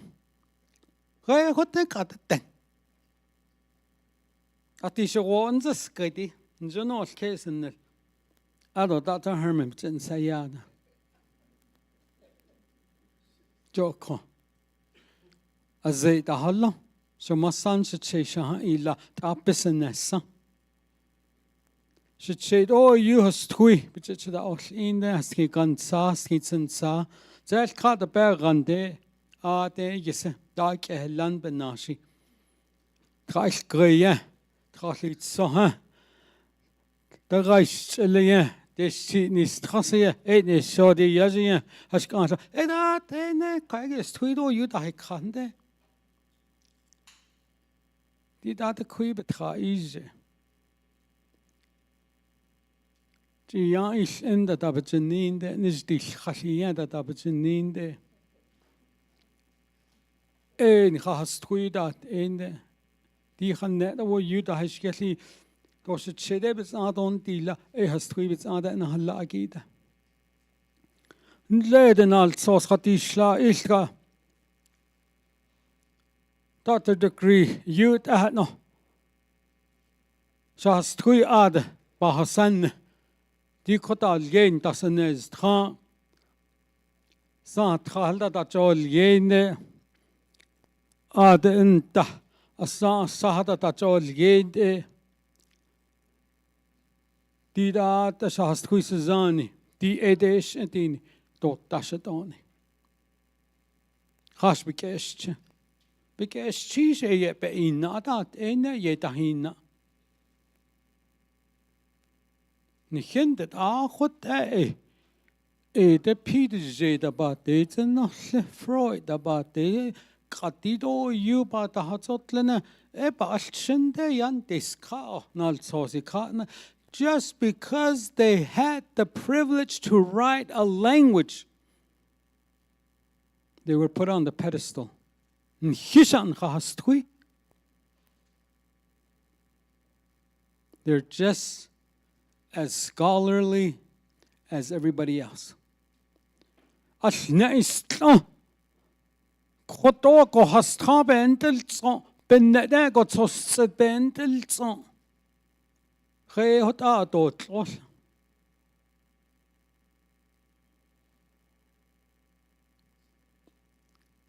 a koko Einstein, smartest person in the world, 19% of his brain.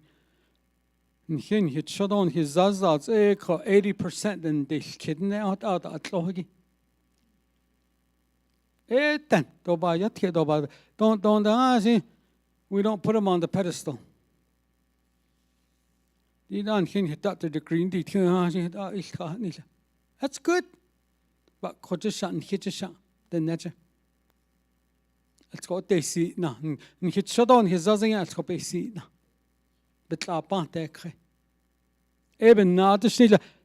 Sado tater das da nene. Da bi gatte nast kita. Hast du at da hallo. Suzani at da hallo. Da betsen de schachen sinde. Aje khachine de han lede kena aje ada han bel khata hastigi akot ata han. Hast du da betsen jil jede. Hast du da le betse jokala. Bat hallo. Tslachgra. Ako kada yush. Alchine shahal benakhe bada dotin ni ha koshi. I don't want to imagine the house. Yeah, that was really good. I went to the concert. You see my tat? No hashi. As tuido sani, my son at Chedan le lejaits. I don't know how it's tasha. I don't bet your heart ziho. The neck I said I don't bet your heart ziho. Double tahat zido, double tahal deno. Next time you go to a party, birthday party, whatever, look around. We don't even include them in.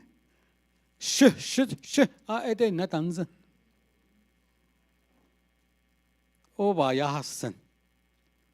La wanda tash the halletlo na hasso. Beba gada ada chakiet. Biz don't need that on sense.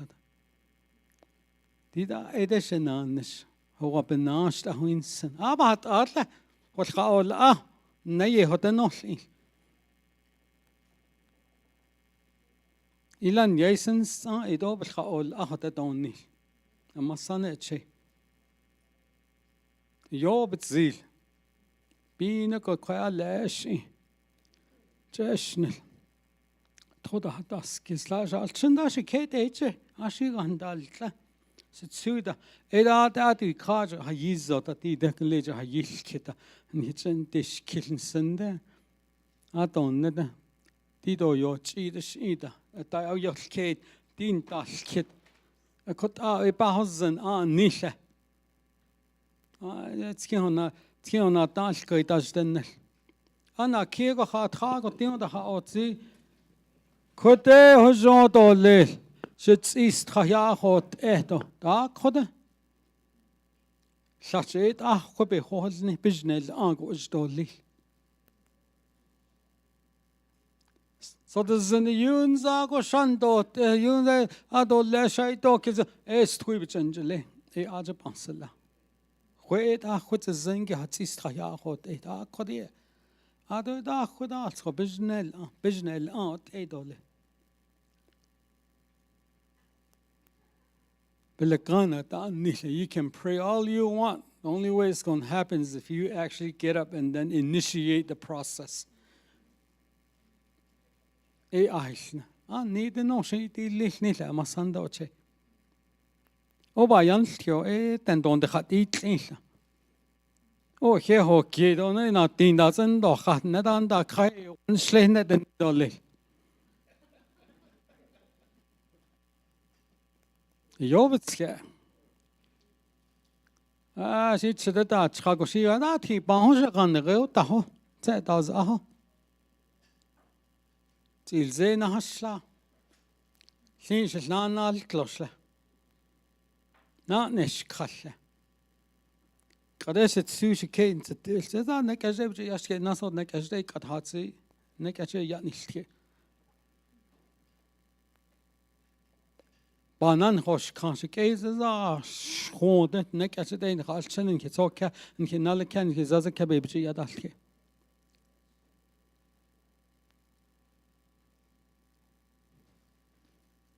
Sasa koni da soni. Kena skudo sani oda nina ya. Khay atishne da so yishno. Hashtretne atishne o. Kade donnenda. Den Uncle Fred bis all gos bezan ga o khadin anda da di tin shani. A ko no so zisha setsu. Da so ndene. Da tabetne oh hashi. All those da be do son that nek ache hache yaltke hatsu. She yazna hasli. Setsuch. Kadna kinache nasni. Hal yedo. Yolkei. Yolkei yedo le. Shein hananatsak adna kende zedda hasul yedo no zgeni atnek ashebiz ban tahtle nkhitsokya nkhinalekya ato fret abato nene lucita belakana aten nacha nahito na lashode den nahi na atashkeit to not andol tata edani a kondihina elzenikit echina elzendole. It's going to continue to live on. Okay, nature to okay khayika got la party khatidat in anidi ashchen kojle in ma in lehosen the ma betjale in or hatsi na koje disai dispendlich no shash hat is atesninde. Hat is atesninde. Etat hobi khik. Kade alsen de khaten chahapatil na khaibeti. Shut up, it's ha kha. To da zebet ni dande we cheneda. Do ki hatet ziho. In ya shut up et nida. La zangan ke. Alketa sani shenalata ninasha. Wait up like LK shagot 80 kilo. Lo, lo, lo, lo, lo, lo, lo, lo, lo. It's in here. Hana lati hadan sani. Alchene pe now cajun ya. Ebes yinjin ajasan hot auntie. There's a lot of key ingredients, simple, that we don't even use.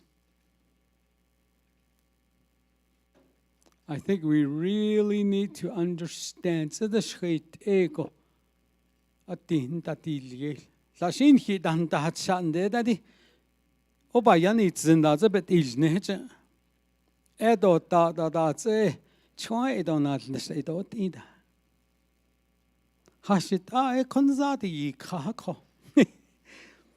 Eda vantsas kisle. Don khata haton ni do stuido san in lede. Slatte nezna tina kheta. Khashit kat khotet ati yi kha. Tsedo cho ego na ilna nashilla.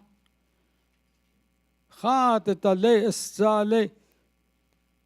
Shikak ahon tahnate to khahi hollon to lil nabatish nihilchen ta altragi khodosh ga to ja di beta not e to lil sa yo te inzen di dat ya tie be no tiele hajine de khana bi hata hazlaha atten Die gaan gedesne. Dis die nou aan. Shenache. Oltka. Alchenan stkino. Zodadit ade belkhashne. Atol endle. Aden najkhane haji neje hatne igi khait ego ekhaige hinnani khoden khilwoljishi. Belhi dit also ben nachen sing keston dabadeshni. Gosh, career day. No, that's chenchel it's not a key. Dido di no. Say, so das hat eben ye koten ya. So, quella cohort ashokya. Adon lego. The Slatnanis can't add or count or cash or divan to that case, Virginia. Hey, bitch at the young, hey, bitch at the young, hey, bitch at the young, hey, nay, bitch at the young, hey, bitch at the young, hey, bitch at the young, hey, Jock. In yet a yai bespahozen dolly. The Niyale ultra hotta ultra and le that the Belhazani ate Gikan Kitel Gadocha Tino Saison. Hey, young, Bonnie young, hey, Bonnie young, hey, Bonnie young, hey, Jocko. The Najan here, how long order? Di that, Eki, Chuton, in Shigi. I don't know is le she had idole. Bajo got the process to actually go through it. Hey, young, ban his shot, hey, ban his shot, hey, ban his shot, hey, Jocko. The greens the tale, hey, idole. Hey, young, hussy, hey, hussy, hey, hussy, hey, Hanelan Halchen and Natata, Ahat and Dosh behind. Then, add on the celebration. Hey, young, Danasha, hey, Danasha, hey, Danasha, hey, Jocko. Not only you open the doors to a world of opportunities. Hey, young, atahajonte,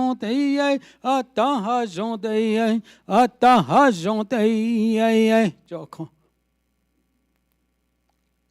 Our students, our youth, our children, they need to know these.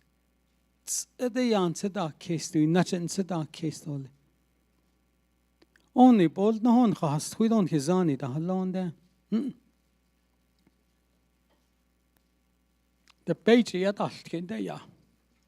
Yilta hitit sande ya. Yilchen sada kesende. Yilta hinel inde. Eye yishatan linde. So bahne ta di kedo de nashli. Kadaz ni kadaz ni bani khat khada di kesha. Sthatin da ze sthatin at khait zeni dasetse. Atol khota. To cho ego nansh. Lena ki atul jonta. Nast e del jonta. Question bajdo adishiyaj kab ketanta. Kobahajda atishna at and hinathan dishkilna koyol chidiat zabio chido taseda nisabin yende. Bellachil on bin could bin chikodeya. Janel ido zeditsa dodgel ni dodgelchin. Na kigonan kedeshkil sadi deshil. Adokhishin hikedishne. Ade hat bats do kies do hait egon kilishan yila do le tra na kiet ashadi kasaiji li hay bats in case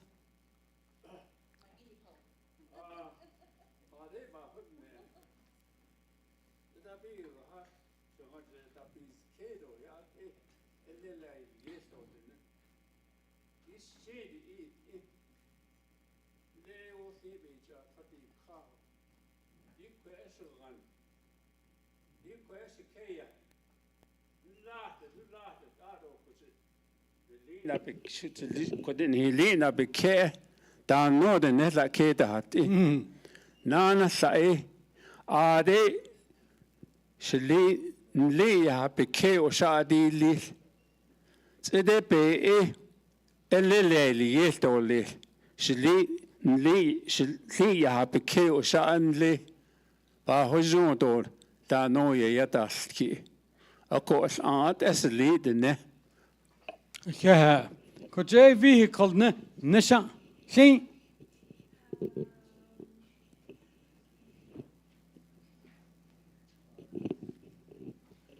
I'd say the same thing to the vehicle.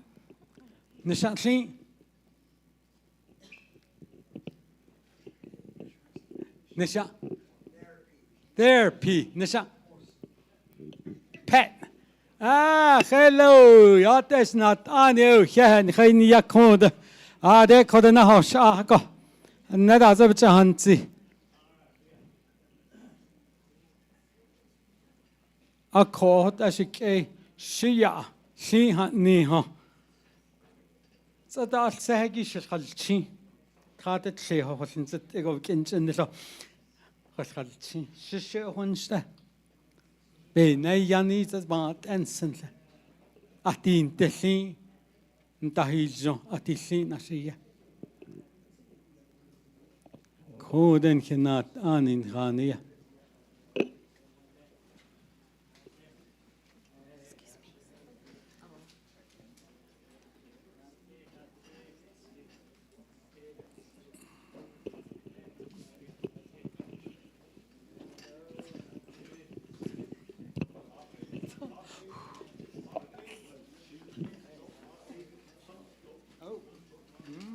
Nasty.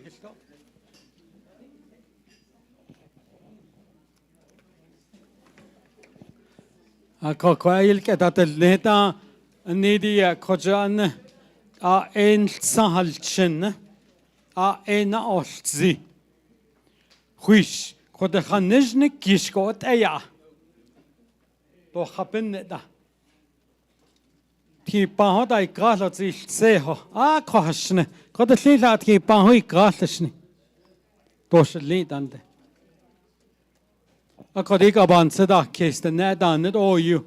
Oh, she do, you could do one caught at the edge, Kita, ye, Nisa. Akitan olkado kita yetan.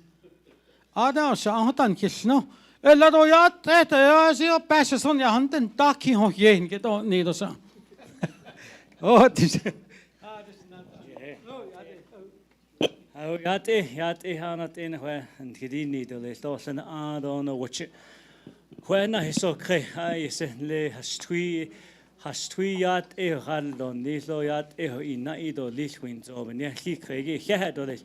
Do Utah Naval Health System, Hehan, Gidini, I said, Bash Rojon, Jonobit in the house. Did a zigat.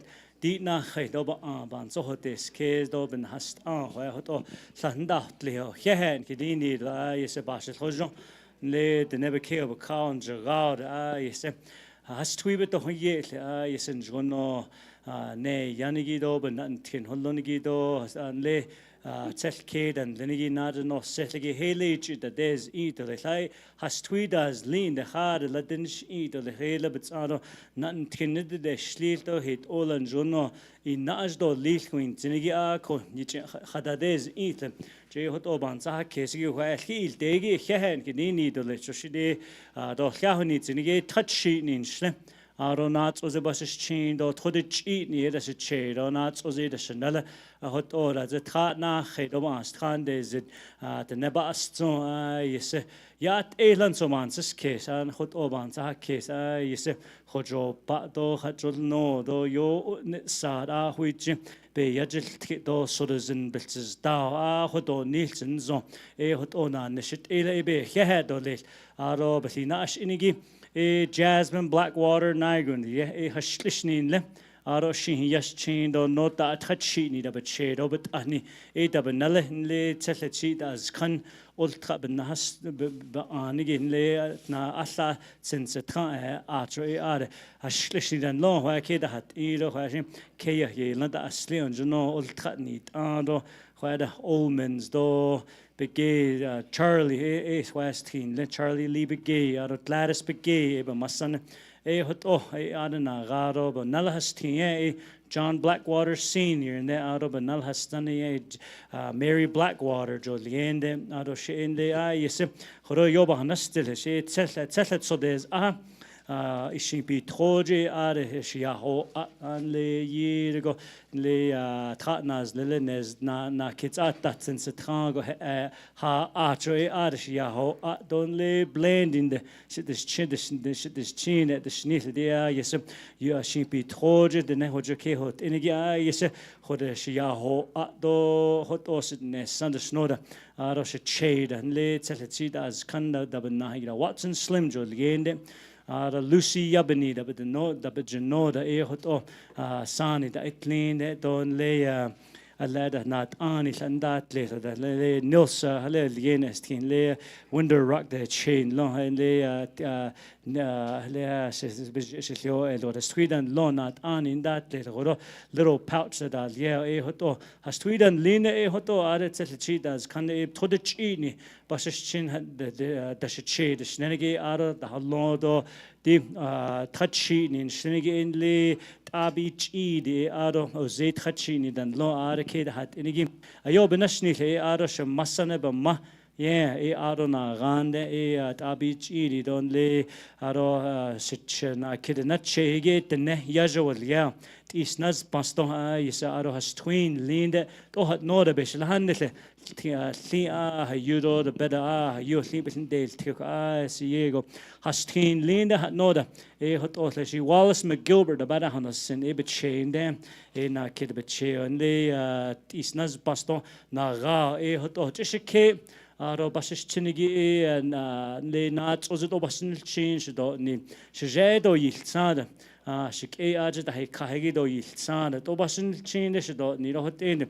Masane do Shamaya da Yego Shia da Hos Jada da Itlinigi da Bahel Zahoda Ebony now the dish gene the Nench Lido e hot oh not Adan Siskes yes Hahoda Jashin Lig on Jono Jan Schlido Nene hot oh shana nish is ikan kayajana kitkhadish is le kana shlap nacha to kana na kibnacha hashlishni yaja kayaja hot oh nil ze betlinash ingi hot oh stuido sani ni tlido do betlinash ini elo ai isenat ani lenle hos dobel kha zoje jislgaje na betnacha na hos zoje aje gatit ai ni gatit ai baby cash chain on the how in law aje do khanet ne hos dobel kha zoje do kha kagish tleje hot oh nat ani gatit ai baby tol zintane hot oh agenda ashot za dobana nashil inige na kinache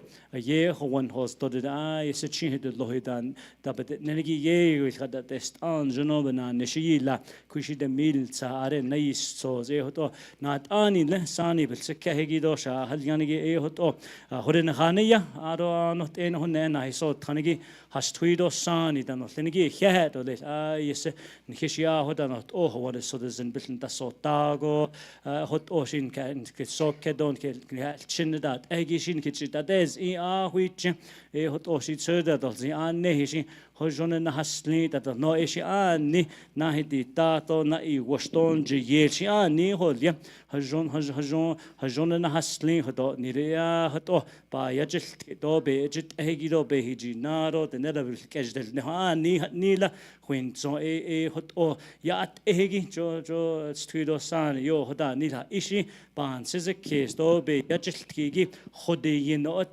shdo nide hot o yo benashni even na yese khare da khades to hit ila eta dol ni to ban so hotes case do khast ho yo ba hun stasi na nation das de to chudi tines na tino ba khatin de mil hunel na de ne pa zero ban ho ja aro ba yajil ke to hot o ban sa ha case da in kayate na tino ba so sit de mil kayas bil khada alla hada has so niligi hot oh ke desti na tlonshida da hot egida le chinyes da bejad da ten bama da ten dos twido sani da bel chin da egido ban nadan khagide da tenel khunada ban so ho koso hot oh nat ani jillila hot oh yat ngidini do le anot en alla huneno tanigir da so zinigi he hot oh shna nishish inigara horo alt is no saban za kesige shodo horo sis kese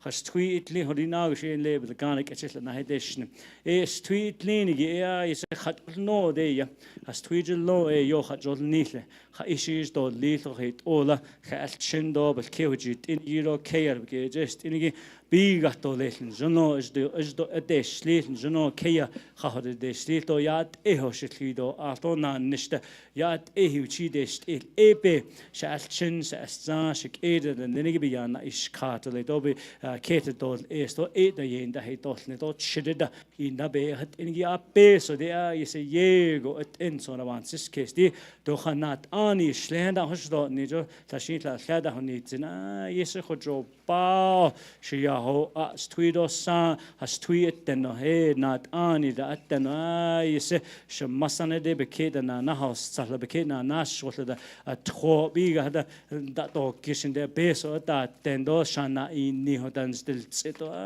yes da hot oshel ba hosen in nat ne de nedabits le de never care about how the shadow be your snet de chin big hatten sata an oda and shmada khair lega batlan char khela bki nadi chahla khela ashon to tan kid do la dina di kis ashon chiyan da na do ne ade nadi karo thodan da hakke hela ashon alla ashla thui khaligi da heda bki di atla thondi at ebe lets thado kisto di tlaro hoda hot enigi ayo benashni oshi ho aikan horidishjire to ba halchna na halona shale si ich ne ho dingo na le construction management school engineering da but no aro tego na this master of business administration aro doctor of education or University of Southern California onjdi na shet ja na halon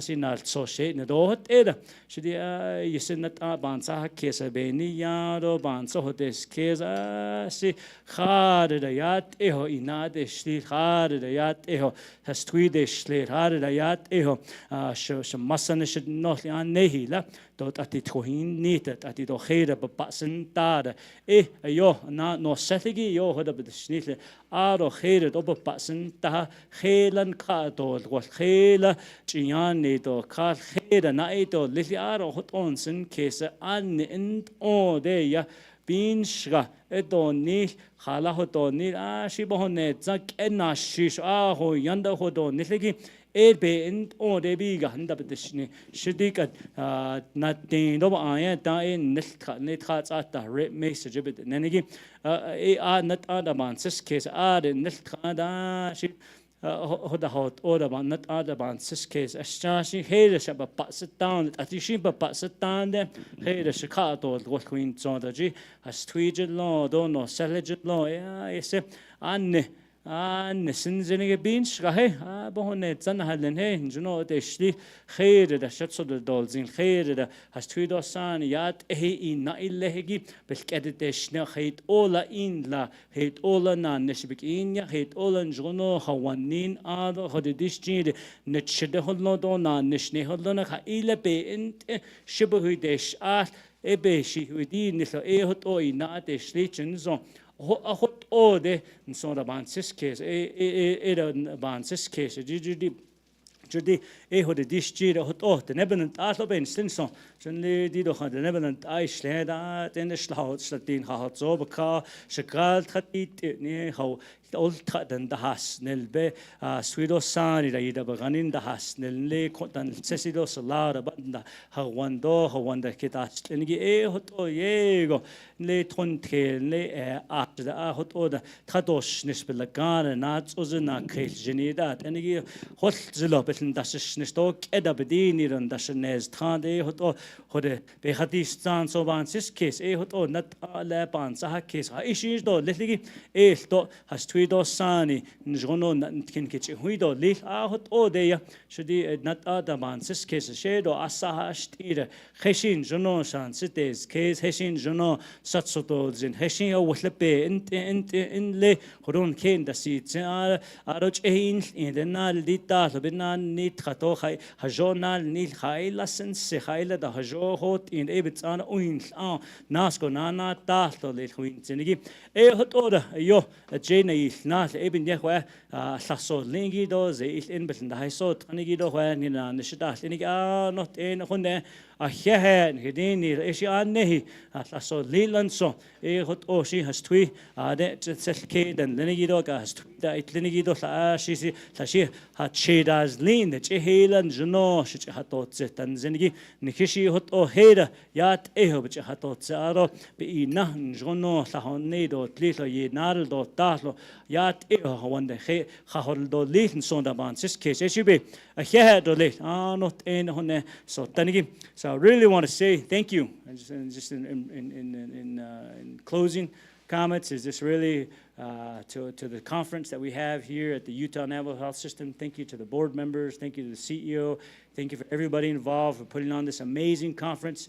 I think it's happened 4 years straight now or plus, and the work that you do. And I really want to commend everybody in this room for the words of encouragement and the positive vibes that you bring into this room, because you really want our people to be successful. You really want our young men, our men, to make something of themselves so that we can see them be a good dad, to be a good grandfather, to be a good Nolly, to live a really good life. And that's what today's about, is to share the presenters that are out here, to share their experience, to talk about how do you make that happen. Because not too long ago, as I mentioned in Navajo, I grew up without a dad, I grew up without a grandpa, and really the only people I had was my mom, who was always battling alcoholism, and my grandma, who had very little, nothing, couldn't even really take care of herself and things like that. But we just made do with it, and I always think back on it. What they told me was, you know what, you just got to get up every day, have faith, have prayer, and know that you can't quit, and see a good life that you want to have. And I think that's the number one thing that I like to share with the young men and the teens, is just have a goal in your mind. Have a goal. This is how I want to live. I want a home. I want to be a father. I want to have these things when I grow up. And how can I get to there? Because you got to put it out there. And that's where we talk about how knowing that what you say and what you think is so sacred that you got to take it to the heart and your mind, and things will happen. Because one of the most proudest things I remember was when I built my own house in Red Mesa.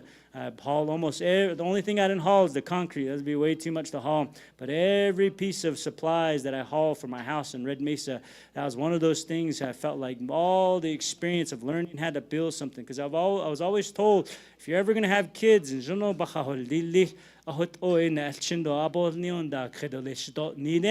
said, you know what? Well, by the time my daughter turned 1, we finished my house. And then it was maybe a couple of months before I became Navajo Nation president. And I was so proud of it because now when I go home, I take my little girls home and I always tell them, Dad, frame this wall, roof this wall, put in the electrical, help put the plumbing in, the flooring. I know everything that went into this house. I did it with my hands and we did it because of you. And I feel like if I didn't have that drive to do that for my little girls, we want to have a home that we enjoy in Red Mesa. And that's one of the things I always tell everybody is like, just have one little thing. Whether it was when I was going to school, I wanted to get an education, I wanted to get a master's, I wanted to get a doctorate, I wanted to travel the entire country and know what it's like, how do all these Balaganas and all these really wealthy people live all over the country. And then think about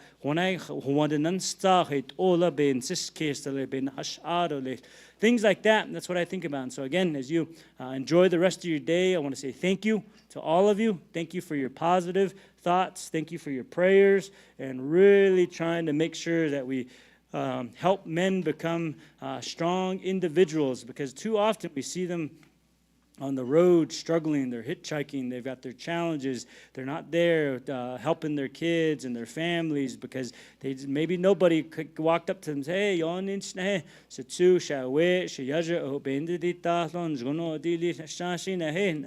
hey, those words of kindness are so powerful. We can never say I love you enough, and that's one of the things that we don't say enough within our communities is that some people, they just want love and appreciation. And so I really want to say thank you, all of your hearts and your minds in here, and wishing you guys all the best and have a really good rest of the conference, because this is so important that we do it. Because one of the things First Lady always tells me, that our Native men and our Navajo men, my wife, the one I introduced to you earlier, she says the stats are stacked against these men so much that it's almost like impossible to help them out. But you all gathered here today and said, you know what? Let's do the impossible. Let's turn the statistics around. Let's turn things around for our Navajo men so that they can be strong again. Because 100 years ago, they probably had purpose. They were warriors. They stood there. They took care of us. They protected us. 200 years ago, that's probably the main job of being a man, was to make sure that nobody invaded. Nobody made sure that you took care of your family, your relatives. So that warrior spirit, how do we turn that around so that they can have purpose in the modern world that we live in today? And so again, I want to say thank you, and that's all I want to share.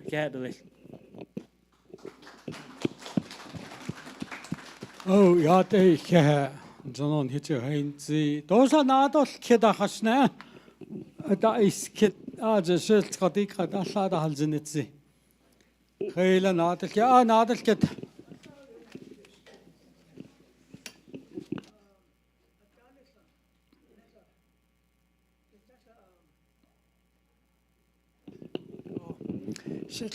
I should hold net with the snow. Ndego, bigel, no. Later I understood what he meant, bigel, which means it's worth money. Nalohadzi. So well, I'm thinking that how can we pass on all bayan kegi sa do shpehozenda do get istinta. Ad net is sande. Do get ishi de that is sint and de go jo epin nache. Hashit ya besa beta jakedo hashit ya halkeda hannedo leba hannedo nasil so no besa beta jaked. Haishe binina hot that's binina ayobi khal den hallen. Hait aiban sin kisen so ya as a ni hot all on. No. Ntlachait en so ya na dishkit. Dita naden keteki. So that I can't never care of a car now is hathalwan da alte dan da da khe sada hat ishi betahni yaje haketa hat thal da hat thal dan ish akon da khe to bahlen da ten ya hato kalo so ta do buhito sa akoi do hon hite nida akago ben yanda do khatan hinal betahos atishna hinna unatle o kohta to nishi zel in bajni yand kuisi awadan tsa khat milyaj az hayat ot al koni yedi di khage den yashlahin ya kone lan di le khoda tonil ak eben na atash aji ke to balenda konda khe konda khe di dan da do ta hayu agal khatel nech ad enta ad le khela sa da het to as na na pa hin I ho gal da ni de da en ado ash boy do ash grota to nena to bel kana ta solli atishne ta asis to ta hasiliata obel kana kachokota bijetelne an hit kodita yani sho chomke tasdani شيتيت نكست آزت لهيلا آز شالشن بيجي يش ستوكه آز صدا زنتيتا هت بي آش دي دو بهني تيت هت إيدو لإيتك أي بعد إبن ناهون تحكي إنت دونان تلا دولي إنت شو دي لأهل نيلا أكوت أشيك إيش تنّه Oyoshi da iso abike stio khastin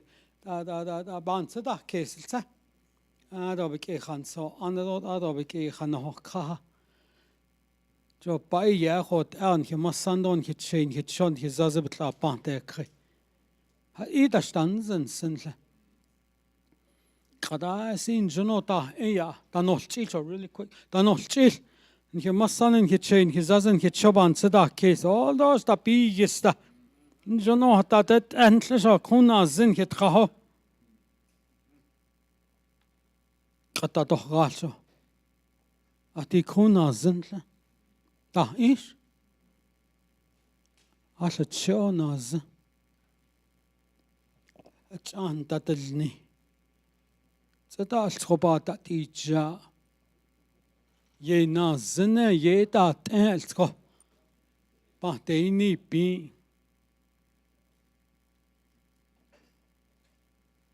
أنت بتجيل نهاي دي كان خالشنا أتال شون دالتلا نيكا أتوش خطول شتتا بل كانا كشبت هات سند بالزادي دو يو يا سندات نكشبت هات سند تو كده تو تيل أبانتلا نخيت نيل صوتيت نخي أشتى تيلين أنت بتجيل نخاتا بتجيل زي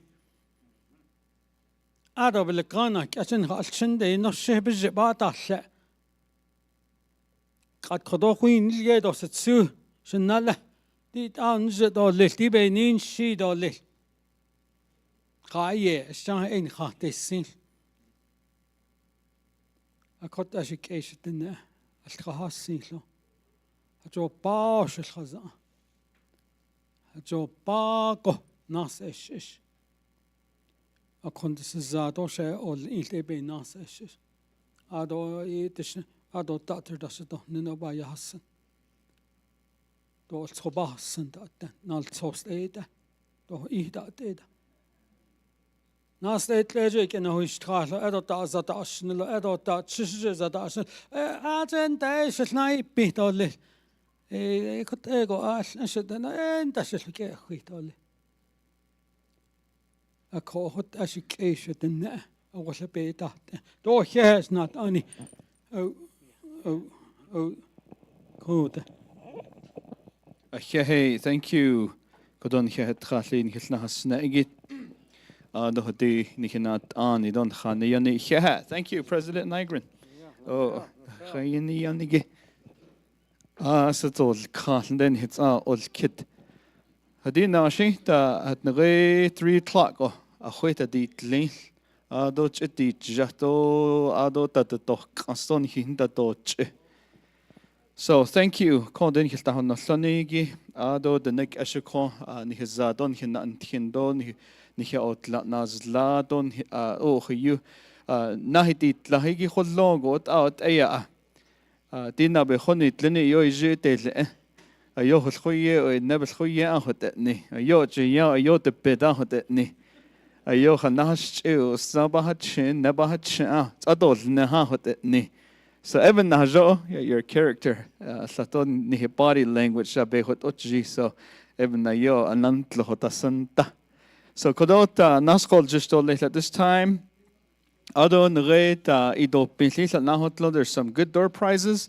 Altskonits tochjilo dina hanat otil. Kodota tselkedo ado noselle khat ede da bejilla at ihigi.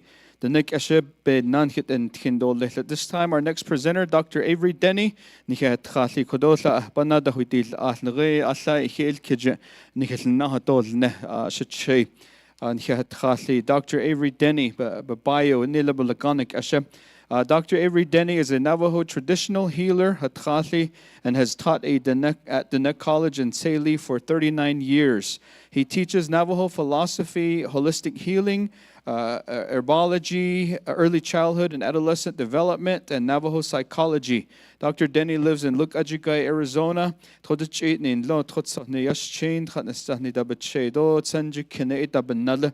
Furthermore, Dr. Denny is a member of the Dineha Tchali Association Incorporated and serves on its board.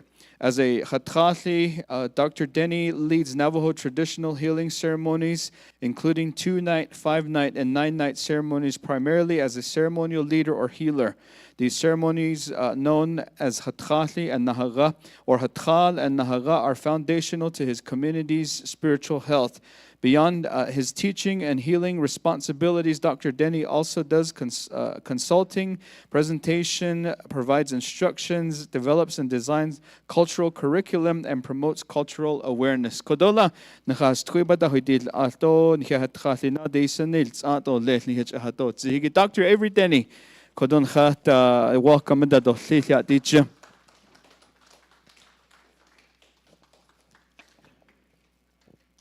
I'll Facebook post. So, yeah, thank you for being here. For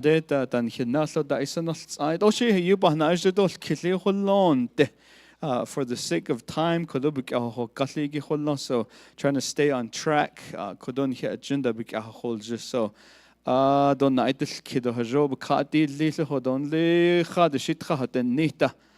if you have questions, make sure to jot it down. So, and Hajon da idol kidon jondo le. Bigaya. Oh, Nihinat Anido, Miss Benali, Edohoni Hitaholona, so that 8 Miss Rebecca Benali and Habaki Dakadia. Thank you for being here. Oh, Khayla Altohon Sota. Khatnas Neledo, Nakaitrodo, Shanale, Miss Sag Boy. Oh, thank you for being here. And for Mexican Water Chapter, your chapter officials. Ado and a chapter secretary is also here with us. Yeah, thank you for being here. Testing, testing. All right, while we're waiting for Dr. Avery to load up his presentation, we'll do some prizes.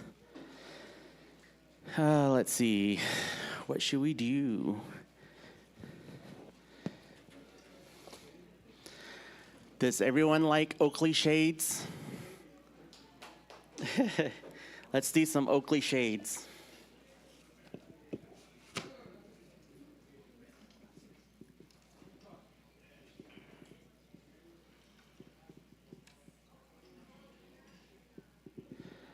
All right, do we have a Ben Benali here? Ben Benali. Congratulations, you got some shades. Okay, next one, let's do a Pendleton cup, a mug cup. Let's see here. Is it Midas Anderson? Midas Anderson? Did he leave? Midas Anderson. If you're in the building or listening on the stream outside or in the break room, let me know. We'll come back to him. Okay, next one is Herman Mark. Herman T. Mark.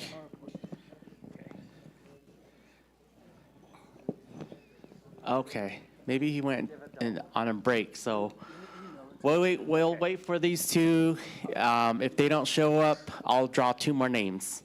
All right, thank you. I'm not 100% sure. This is how you run cameras. So if you come to your email. Yat e.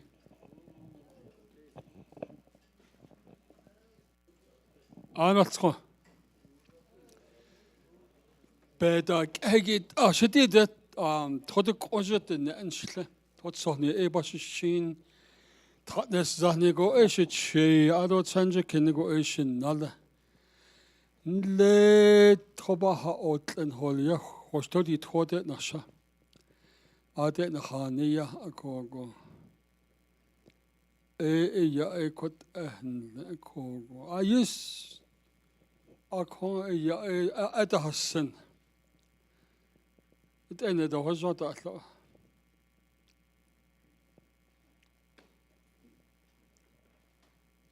A PowerPoint, how long that dot in the there's a glitch in my computer, it's not the building. We have a way to plug this in. We can get on the TVs if they have Yeah, it's in my back over there.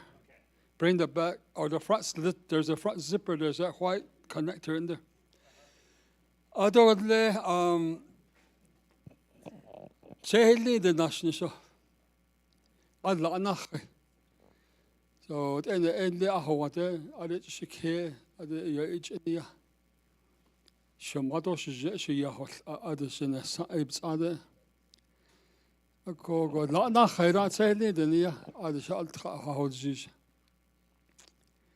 41 years ago, need so, the other, and the whole the shitting yado other is Yaho. I could echo. So, Kodo ya the silke bahan, egi slap bahadil, shit out ne. A kohoko ya Ben Hilchitish al. Dida Sani bahan egi ya yolkesa illake bahan egi edil better husband. Kenalta, Hagi, Bell in it. Hadoshin, Yaba Masan Bani Yato, Hajish, other Ibit Seabat, Otto, other Jad, Dilo, other a Kodota, Kat, I don't know, Kit, or the Bit at Kanche, Hadkish, hit, Nils better husband. I don't need better as a better Sani than a Seniki. Other Sani be Satanige. I could be yon a yacht or Latsendo, Sislichito, Ado Chito, the Kelchito, Sani Benadia Eki, Benakia Eki, a Pasilla. Ashin Zaho the better husband. According to quid on it, Leniki then. I don't his better husband. We don't know anything about our responsibility as a man. Hard as to as played just a counter, Tata Deans it souls at the other big is it the equipment, Naharas, Lato, Ado Sendo, Naharato, Kelchito. Ado Suslicado, Ado Yoto, Tinas, Tiyelto, Ado Dana Ayizito, Ado Koje, Tito, Kato, Tache. And here that then. Navajo bet the Atlantic. We don't have any really like a role model or a real identity as a man. It's, you can say that. We don't have it. We don't have anything like that. Right? Ne, honit Ako patati khay. Hatnit Nikit as sozen the patati khay. Hatnit Really, we don't have anything as a man. We think having the cowboy boots and the tennis shoes and the straw hat and cowboy hat, that's a man's Navajo identity. No, it's not really. So, ebony naben na ate kitite akwa has anige. Ato there's this other part the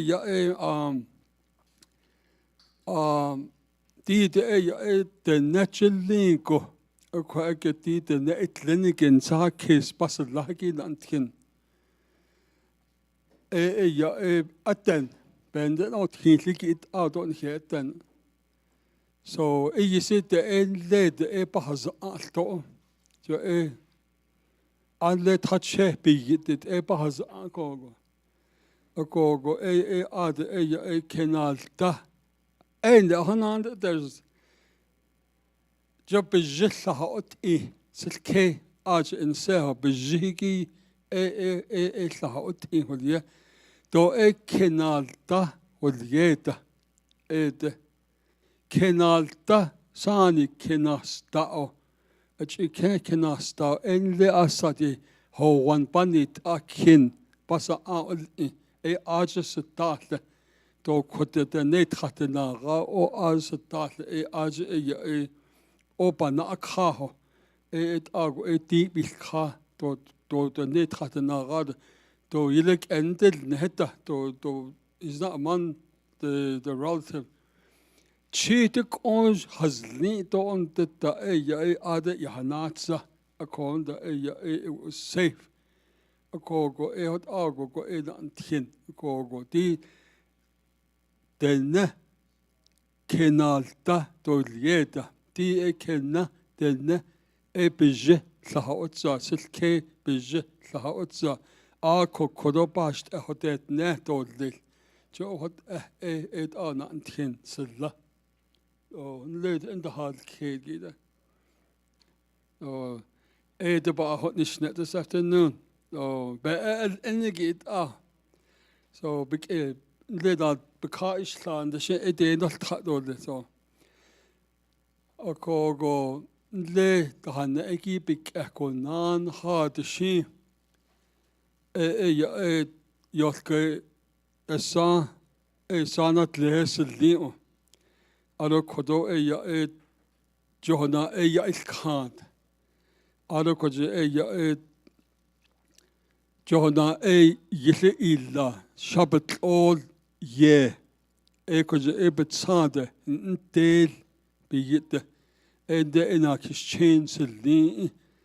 Koje enast yiskante. Nakis chain yische.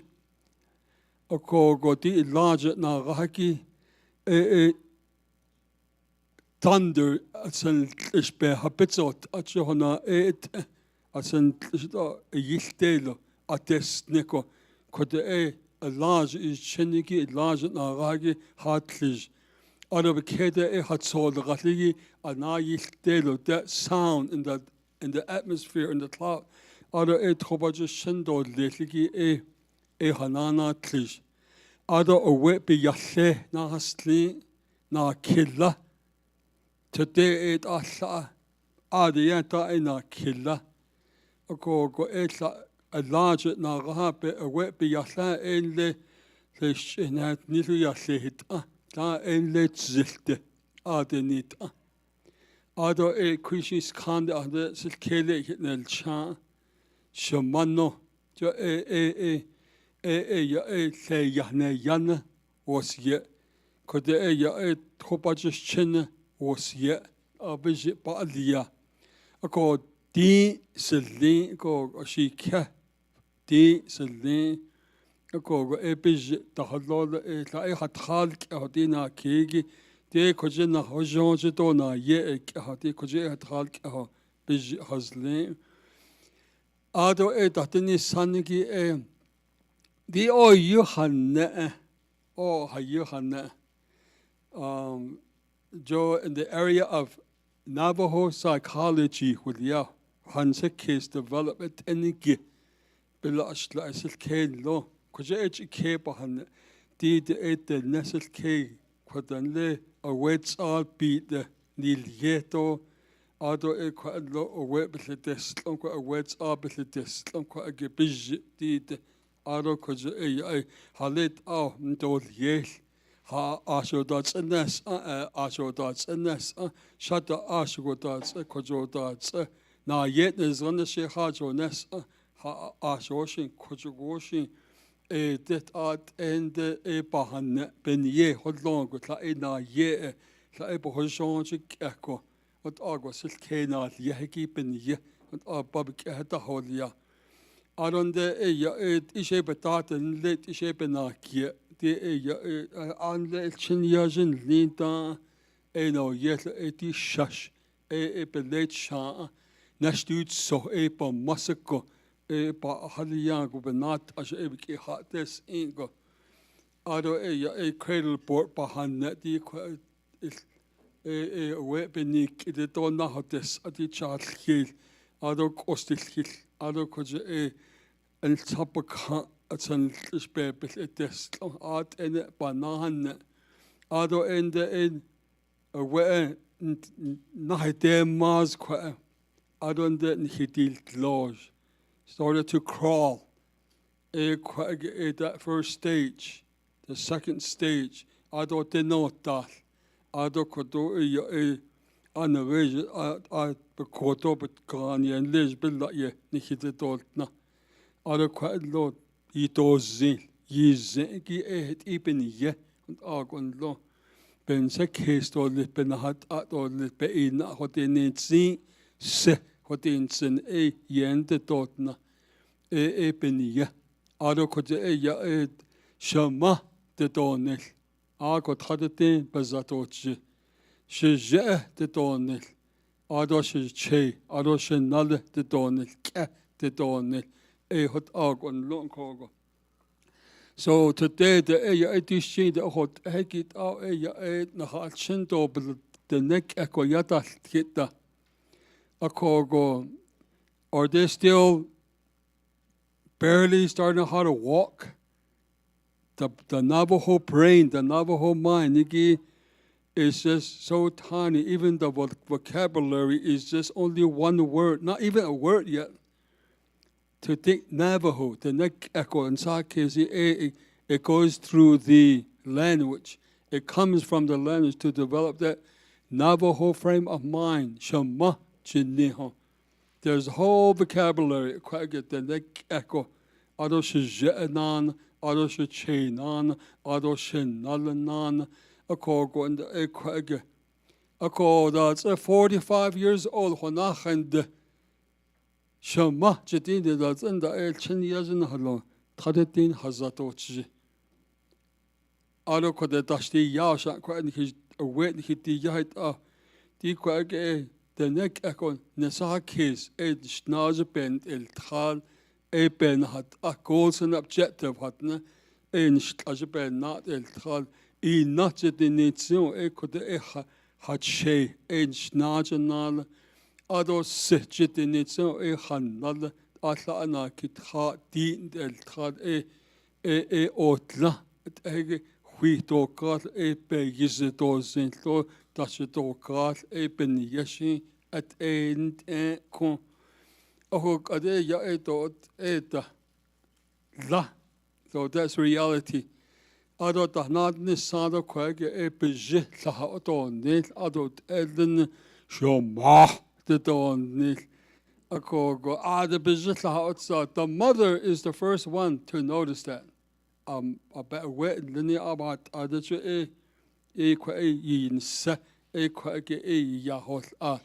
Where is the men?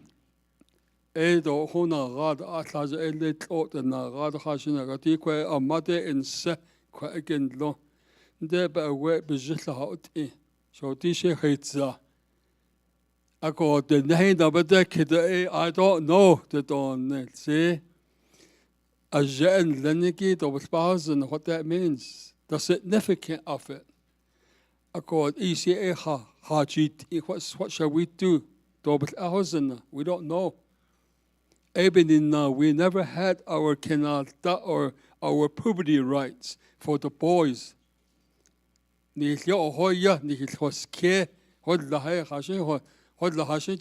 don't know. So the mother will go to her father.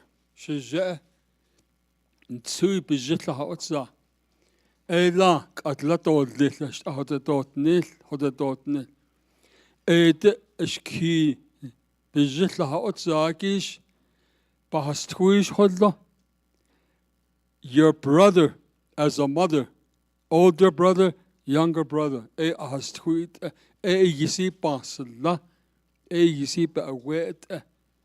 take that responsibility.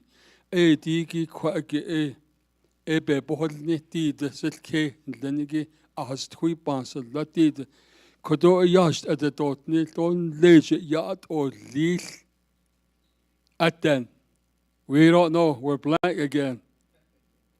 There's nothing there. That's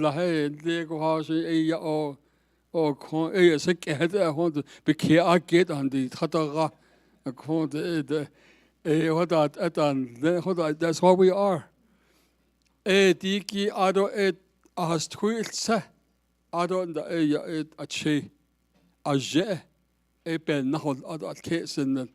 Has tweet and lenigit yati kwa basla. Ako kodosai la'ache. Ako at that same day. Aslen ado kwa akon later. Ho one hashed out old nil. Be yikon and old nil. Ako kwa ho one tatatin bed at otlisto kwa be hoto niliki kondo ligel. Den long combe be old kwa had it old nil. Had it all nil ben ye. Naharat all nil. Dide be it all ye. Be it all ze. Dide. Diesel kain, then ye busy part all nil. Na ye echo.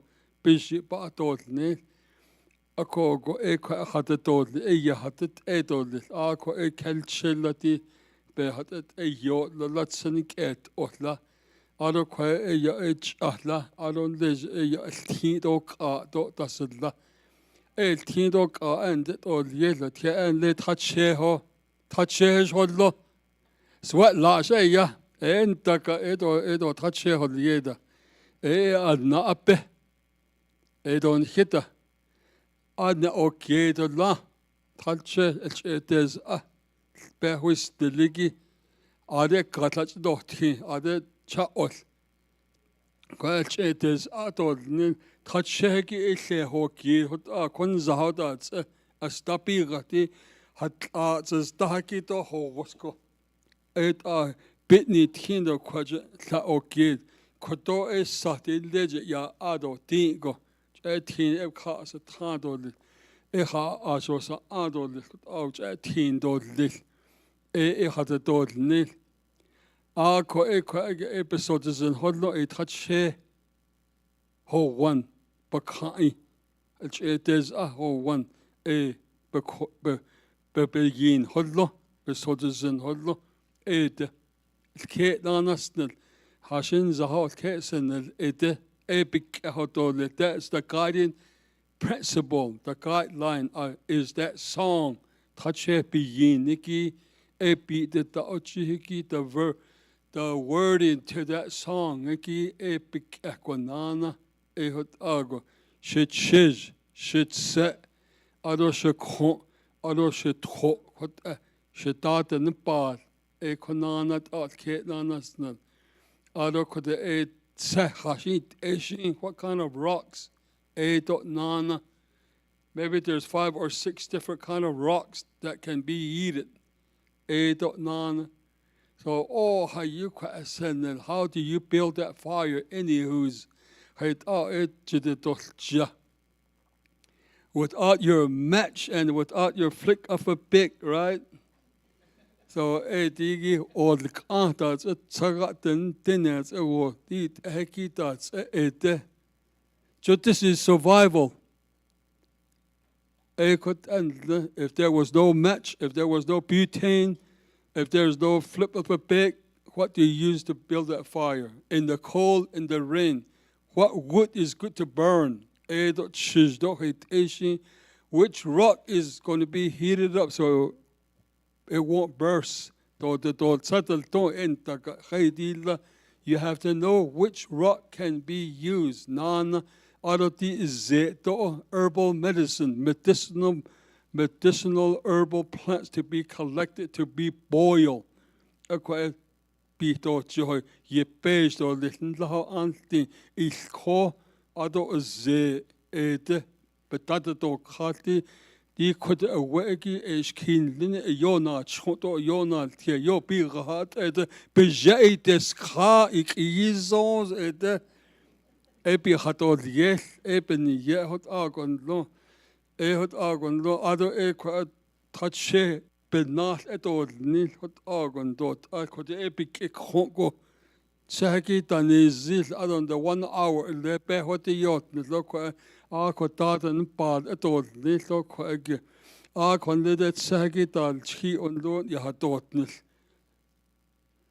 lord atan pal yan dot a ko ti pat pando khati ze il ko ado dot li about half a cup does a bigger you try to at a day Ye bit out the lega article.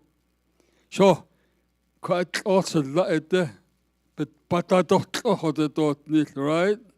His sexuality teaching starts right there as a man. Quite and long.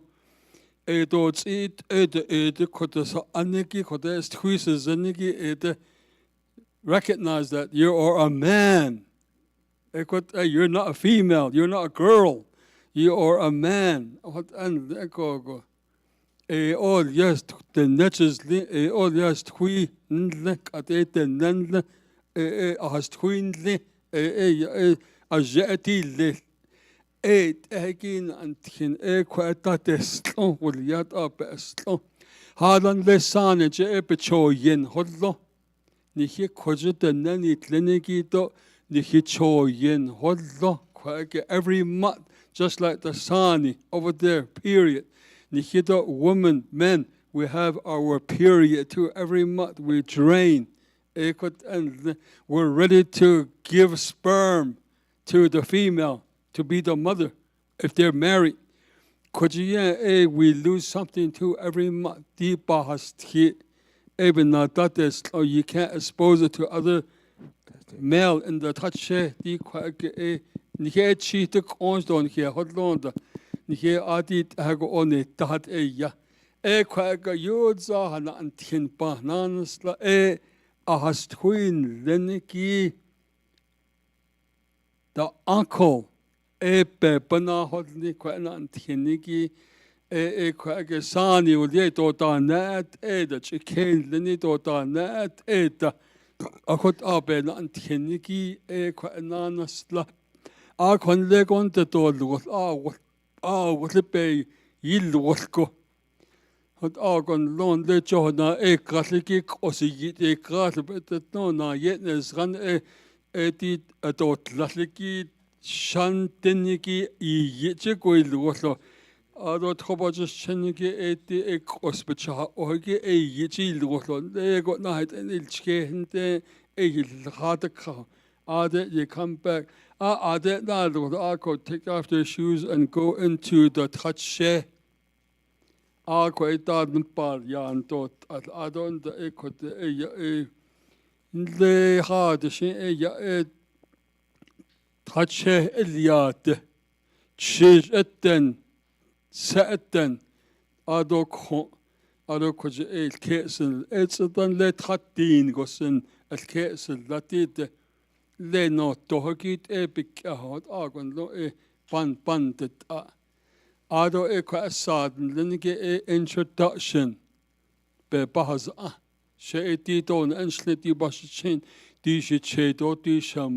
This is maternal clan, my paternal clan,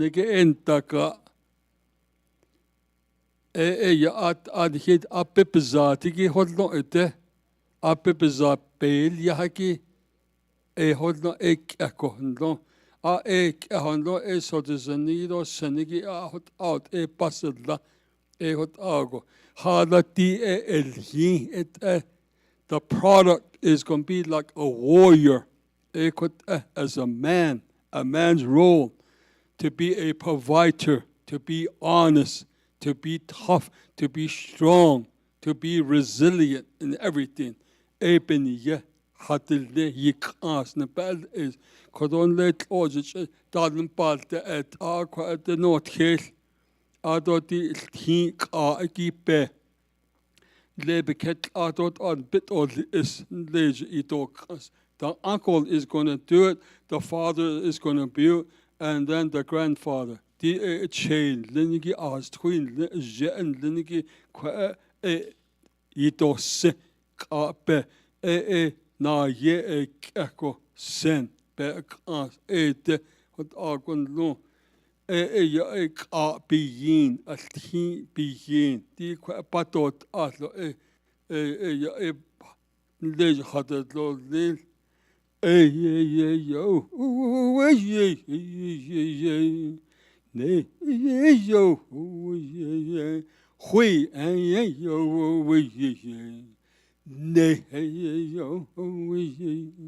yo ne yo yo sanat le she se tapia she ashendesh le ishku hui yo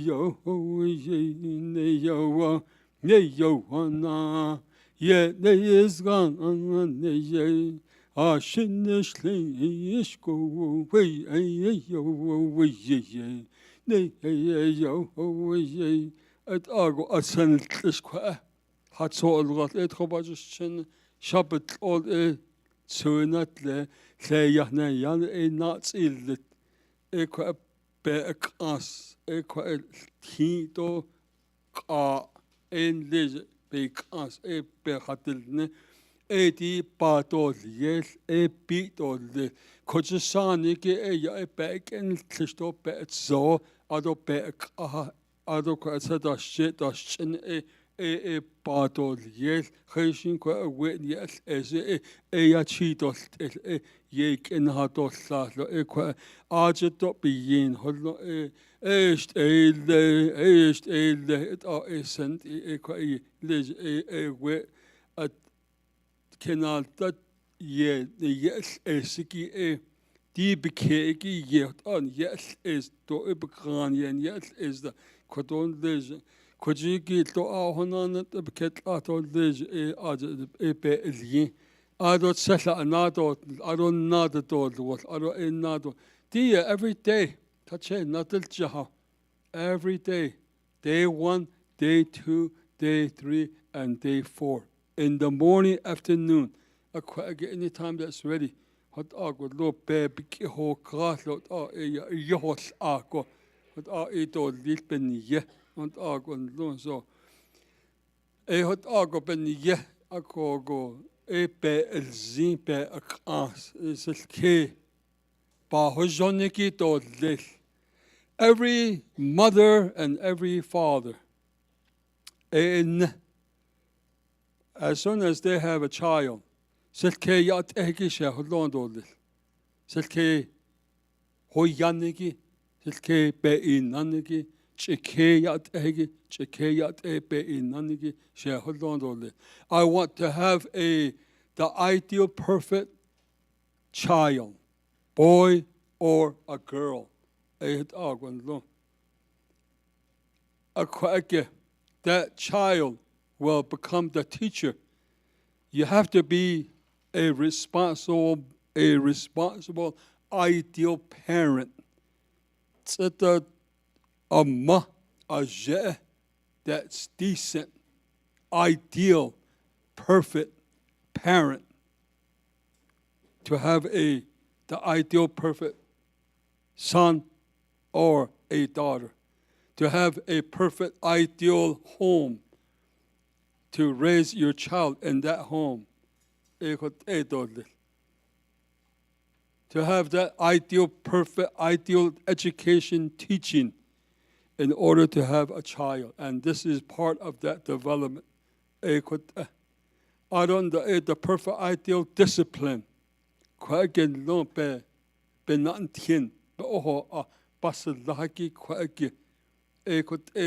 Or you ready?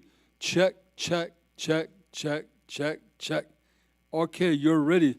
Now you can go get married. You're ready to be married. You're ready to have a son and a daughter. If you still can't make a dough, you can't do laundry on your own, if your mother and your parents are still doing that for you, you are not ready to be an adult. And you are not ready to be a parent. To kind of like to enrich all that from the parents, from the uncle. We're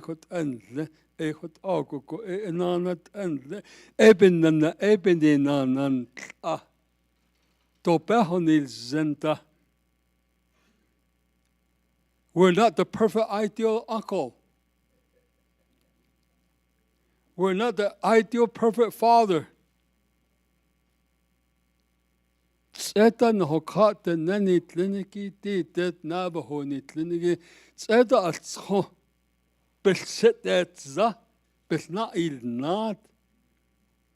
at the not ill the here, Tlehnakre, Nansa, Tlehnakre, Nchia, Tlehnakre, Shasha, Tlehnakre, not show it, Isha, Tlehnakre, then Tishahot. Human error, human mistake. We are at fault. Ahot Agon lo, Anaa Benahat Ntilia. Change and heal. Then Anaa Dasitli. We are our worst enemy. Look at our situation today. It's a significant, and we lost that too. The Navajo role of a man, we need to be educated in that same way, and we need to change ourselves. So every day, outside work, the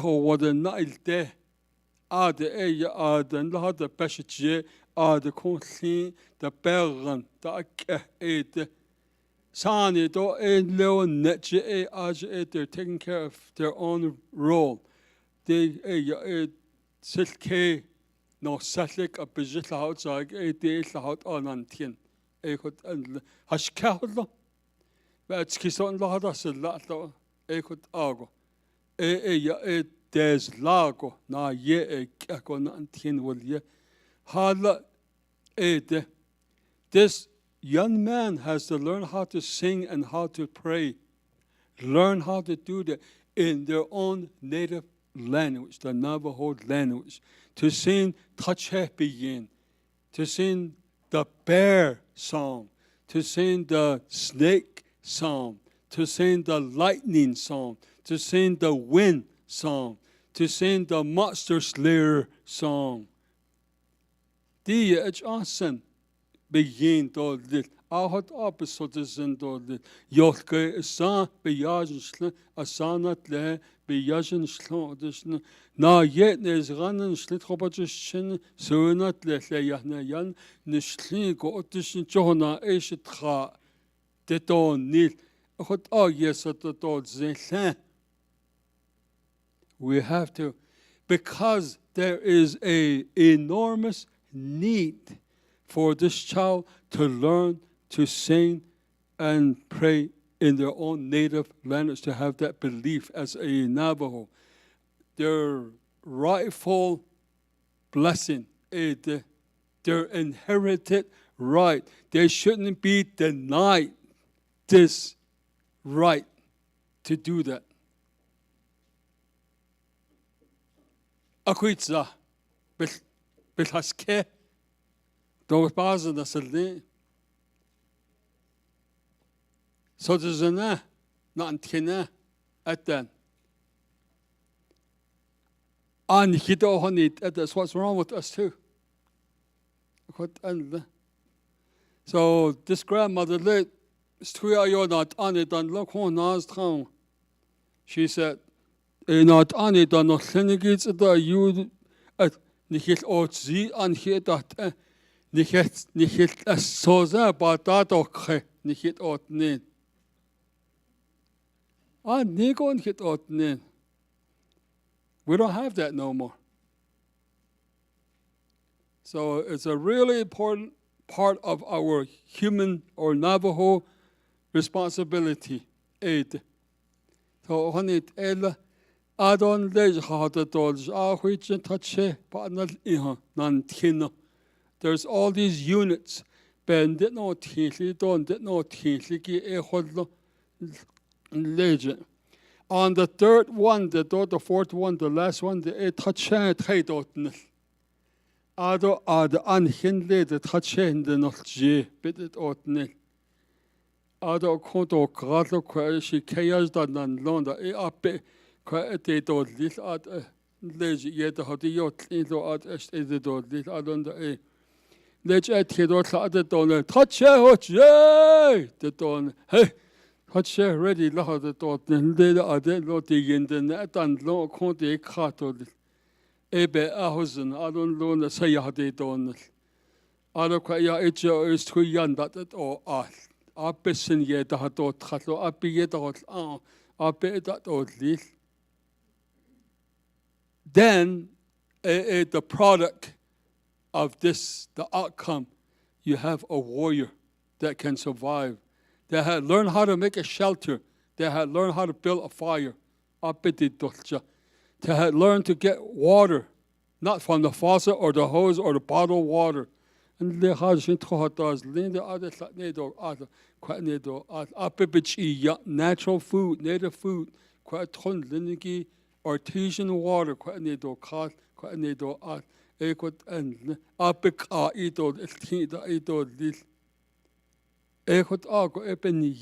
right? Other Sogon led Daden Bal not Ikindo, other night the Kodana Alta.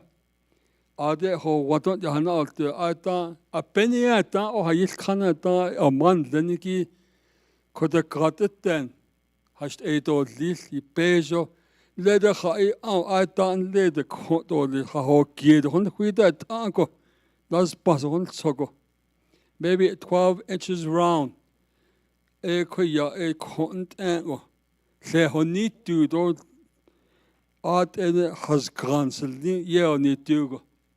It's running.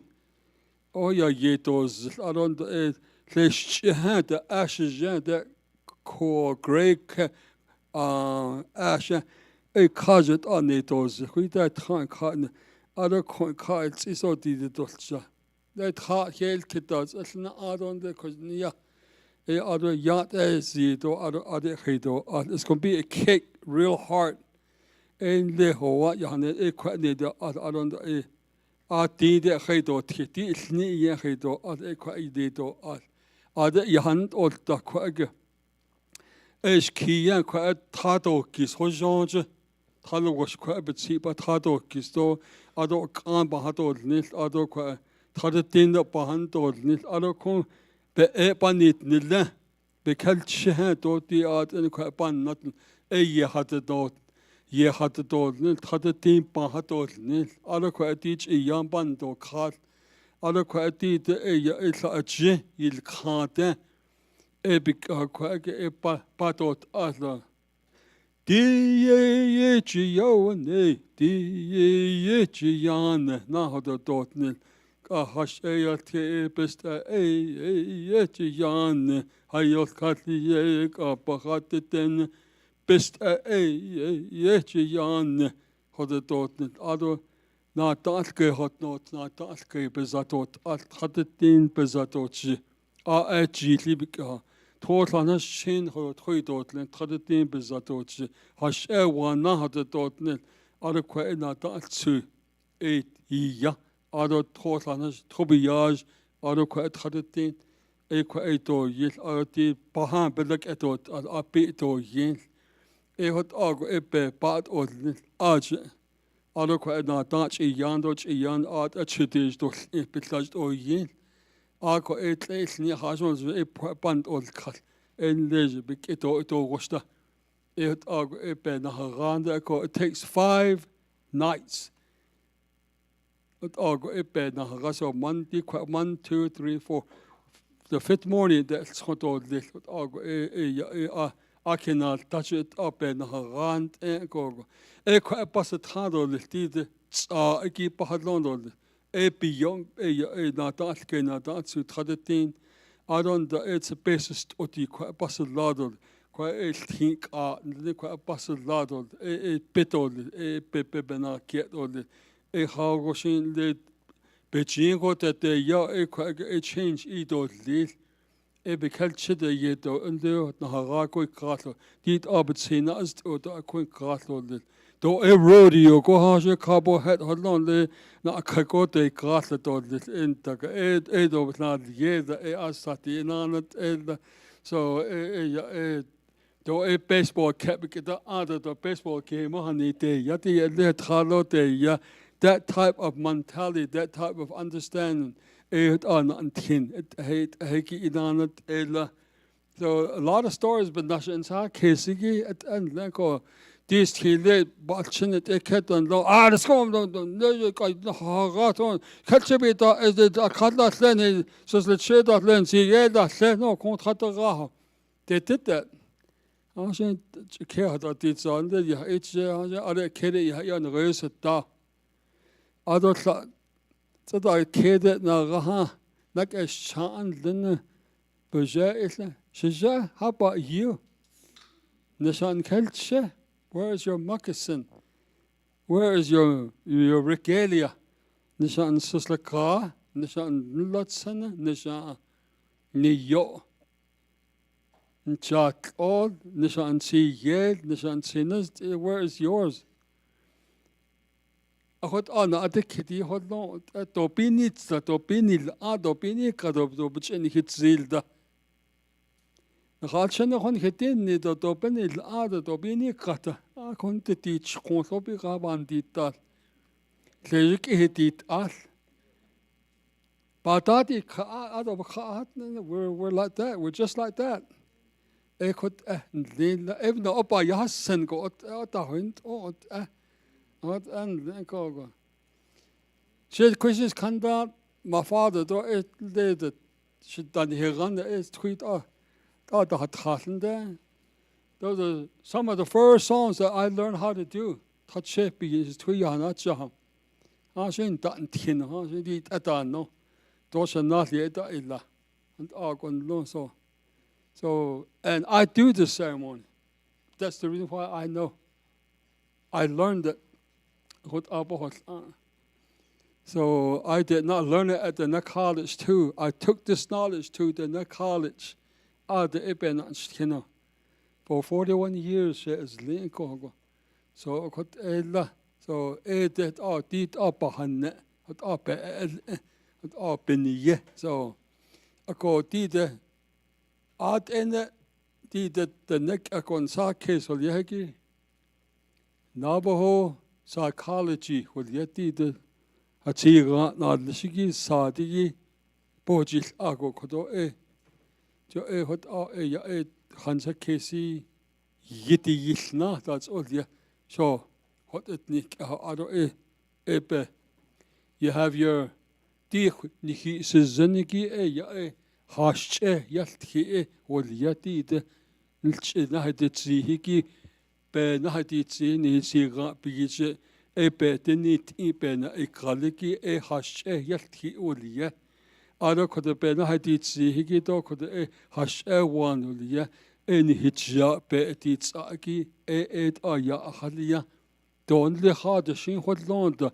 Ni hi ist hin, ni hi hodlonti oxygen ilneniki, ni hi nilch etiyenko, ni hi hodlo kot anlenko. Aroti de ya ebrakanak eshe kha tanila.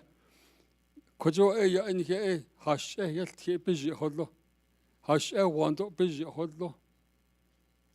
Ado kojo ya ethone nelito biji hodlo. Ado kojo ya nilch etiyenko to biji hodlo. Ado kojo thoti yen ko to biji hodlo. Ado kote ya aten ti yen ko to biji hodlo.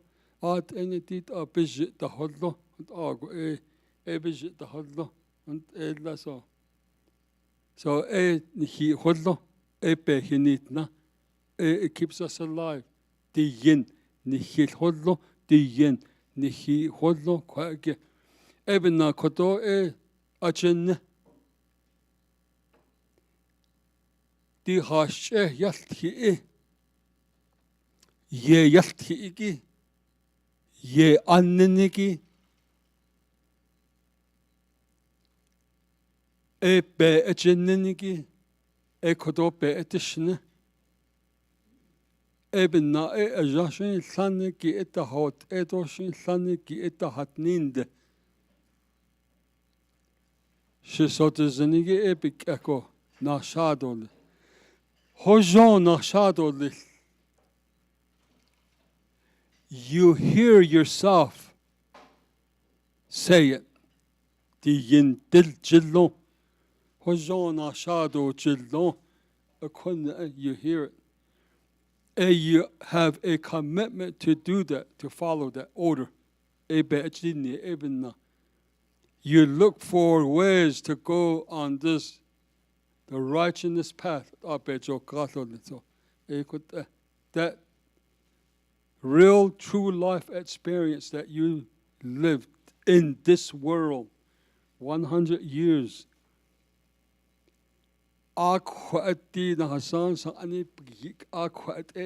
There's no other place in the universe. This is it. This is the heavenly place that you experience that life. The only place that you're going to live here. Even you have 100 years to live, take care of your life. This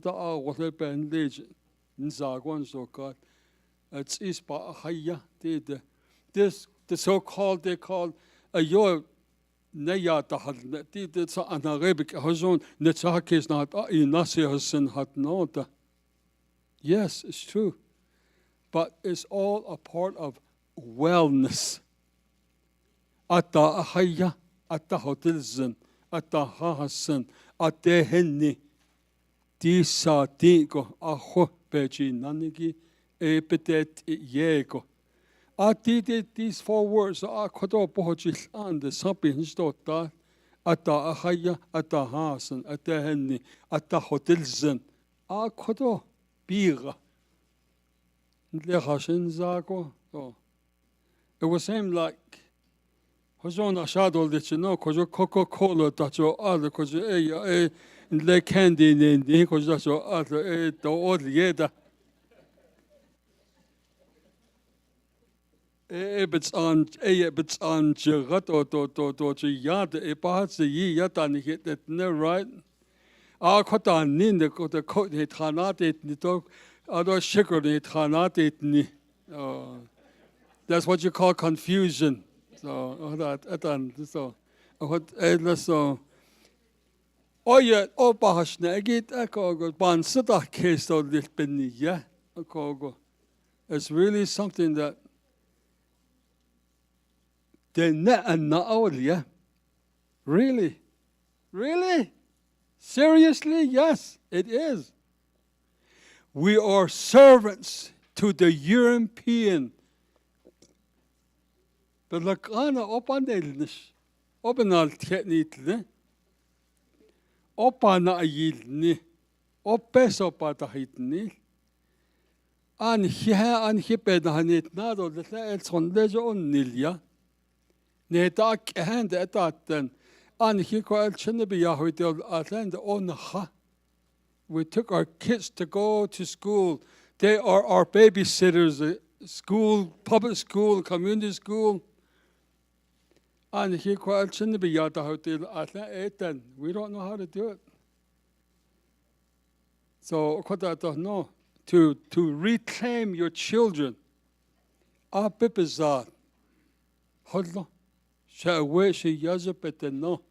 Reclaim your child. Etenel so shawet na but she yazbet no and ago etonel di she kayaten en kayapananta di she ganten no na ganpananta she kotel kliten no na kopananta di she ya she nanish she naten no na ina na nanish pananta di she sotezen Dishi yin den no nenaga neti yin bananta. Reclaim it. It's yours. Ago et on it. And ago et. So that's what this teaching is all about. Man's role. Die neben antien dishishen antien des sanimen antien des twiben antien des keben antien bananta which the handita nadille. So, Bijinage eti, Nandia Kotope Hansi, Abeyanti, Ekot and Kogo. So, I think that's like very common and very simple. A philosophy, yeah. Do you just go to hey? A philosophy, yeah. Other sociology, yeah. Constantly in us a little better.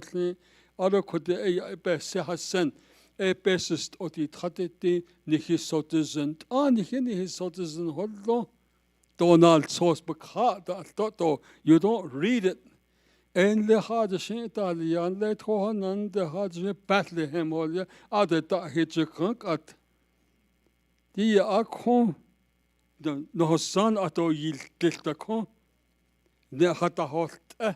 Zilhatat, Nilchendet Akon, the Hotigan, at all Kitchitacon, Benig, and his soldiers and Hodlon, he in Hodlon. Right? Really large.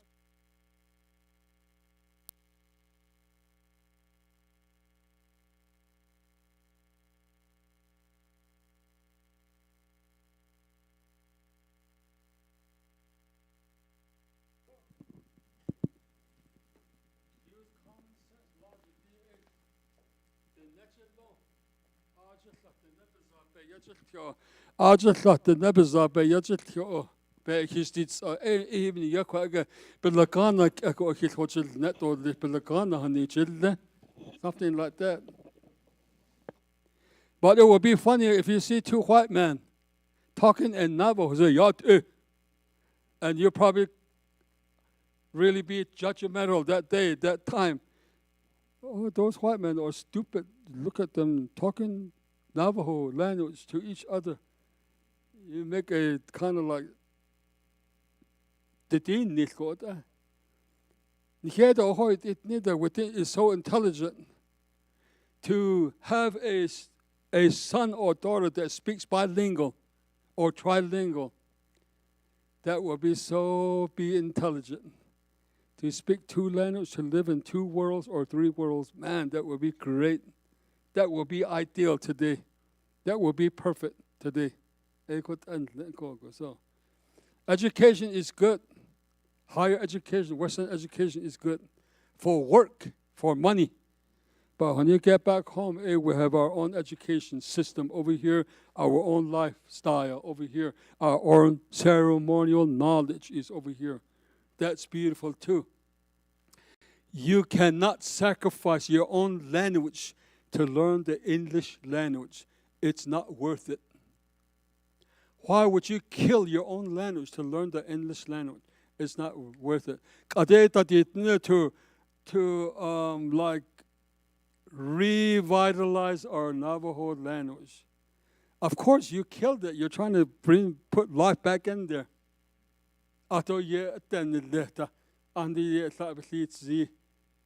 we need to learn to speak it. So like I said, so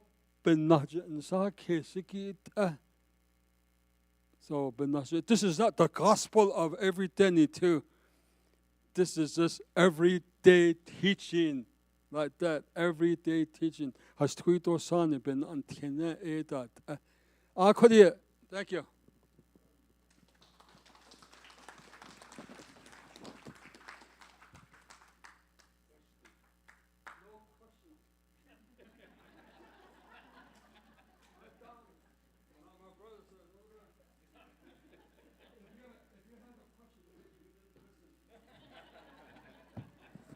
Thank you. Thank you. Thank you, Dr. Avery Denny. Did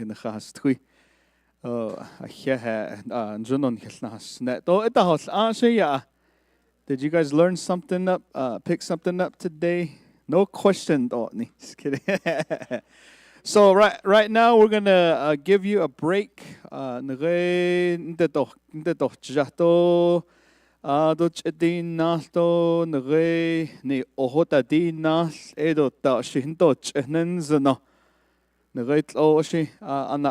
For about 20 minutes.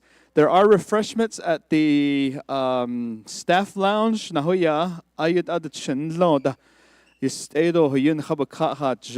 there are a bunch of snacks and drinks. So you're welcome to get up, take a break.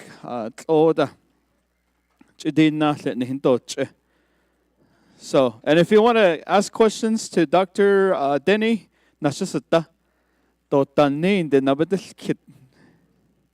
so thank you. We'll reconvene here in about 20 minutes. That'll be the last presenter for the day. Closing remarks, and then we'll send you home, Dole.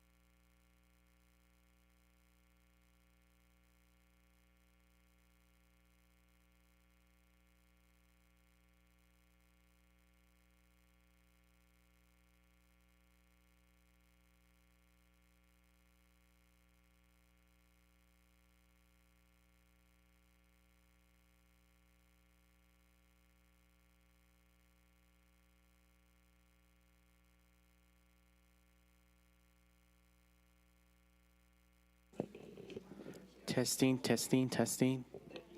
That sounds better.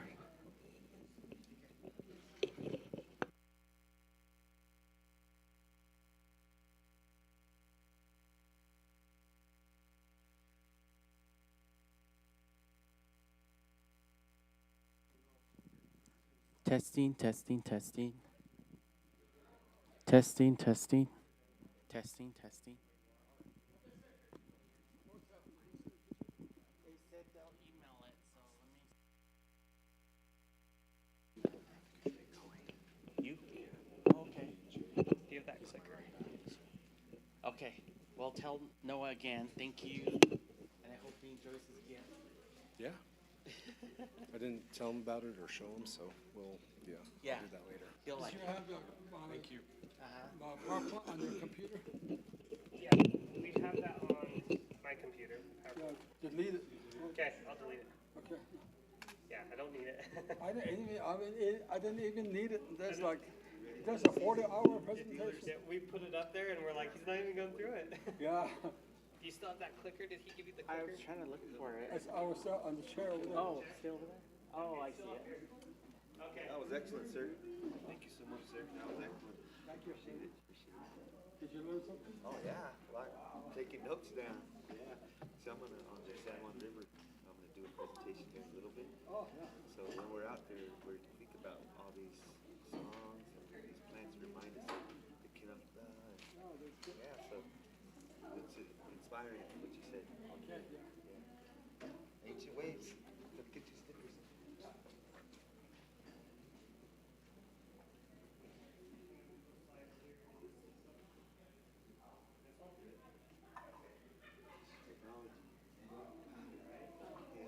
I wanted to say it's David Boyle with Red Rock Radio. So yeah, good to see you again. Nice to meet you, yeah, in person. Yes, yeah, Talked that's to you right. quite a bit. Yeah. So yeah, set for your presentations.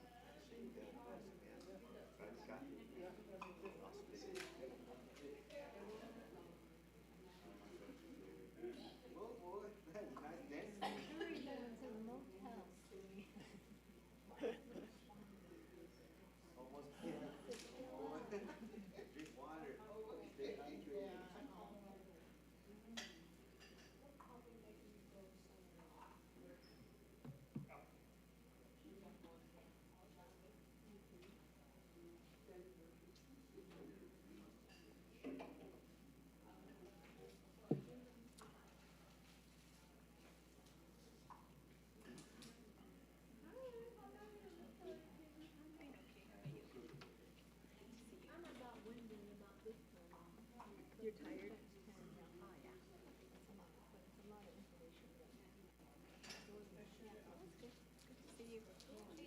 Where have you been this whole time? Out, I had surgery. Ah. So, yeah, just little complications after another, it seemed like, so, but.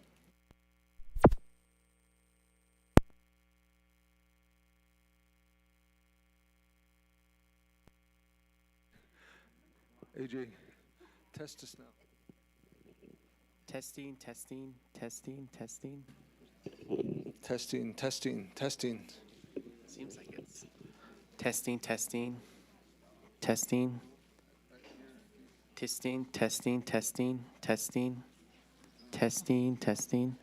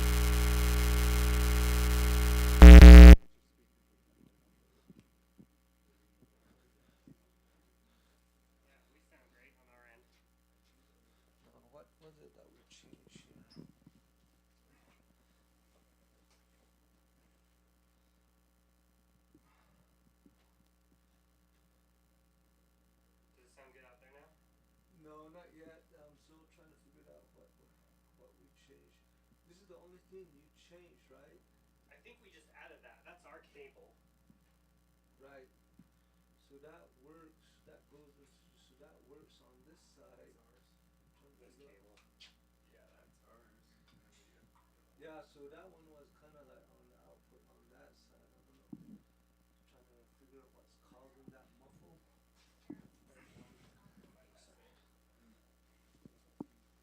Remember how I sold channel 2 and it fixed our sound? I'm passing channel 1 anyway, so it doesn't matter where it gets plugged in.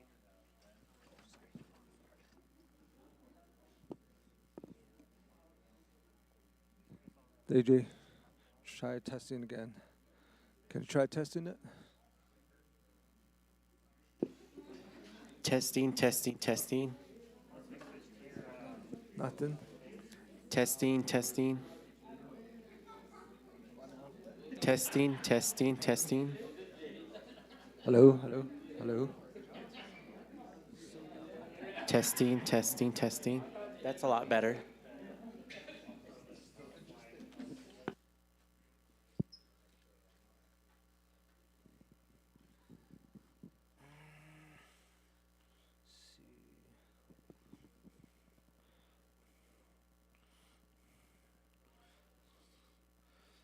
So,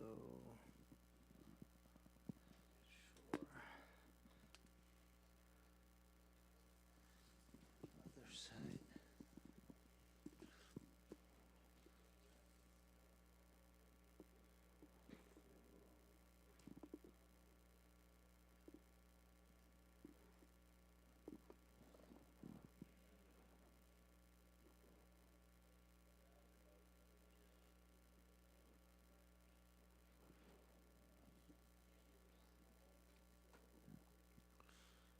Hello, hello, hello. Testing.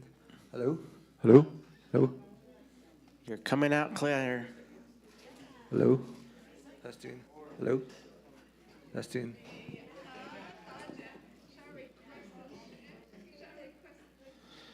All right, if anyone can hear me through the broadcast, we're gonna do some drawings and then we'll get our last speaker up here. So if you're in the break room, please make your way back because I'll be some names here in just a moment.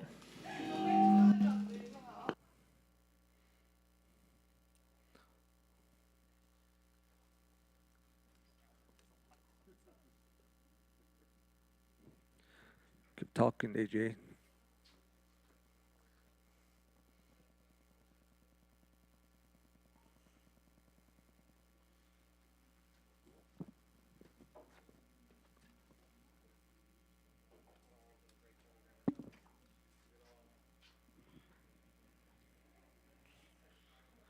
How's that right there?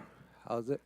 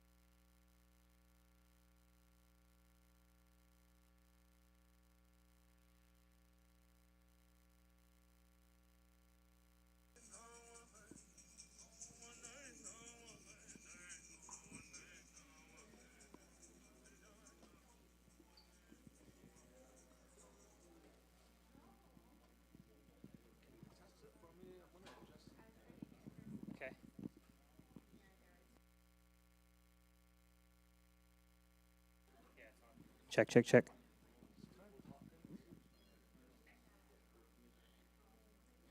Okay, testing 1, 2, 3. Testing 1, 2, 3. Check, check, check. Sound test. How does that sound? I feel like it sounds pretty good. I could be funny.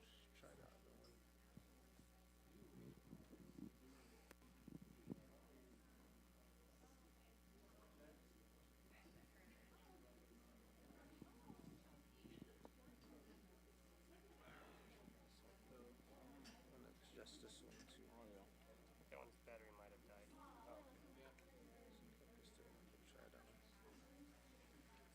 Sound check. Yeah, that sounds pretty good.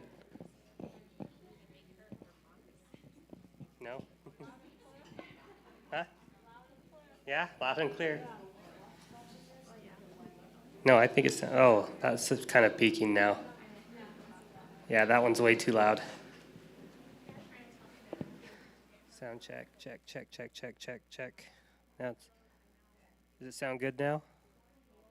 That one's lower, so now it's quiet. This one, yeah. Check, check, check, check, check. Right there seems pretty good. That's good right there. Yeah.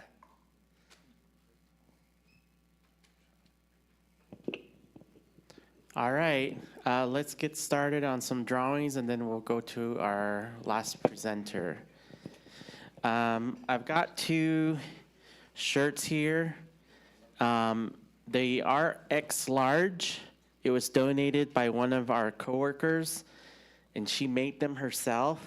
So if your name gets called and you don't wear an extra large, just let me know and we can give you something else. Okay?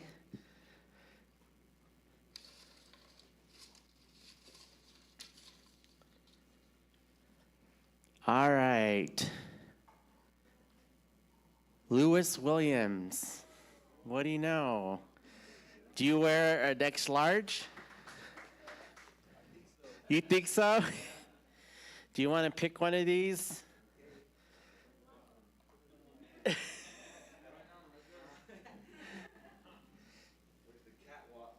Do you think that'll fit? Yeah. Looks like wool. Then there's the black one. Is this both XL? Yeah, they're both XL. Dang. Go with the black one. Black one? Wow. Can I do the black one? Yeah. Yep. XL is my size. Okay. Thank you, AJ. Well, there you go. Thank you so much. Congratulations. All right. Next one, we'll do a Pendleton towel.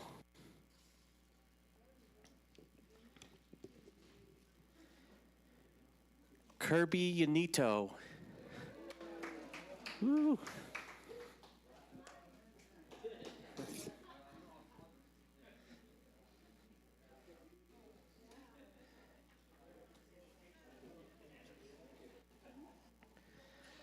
Okay, next we'll do a Pendleton mug.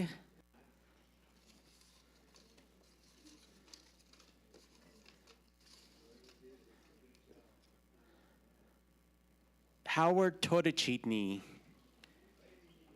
Howard Todachidney.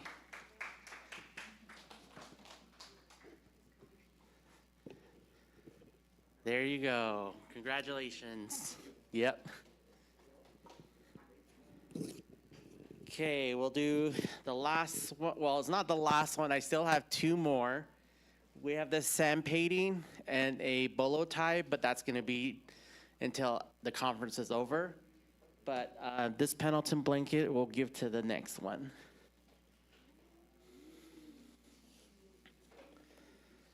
And I know you guys like to look at these, so.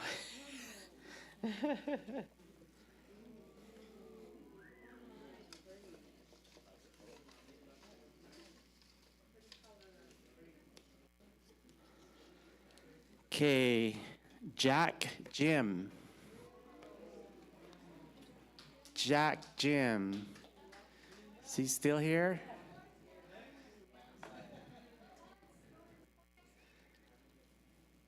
If he's not here, we'll have to draw another one.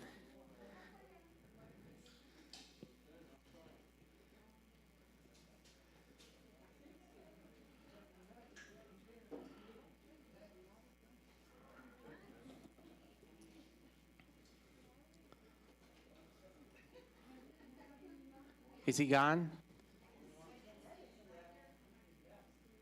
Okay. Well, if he shows up, we'll give him something, but we got to move on.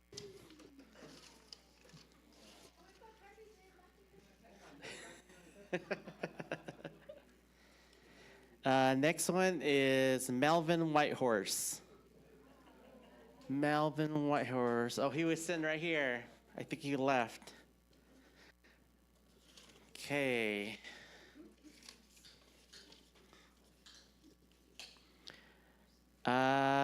Avery Denny. And he left too.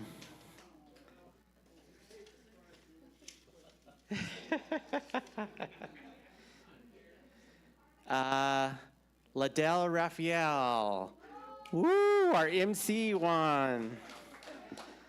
Nice.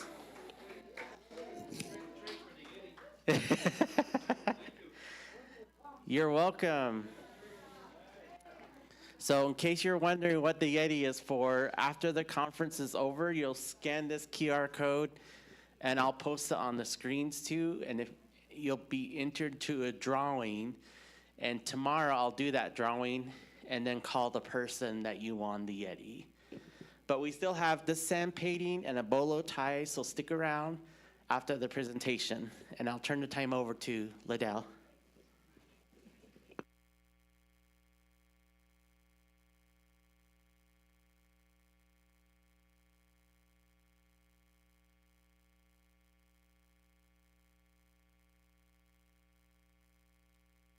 Chip. All right. Thank you. Stick around, you might win a good prize. Thank you so much. All right. Everybody get to get a snack and freshen up the knee. That's for the next session. So this is our last session for the day, ladies and gentlemen. We're going to go back into the agenda here. Let's give a round of applause to the Utah Navajo Health System here for hosting your 4th annual Indigenous Men's Health Conference. We also want to acknowledge the ladies in the house. Let's give them a round of applause for being here too. Oh. Yeah, thank you, to the mothers and the matriarchs that are here with us. A lot to learn, and you can go back home and share a lot of those teachings with your families. So, some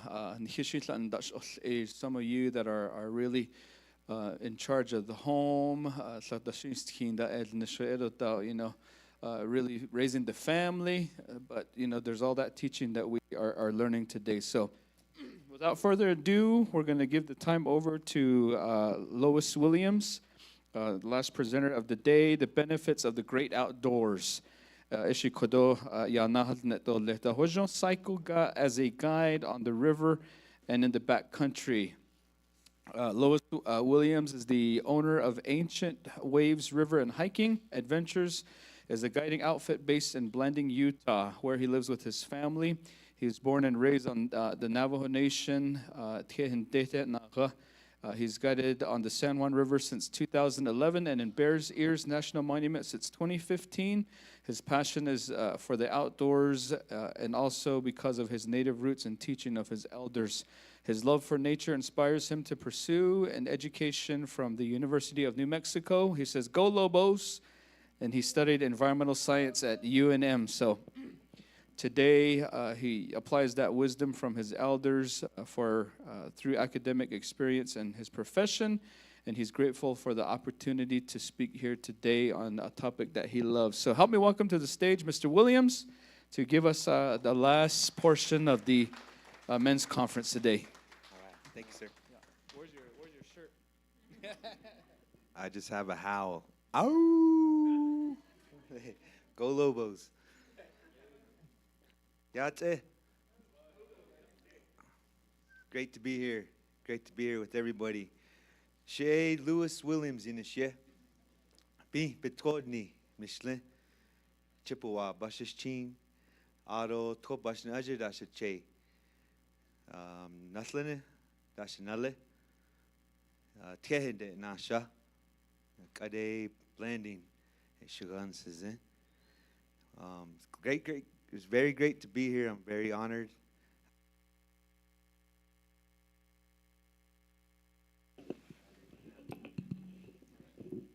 Check. This one's really loud, so. Okay. Back a little bit. Thank you.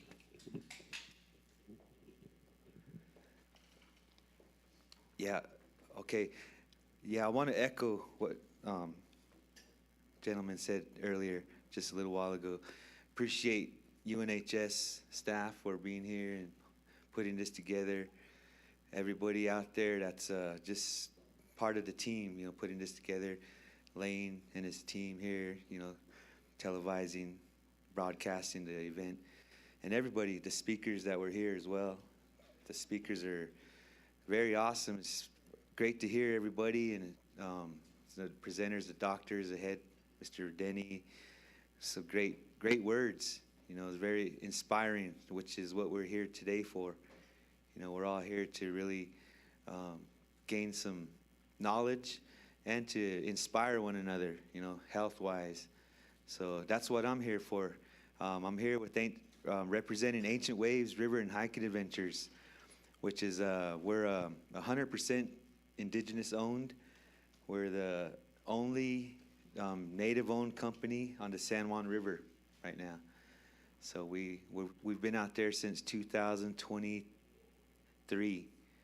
So we're going on year 3 right now, for our 3rd full season on the San Juan River. And we also do trips in the Shushpijah area, Bears Ears National Monument. So we're the only Indigenous group out there as well. So we're out there. We're very fortunate to be out there to really shine light on our Indigenous culture. We're out there providing unique tours where we're in a cultural tourism, we could call it, and educational tourism too. So that's what I'm here for, is to really share that goodness of what's out there, the goodness of being outdoors, and what guides us out there is Hajon, the Hajon concept. So I want to share that with you too, as well. And I'm out there on the landscape, and I'm learning my language. So I come here, I'm gonna be speaking English. I share this presentation, but I'm still learning my language. I grew up, in my household, my grandparents spoke Dene, but I remember my grandma she would study it every day, even though she taught. So I know it's a hard language to keep on top of. So it was encouraging words to hear the presenters this earlier. It really encourages us to know our language. So that's what I want to share today, is the goodness of being out there, because out there we're encouraged, to touch base with our culture and our language. So what I want to do is give you guys a glimpse of what we do. So if you guys want to take a look at this video, I want to share with you guys. You guys take a look at what we do.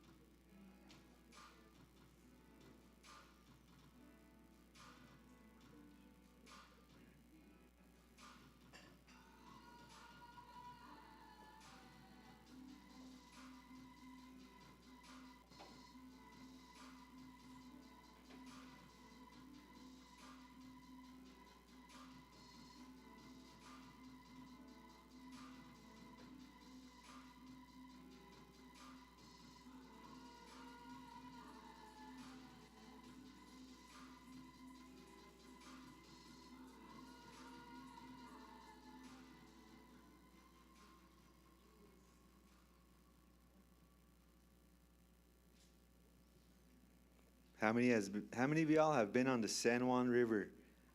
Have floated the San Juan River? That's a pretty good number. Pretty good number. So a lot of that footage was taken on this body of water that's just right behind us, you guys. So if you float down the river, on the San Juan River, you see those walls that protrude out. And the scenery changes dramatically. So we can float like 87 miles downriver. That's where we see the bighorn sheep that you saw. So it's very protected down there. And it's awesome, actually. So we're out there highlighting that. And the reason we're out there, we're highlighting that is because it's very delicate area. It's rich in culture. So we're out there preserving that place, telling people the stories, and so they can respectfully visit, because this place is visited like by quite a lot of people, along the people river rafting. That's the recreational activity, river rafting. So there's a lot of private trips that are. If you ever go to Sand Island down or Mexican Hat, you're going to see a lot of people getting on the river.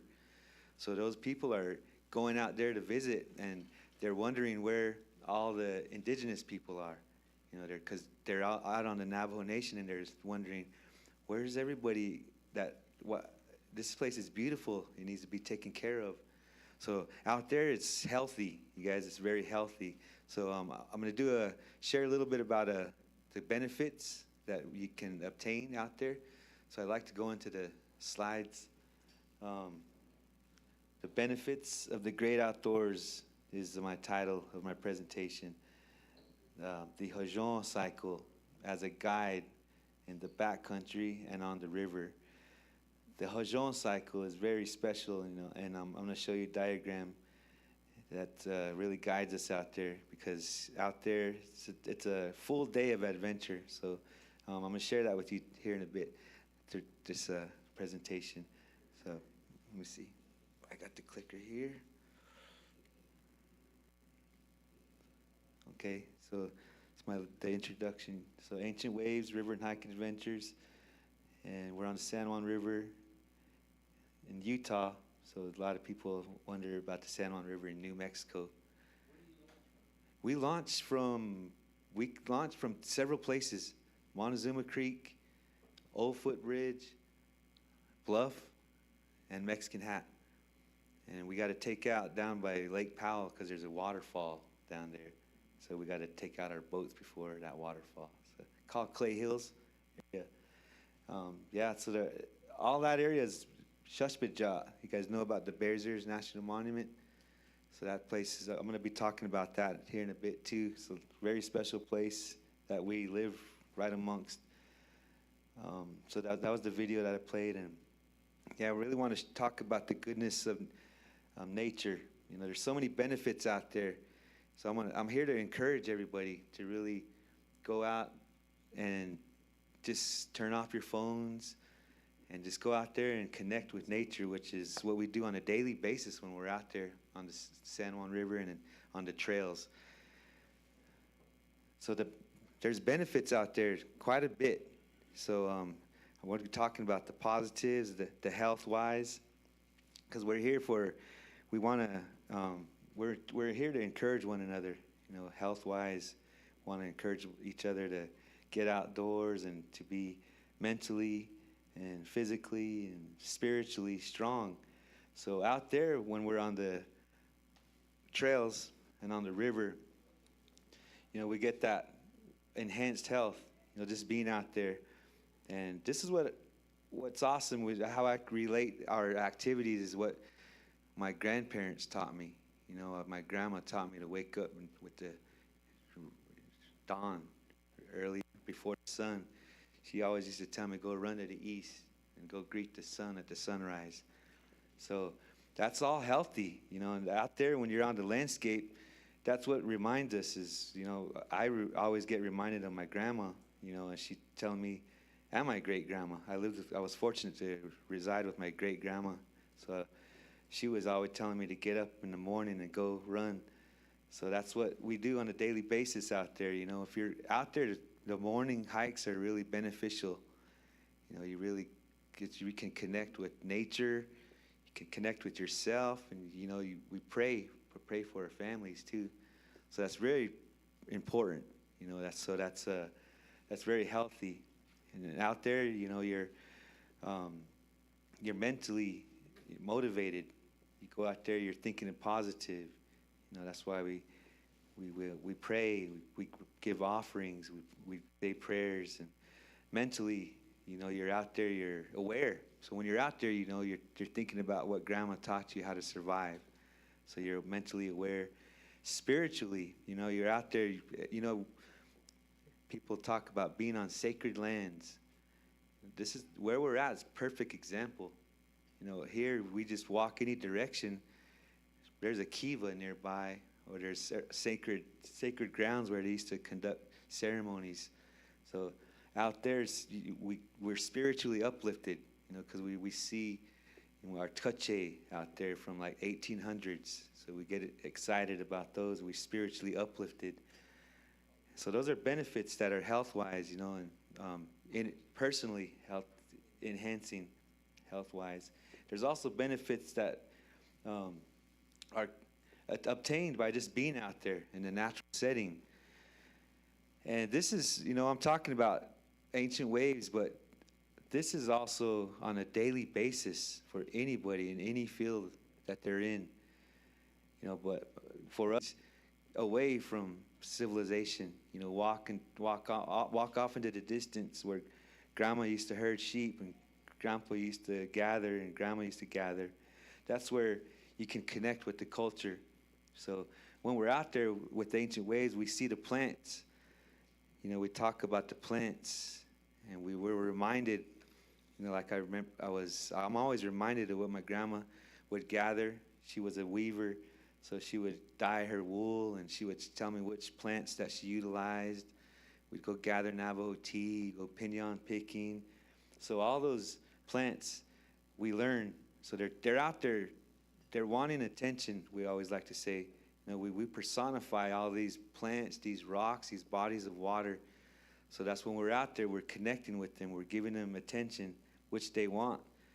So that's really important to be out there and to obtain that balance, hajon. Water sources are out there. I just told you guys I'm Deer Springs people, so springs are naturally, I'm attached to springs. So we're out there, springs are very important. So we learn about those places. Those natural springs hold stories too. So they're very important. Stories of places, for instance, Shushpajat. A lot of stories that are held on that landscape. Stories of, Valley of the Gods, here, the San Juan River, up in Hovenweep area. All those places, they hold great stories, important stories that need to be passed on to the younger generations. Stories of our ancestors. I just mentioned Shushpajat. When I think of Shushpajat, I think of Chief Manuelito. So when we're out there, we talk about Chief Manuelito and the Betahni clan, and sometimes our other guides are Betahni, so they can talk more about Chief Manuelito. And when we're out there, we see, like I mentioned, we see these remnants of ancient villages like Taches and Hoans, Ohayu, the Bears Ears. And all the way back into, like my friend, he's a guide for us, he's Zuni. So he goes out there and he can see these ancestral sites, and he can relate to his tribe, his clan, and Hopi as well, too. So ancestors, they're out there, the stories of the ancestors that need to be told to the younger generations. So that's important. Those are benefits that are out there that it's nowadays people are kind of getting deterred from that goodness by these phones, TV. So that's why what we do at Ancient Waves, we really try to promote what we do because it's healthy. We're out there trying to tell people, be a part of our team, because we want to have that trickle-down effect. We want to pass it on to our guests, and then they can pass it on to their family. They're like, we got to get out on the trails more, get on the river more. So those are benefits, and just additional benefits of being out there. it's educational just being out there. So that's a great benefit, and it also falls in line with the Hajon concept, you know, Sihasin. So that's, we're out there, geology. I don't know if you noticed in the video, he was faced away, but he was giving us a lot of information. I don't know if you guys all know Arnold Clifford. He's probably sneezing right now, wherever he is. But Arnold Clifford comes out on the river with us, and he'll give us knowledge about the landscape, geology, the plants, and their uses.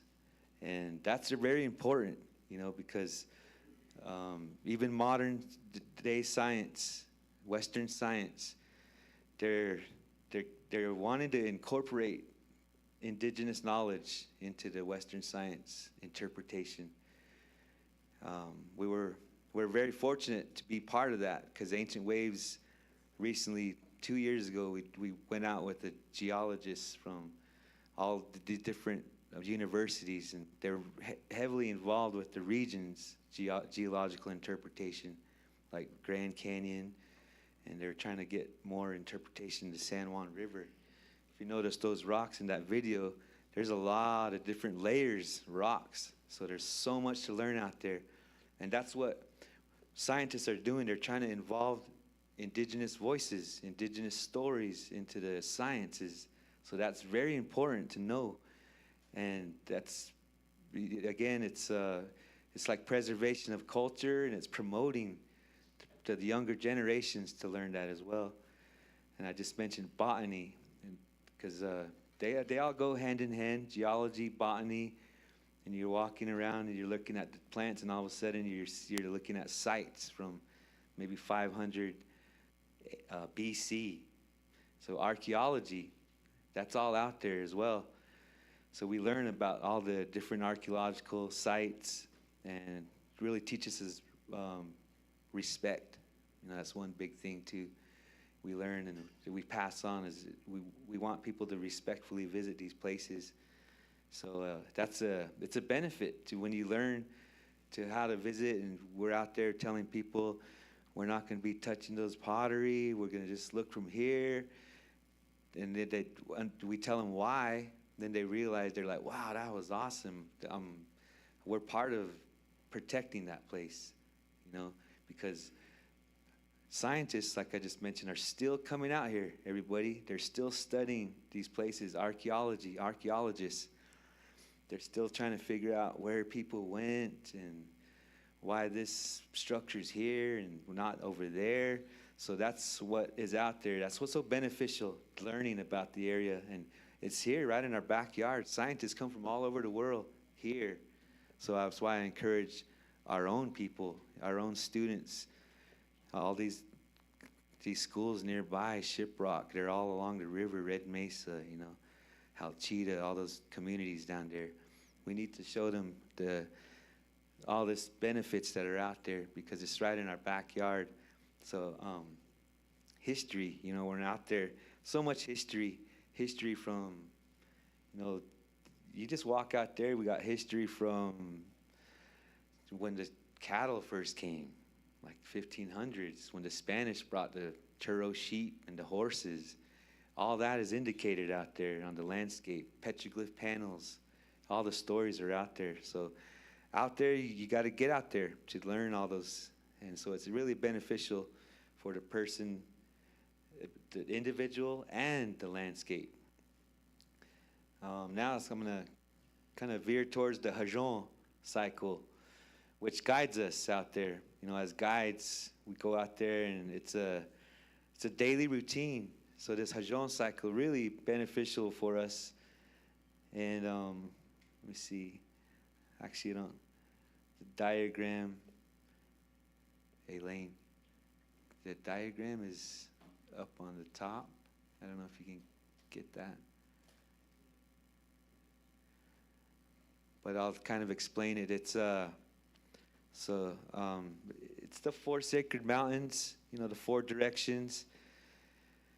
And the east representing Nitsahakes, and the south, Nahata, and the west, Ina, there it is, there's the diagram that really shows us what the directions, the mentalities, the directions kind of emphasizes and encourages us as Dene and as people to really have a full day, So regarding a full day, I'm looking at this diagram.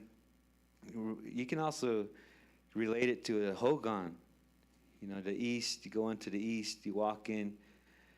So the east could be represented as, the first ray of light, the first idea. So that's the east. That's a nitzahakes, critical thinking. So when you first wake up, you think about what you're gonna do. It's a whole new idea. It's like a birth of an idea. Then you go to the south, just like walking in a hogan. I remember walking in my grandma's hogan. I walked to the south. That's where the kitchen would be, the dining table. That's where she would prep. That's planning. This is where she would sit around the table and plan and prep, get food ready to go sheep herding, get her water. So that's what we do out in the landscape too as well, on the river. So this is a guide. We wake up in the morning. We think about the adventure. Sometimes it's like maybe a 10-day trip, a 10-day river trip. So we're thinking about how many people, what's the age group of the people, where are we going to take them? So that all requires critical thinking. So when you're thinking of critical in that stage, the whole day is being planned. You're foreseeing things. So it really involves safety. And then it goes to planning to the south. So you plan. And then I'm going to talk about this a little more. Then the west is living. Ina. And that's what we do on the trail. We tell our people, you're in the west section, of the cycle. You're living it. So eventually you'll be in the top section, Siasin, the northern part. So that's where we reflect. And then we reflect because we're preparing, in the Hajon cycle, you're preparing your younger generations to do their cycle, because eventually, like my life cycle is going to go back to the east where they say I'll be like a baby,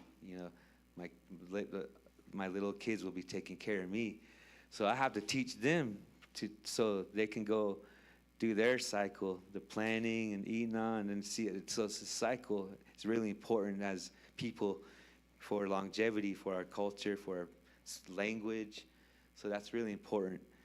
And could I go back to the slides? And I'm going to talk about each section and how each west, north, east, and south, how we translate it in our activities. And I will also want to make sure that everybody's understanding that this can apply to everybody, not just us. We encourage, when I'm with our guests, I always tell our guests this. We talk about Hajon. We wake up in the morning, we gather around a circle, we talk about the Hogan and how we go clockwise. We talk about our clans. So that's what we're taught to do. We're to create like a family atmosphere. That's what we do on the river. So we teach each other. We help one another. So nitzahakes. I was just kind of explained it, how it relates to our activities. We wake up each day and we have to think. We got to start thinking. We got to start designating. We have a big team. So it teaches us to be leaders out there, which, again, teaches us our younger generations to be leaders.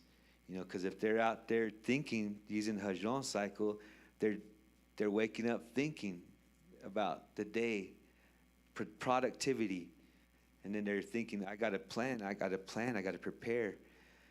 So that's where we come in as an adults. We got to encourage them. Do you got enough water? Do you got enough food for the day? You're going to be out there all day. Those are really important. So nitzahakes, and that's really critical thinking is important. Just waking up in the morning, rising up with your sun and open up that door and to let that ray of sunlight come through the east. And that's really important, you know, when you're out there. The Hogan, you know, when I see a Hogan, it always reminds me of the Hojon, you know, just balance. Nahat, planning, preparation.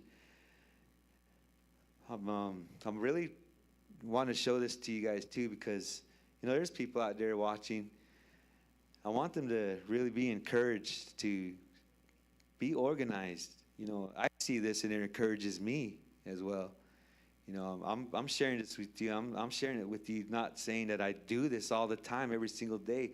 It's encouraging to me. It's hard for me because I still have to get on social media and all that. So I'm trying to balance. And that's what nature does for me. It creates a balance. So out there, I got a plan. When I'm out there, I plan my day, which means for Indigenous, you know, that means prayer, you know, prayer, preparation, you know, offerings. So that really teaches you to prepare, again, to plan. And for anybody else, like for us guys, we pull out our maps, we show which way we're going to go on the river, where to pull off, because you know there's a lot of vegetation along the river. So there's certain places where we can stop. And there's that's important to know. That's just part of planning. And that's our guests see that. Our guests see us out there, see us guides out there with our maps, and they're watching us. They're like, wow, these guys are really on top of their game. They really know what they're doing. So it builds trust. Everyone's happy. Everyone's safe. They're saying, wow, they're really being safe, so we should be safe as well. So it encourages everybody to be safe. Ina, life and action. That's just what being out there, like I mentioned, we're encouraging everybody to get out there on the trail and just even rising. You know, my grandma, she was 102, my great grandma, and she was out there stretching in the morning, and I was telling her, she was like, you got to go run. I said, how about you, Grandma? I would just tease her, you got to run with me. And she goes, no, I don't. I just go outside and just mentally and just stretch. And at least I get outside, she'll tell me. So that's what some people really need to do, is just get out in the morning and just get that morning sun. And it's healthy, you know. Again, stories that are told, you know, each time of the days, there's something to do. You know, there's a name for each time of the day in the Dene culture. So we're supposed to be doing something at like this time of the day. You go outside, you should be preparing for like the evening time. So life action is very important. Just getting out there, just learning. Man, I'm losing my vision. I'm really looking. Okay. Being out there, you learn. You're out there, you're smelling the plants. You're learning when they're blooming, when these wildflowers are blooming. When's the time to harvest them? That's all learned by being out there in the landscape. And breathing the fresh air, just simple things like that. You know, that's people take for granted. And what's awesome is we get perspectives from people from the city. They come out here and they remind us how we need to really protect what we have out here. This fresh air, these stars that we see in the sky, they don't see that back where they're from. So they come out here to see that. And they're like, you guys need to protect this place. So like, you know, there's like Bluff, you know, they're just trying to keep it dark sky. That's important. You know, that's huge because people come from all over the world to see that. Because everywhere else it's illuminated. So there's very little places in the United States where you can have a dark sky, and we're fortunate to have one out here. So we're very fortunate where we're at. We got the San Juan River, you know, Monument Valley, and just our culture backyard. You know, people come and want to do a bed and breakfast in a hogan, just want to stay in a hogan. And here we're out there, and a lot of my younger nieces and nephews, they would love a hogan, but some of them will rather have, you know, be where there's electricity and running water. So we're really trying to teach our younger generations to value that water, that soil out there. That soil is very precious because if you're a farmer, you want to have healthy soil. So being out there teaches you so you can share. Sihasin. So out there as being the guides, we really love what we do because we finish that whole Hajon cycle daily. So that's really a fulfilling day. You know, we wake up, we plan, we get out, we hike, then at the end of the day, we sit there and we talk. We ask questions. We learn and we go to sleep with a healthy mind, waking up to another cycle. So Sihasin is very important. I learned that Sihasin, you know, it's one of the most important elements in that Hajon cycle because, again, just like the gentleman stated in the previous presentation, we're losing that, you know, our language. Because Sihasin, you know, we're not teaching our youngsters how to speak the language. We're not getting out there with them and teaching them to run to the east every morning. That's being lost. So that's where I was taught. Nowadays, Sihasin is so important, you know, because, again, you can't finish the cycle. You got to prepare your younger generation. So being out there learning about the Kinafta, you know, all that what was shared earlier, I was taking notes. So I'm so glad that I attended this because I'm learning so much. That's why I love what I do. I'm out there learning constantly out there. I'm learning my language. I'm learning my culture. And I'm learning so much out there. So that's why we want to encourage people to get out there because we want to share that goodness. That's why the title of my presentation is the benefits of the great outdoors. There's so much out there that people don't really see until they get out there. So yeah, Sihasin is very important in the cycle. And darn, I can't even see that far. Too much in the laptop, y'all. I need to get out more. Okay. So again, completing the Hajon cycle each day. And if you do, you're living life to the fullest. So you can actually tell people, I woke up thinking I had a great idea. I had a safe day because I prepared myself and I had an awesome experience. I learned something new I had never experienced before. And now I learned so much I'm sharing with people. See, I just told you the cycle.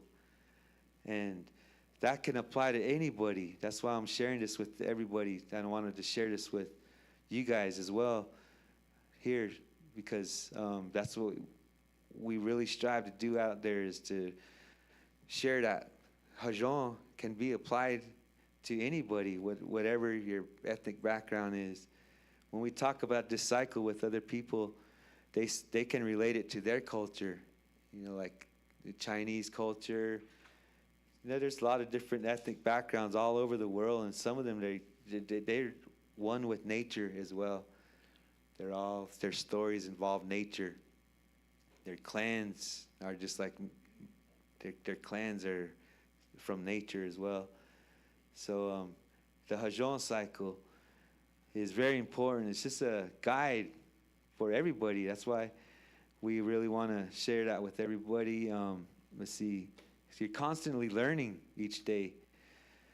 So you're out there. That's why I love my job because I'm constantly learning. And when I learn something, I get to share it. I go home and talk to the family, or I go and ask family members and just kind of get clarification. And then they talk about it too, so it keeps them going. So it's mentally uplifting.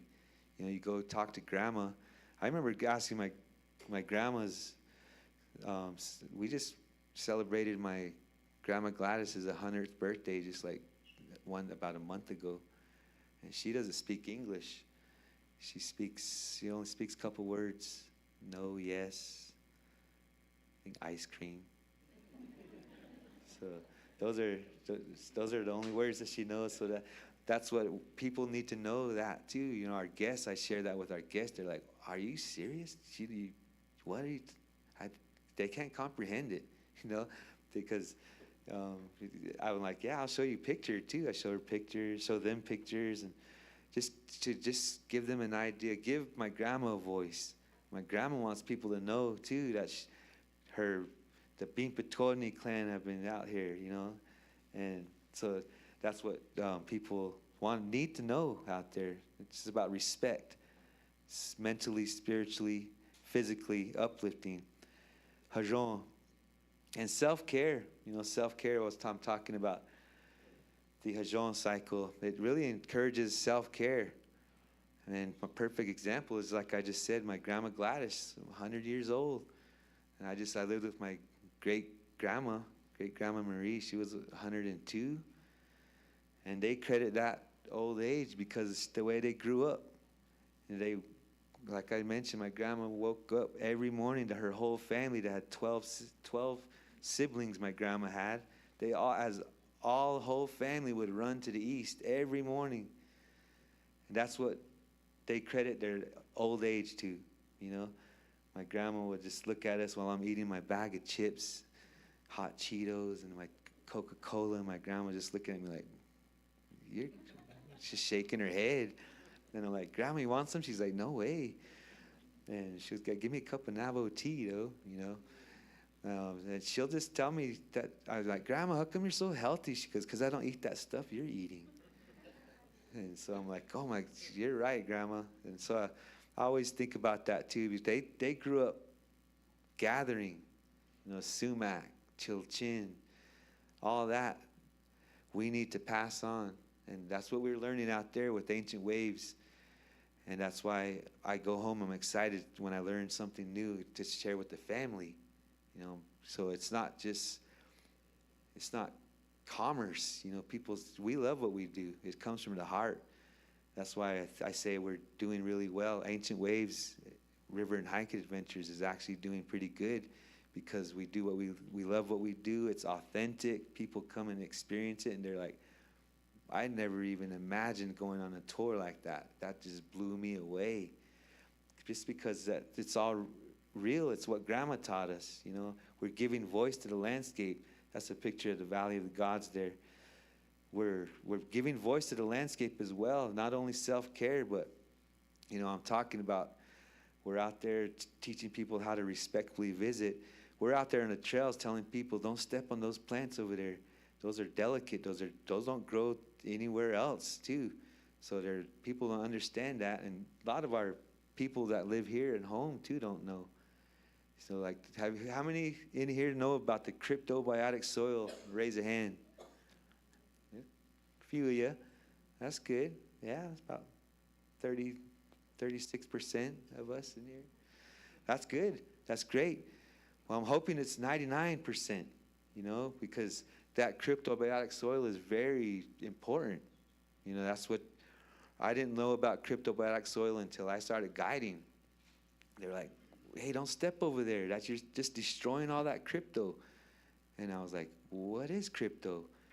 So cryptobiotic soil is all out there, you guys, in that landscape. So if you drive in the Valley of the Gods, you drive up by Shushpajah, even right out here, you drive up on the hills, you see the little microorganism growing on the soil, and it's delicate. If you bust it, it just busts, and it's just sand floats around. That's why when the breeze picks up, the sky turns red. It's because that cryptobiotic soil is all busted.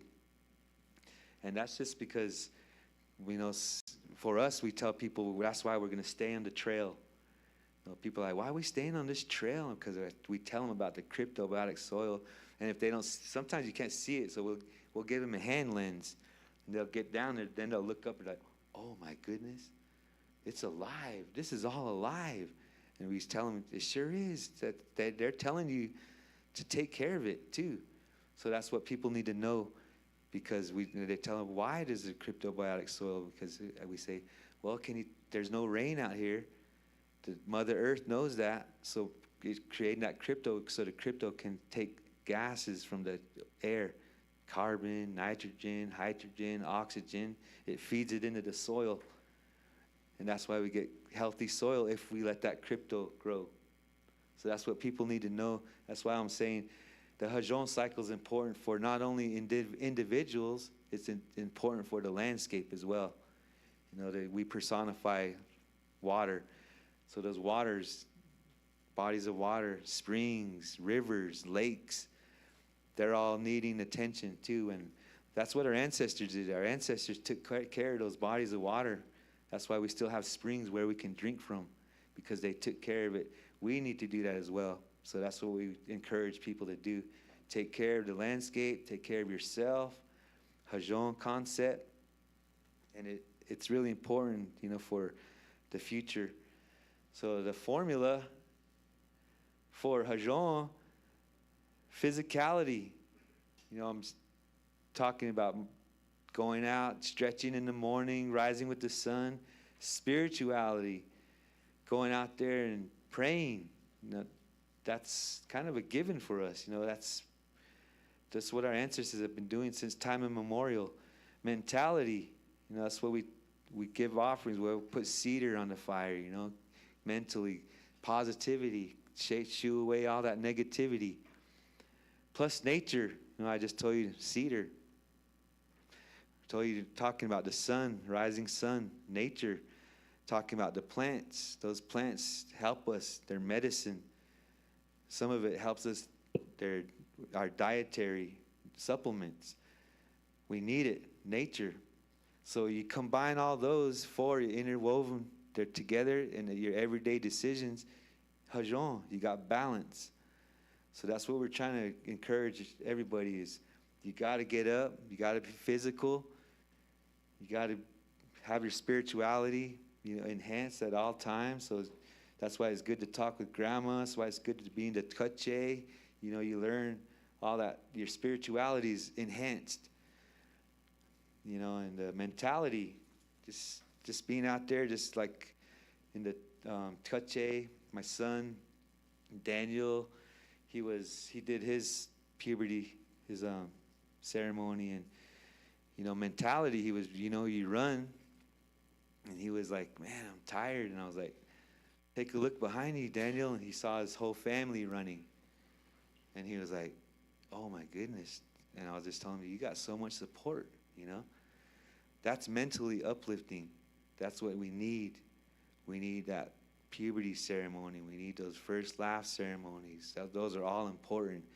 And again, that's taught for us out there in the landscape. You know, I go back and I'm going to be on my phone. That's going to deter me away from all this goodness that I'm talking about. So that's why I love to get out there in the landscape, because I live it. I'm not just what I'm talking about. I live it, just like in that video. When we're out there, we're sitting out there after a long day, like at 11:30 at night, and we're just look at each other and we're like, we got the best job in the world. You know, we're so exhausted too, but we're just like, we got the best job in the world. People from all over the world wish they were right here. So we want that for everybody. That's why I'm saying you guys we all live in a beautiful place. We should be out there taking advantage of it. That's awesome sky. Well, now we got that smoke in the sky, but a few days ago we had that clear sky. That's take advantage of that, you know. Get out there and share that with others. Take a picture and share that goodness with everybody and encourage the younger generations. So that's very important. Just a saying that I like to say is, Hajon all day, every day. That's something I say on the river. You know, Hajon all day, every day. Because it's just so awesome, you know, the Hajon concept. I wish again, I'm speaking in English because I grew up in an English-speaking household. Even though my great-grandma lived with me, she would always tell me, I just learned more English. You know, I went to school at a public school. So I kind of wish I learned, I'm learning. So I'm not thinking negative, because I'm going to learn. You know, I'm going to learn. I'm going to go out. I'm going to, just like my grandma did, practice speaking it. Like I get still to this day, que gente, I gotta pronounce it properly. So that's fun. That's fun. That's educational. Our kids need to know that. Well, that's the conclusion of my presentation. Just want to say thank you, everybody, for listening. If you guys have any questions, you're welcome to ask me questions. So that way it won't backfire on me. Hey. Yeah, you guys, if you guys have questions or any comments, yeah. Along your route, there's some of the old ancient names. Some of the ancestors named certain places as you travel by river rafting down in Copper Canyon. A teen family called one of the areas where the young youth floated away by water while he was riding a horse. There's a place, a trail called that. And then as you come up further this way, there's a crossing right by the Saltwater Canyon. And there's another ancient history name. And then as you come further, Mexican Hat, Edecayages, where he crosses the river with goodies and all that with his wife. There's a crossing for that, Edecayaji.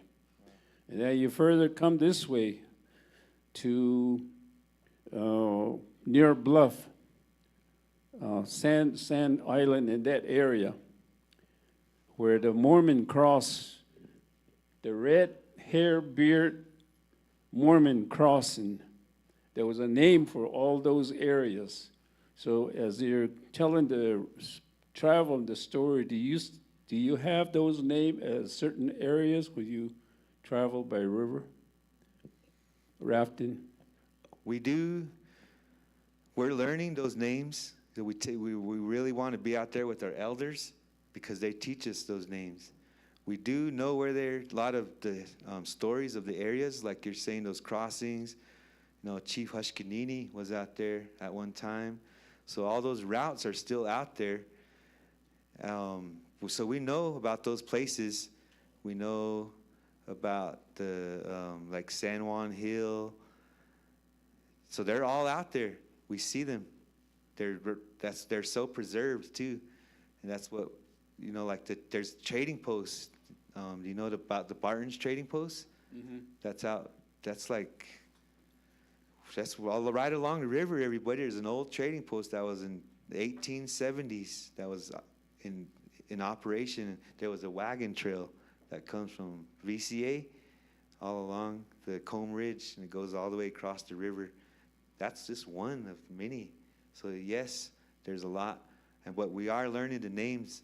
That's why we really want to be out there with our elders so we can teach because we started to take schools, like Red Mesa, and Holbrook was with us. So we're trying to get more of the local schools because we want to share that knowledge because it's important. Everyone needs to know where we reside and just important stories. And it's out there when you see it. That's why we see all those out there. Yeah. Oh, thank you. When you make those trips, I don't know if it's appropriate, but what's the cost of making a day trip or maybe a week trip or whatever? I'd like to because I've been looking at this area. I've never been on that river. Yeah, that's a great question. You know, it is, to tell you the truth, it is expensive, but you talk to me, see, I'm the owner of the company, and I'm Dene.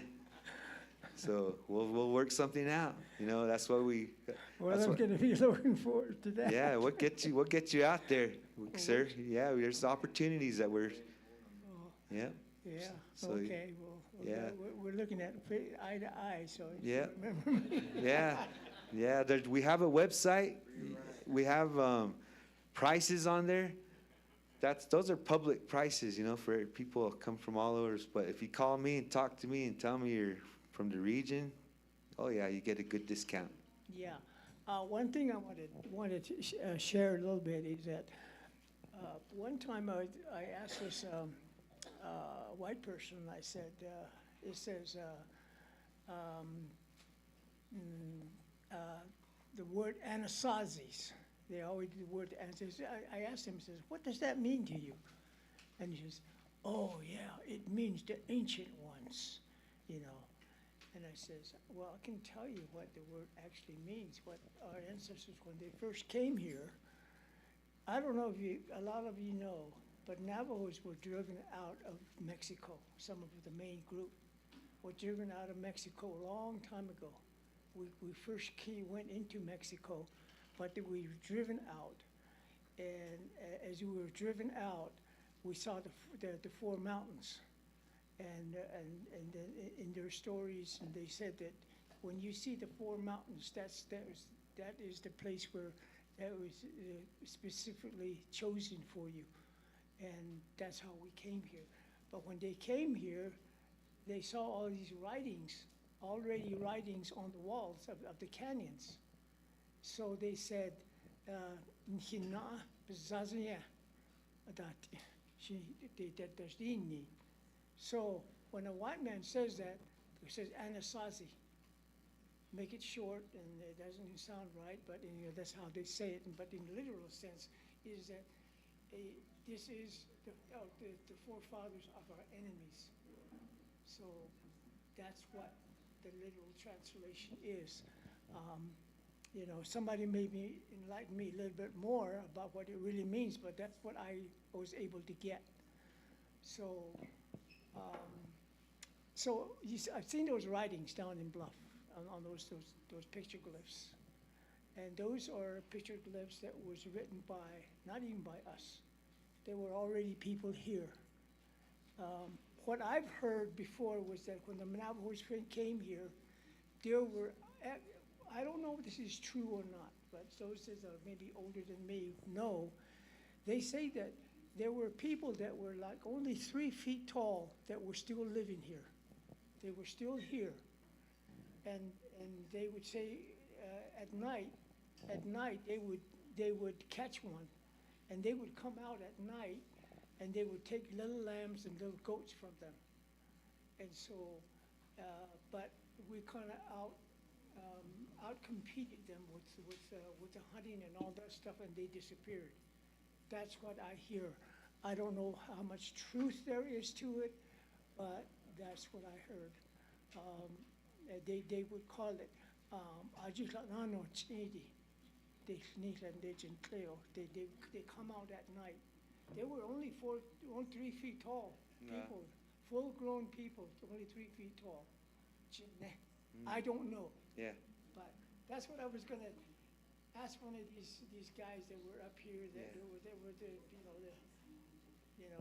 the teachers. Oh yeah. I got a lot of questions for them, but I'm new to my own culture. I've been away for like 45 years in California working, and came back and really been enthralled in our culture. It is unique, and I'm learning. So that's what I know about it, because we're not really from here, but this is what they designated. What I heard was when we were traveling, our forefathers knew about what they call destiny. It is something they use to tell the future and where they're going. And I don't know. This is all the stories that I know, is that that's what was used to go out and scout. They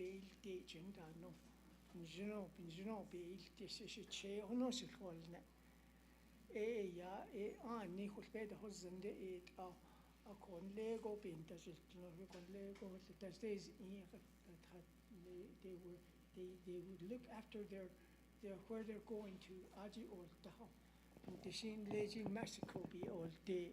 Aro ashi yom ke the hotina. We were in Mexico for a long time, and then we got chased out by, not the Mexicans, but the Spanish. And that's how we came here.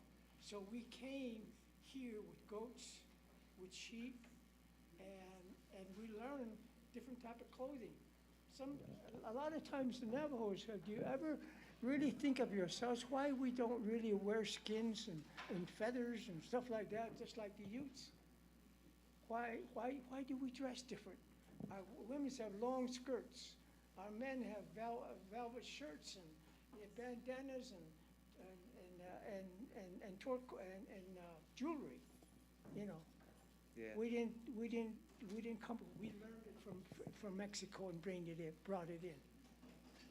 And that's that. And the weaving part. The weaving came from the south. That's what we learned, and we came here within it. Became part of our culture. Yeah. So I'm learning about this. Yeah. I'm learning. That's why I'm here. Awesome. So, yeah. That's awesome. Thanks for sharing that. Yeah. Out on the river, this is the kind of conversations we have, everybody. Exactly. Especially with the group of elders. There's so many questions and so many stories that are shared. I've had so many versions of Anasazi. I've had some that don't even use that word and say it's totally different meaning. So they're trying nowadays out there. They're trying to avoid using that word because it's mixed definitions. That's what they sell. See, like, I heard that what I know is that Navajos are different. We call ourselves the net. We are the net. We call everybody else 5 fingers. Even the monkeys, even the white men, or even everybody, we call them 5 fingers. The net is the last 9 feet, but we call ourselves the net. We are the net. Some say that our language, God speaks our language. Yeah. Because of how we look at ourselves versus other people. Like we're the only creation that even there's a God created inside of it. Like as far as we're unique people. That's great. Totally. I agree, sir. Yeah. Yeah, I had a question. You said you get visitors and then they enjoy what they see, and then they say they come back and say, hey, you guys need to protect this. Do you ever like stress to them that say, hey, we need your help? You need to keep tabs on this area. We can't be the only ones trying to speak up for ourselves. Like, you know, like what the Apache going through, you know, the Oak Flats. You know, we got all these, you know, they're trying to drill different areas, mine different areas, you know. Do you flip the script and tell them, say, hey, keep tabs on us, and when we need help, you know, we need those voices too. It can't, when it's indigenous voice, it's just like pushed away, you know, like, hey, we need some of you, you know, like you need to help us, you know, support us to defend, you know, against your own people too, you know. Do you ever like try to put that in their mind too? Oh yeah, definitely. We're fortunate to be in Bears Ears National Monument, where it's the only monument where the tribes put forth. So that's where it's unique about the Bears Ears National Monument. So many of our guests come, they already know that they want to hear our perspective. So our perspective is, again, naturally take care of this place. So many of our guests have that mentality where they want to experience that to clarify why this Bears Ears National Monument should be intact. So that's where we come in. So many of them leave, actually, to tell you the truth, a lot of our guests they're either already involved in that preservation and conservation efforts. So we take out like groups, for instance, Earth Justice, who they're fighting for all these monuments, Wilderness Society. So definitely they're spreading the word. They're out there saying, we can't wait to get home and spread the word. We're going to write something. We're going to spread it on our social media page. So yes, sir, brother. Yep. Yeah. And then off the same thing too, like your Hojong concept, it works because I worked in leadership before. I worked industrial construction, and there was a company I was working for. They put me, say, hey, we want you to be a boss. We want you to be a leader. We want to see what you can do. Somehow, some way, just the way you are. We need your help. We're gonna put you in this position. And then right there, I was like, man, I've never, led a group of people, like, I was like, all right. So mainly they're all Mexican and white people. So I got to start working with them. I started running jobs. They gave me big jobs, and I'm like, man, I don't think I had that self-doubt. But then in the back of my mind, I'm like, hey, you have a prayer, you have a song, you can do it, So I was like, okay.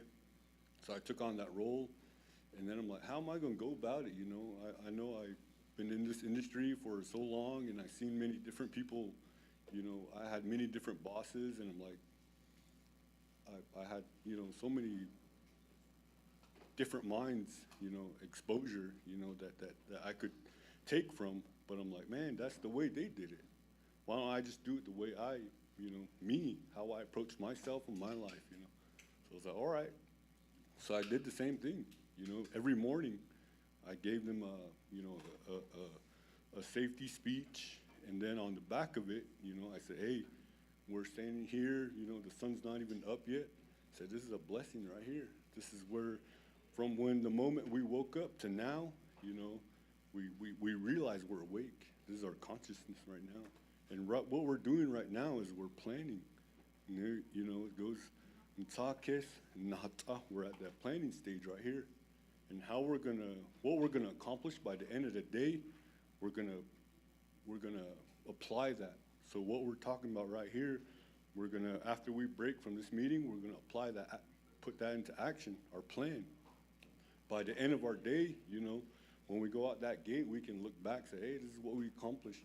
Not for me, not for the company, but for yourselves, to encourage you guys like that, try to talk to them like that. So to support you, it does work, even with other nationalities, other ethnicities, other, people, So I commend you for that, and thank you for that too, Like sometimes we try to share this knowledge, and then the Western side of things, they flip it around, they start making money. That's the hard part that we try to, we see, and then we try not to be out there with it. But then again, like, that's the only way, that's the only way we can try to get society to go in a good, positive direction again, for our people, for our children, so that they can see, like, oh, this is the proper way, oh, I can make change right here, like little stuff like that, So I hear you, and maybe one of these days I'll take a hiking trip, or even though I'm Biba 20, I can only handle water up to here. Other than that, I'm like, no way, man. Right on, brother. Awesome. Yep. Right on. Thanks for sharing that, brother. Yeah, it's all natural, natural teachings, man. Helps us, guides us. Yep. Here you go. Okay, brother.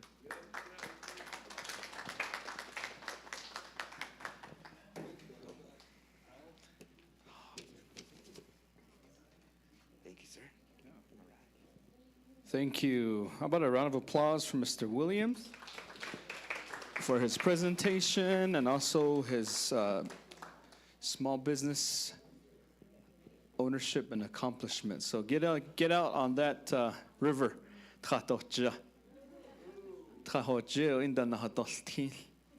So how many of you guys enjoyed today? It was a good discussion and a lot of good topics. So real quick, we have an ask from the organizing committee here. If you look at your programs, your agendas, if you don't have one, there's a couple on the table. Pick one up and take out your phone, open your camera, and scan the QR code. When you scan the QR code, or they're up on the screens, if you The need better. The QR code on the screens, yeah. Oh, on the screen, Not not on the not the agenda. program. Oh, thank you Yeah. for the correction. So on the screens, so just turn your camera on. If you can, just zoom in there, and then it'll take you to that website. And So- it's for everybody, not just Mel. So this is for anybody that is here today. Just fill out the survey, and we'll collect the names tomorrow, and then we'll have a winner. If you don't have your phones, a lady mentioned she didn't bring in her phone. If you registered with us, we'll send out that survey to your email that you provided to us. So just answer the questions, and then that's about it. I'm going to do some drawings, and then I'll do a closing remark to end this year's conference. We'll start out with this bolo tie.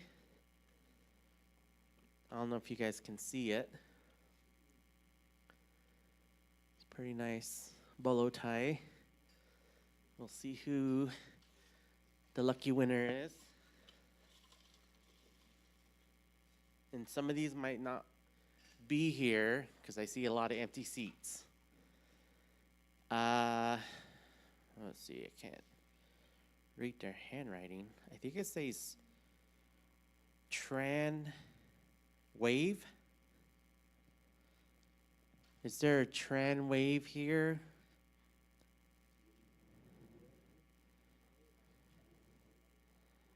Or Terran Wave?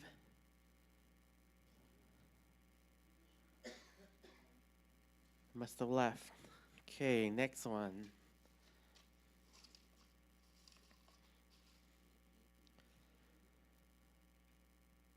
Phil Cardenas? Cardenas?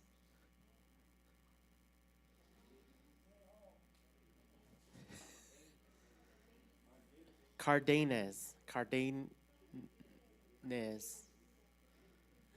Phil Cardenas. No? Okay. Kevin Tallman. Oh, hey. We've got a winner.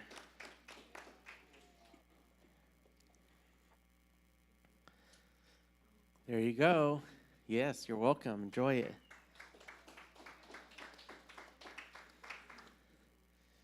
Okay, before we go to the sand painting, we've got one more self-care kit. And it has a lot of like herb, sage, cedar, and it comes with sweetgrass. So this is to kind of help you cleanse yourself, become humble. So let's see who that person will be.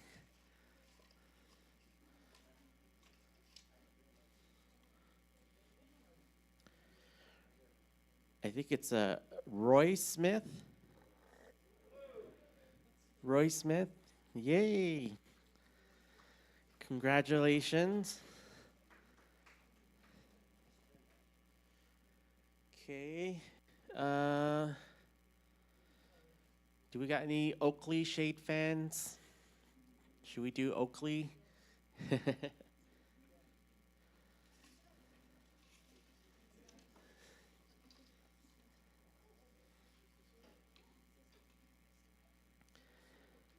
Jeremy Taylor. Jeremy Taylor, did he leave?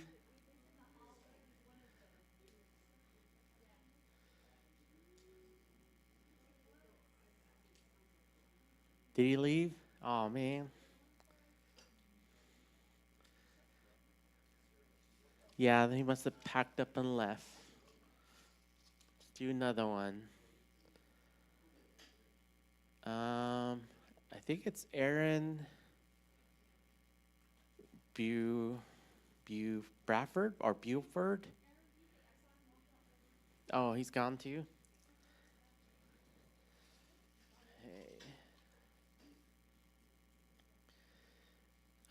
Dino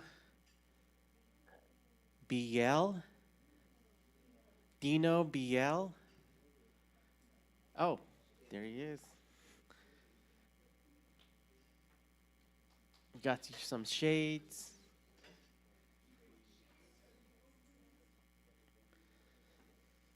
Okay, we'll do this velvet shirt. It's extra large. If you're not an extra large, then we'll hold your name for the next drawing, but we'll see who gets this one.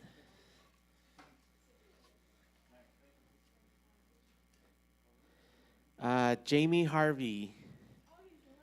He left.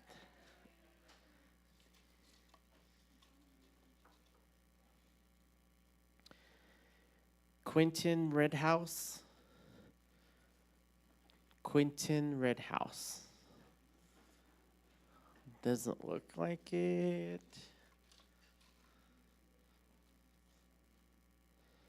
Oh, Von Sag. I think he left. He was the gentleman with the artist.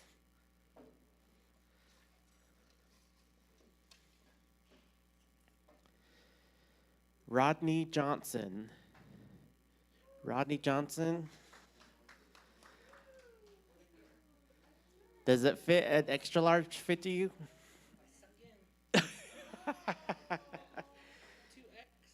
Just one, oh no, extra large. If it doesn't fit, we can get you something else, like a pillow. Okay. We can get you two pillow sets. Or we can get you a 25th anniversary backpack. 2 pillows? Okay, take your choice, make your choice.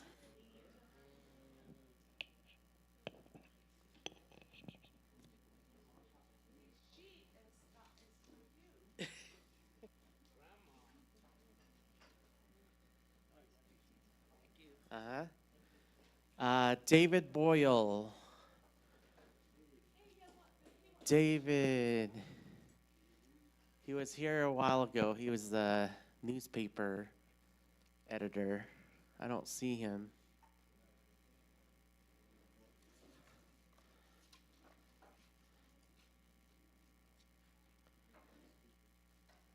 Leonard Miller. Hey. Does this look like it fits you? No? You can get a pillow or one of these bags. There's a UNHS bag, a 25th anniversary bag.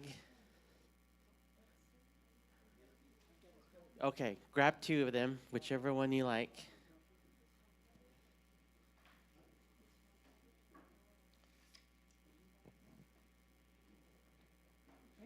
All right, you're welcome. Congratulations.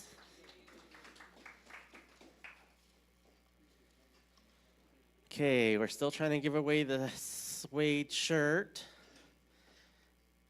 Skylar Madison. Won't fit you? Okay, you can choose the last 2 pillows, or we've got these backpacks. There's this one and this other one. I think it's a carry or a gym bag. The 25th anniversary. Okay, there you go.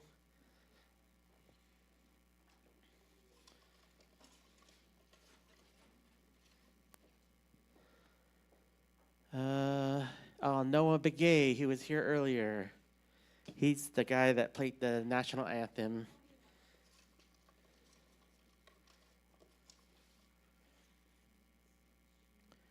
Craig Sandoval. Craig, does this fit you? Do you want it? No? So you've got the 2 pillows and the 2 bags left. The gym bag? Okay. There you go. Yeah.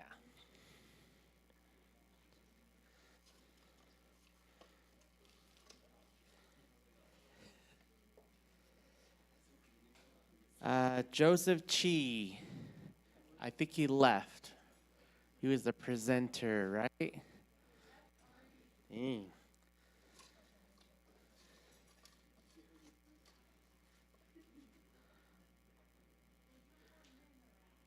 Leelander Mays.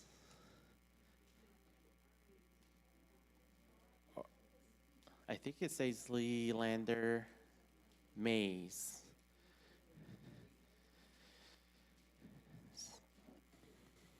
Going once, twice. Nope. Okay. Well, we only got 3 left. So I'm moving on to the sand painting. Huh?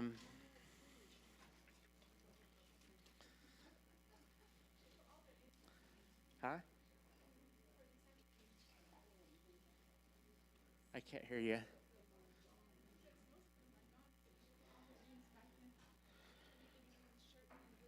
Richard Dela Cruz? Richard Dela Cruz. No? I know, but there's only 2 left, so I'm giving away that one.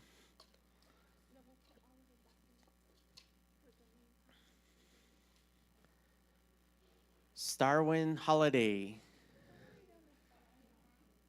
Oh, hey.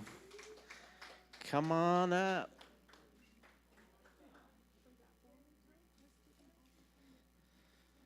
That one's already given away. There you go.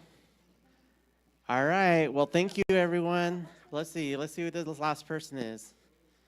Arnold Yazzie. Oh, there he is. We've got pillows.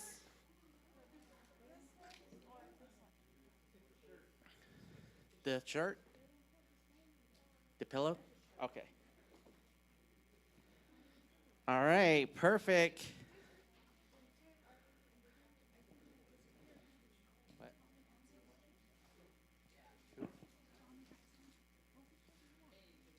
I didn't see a name in there.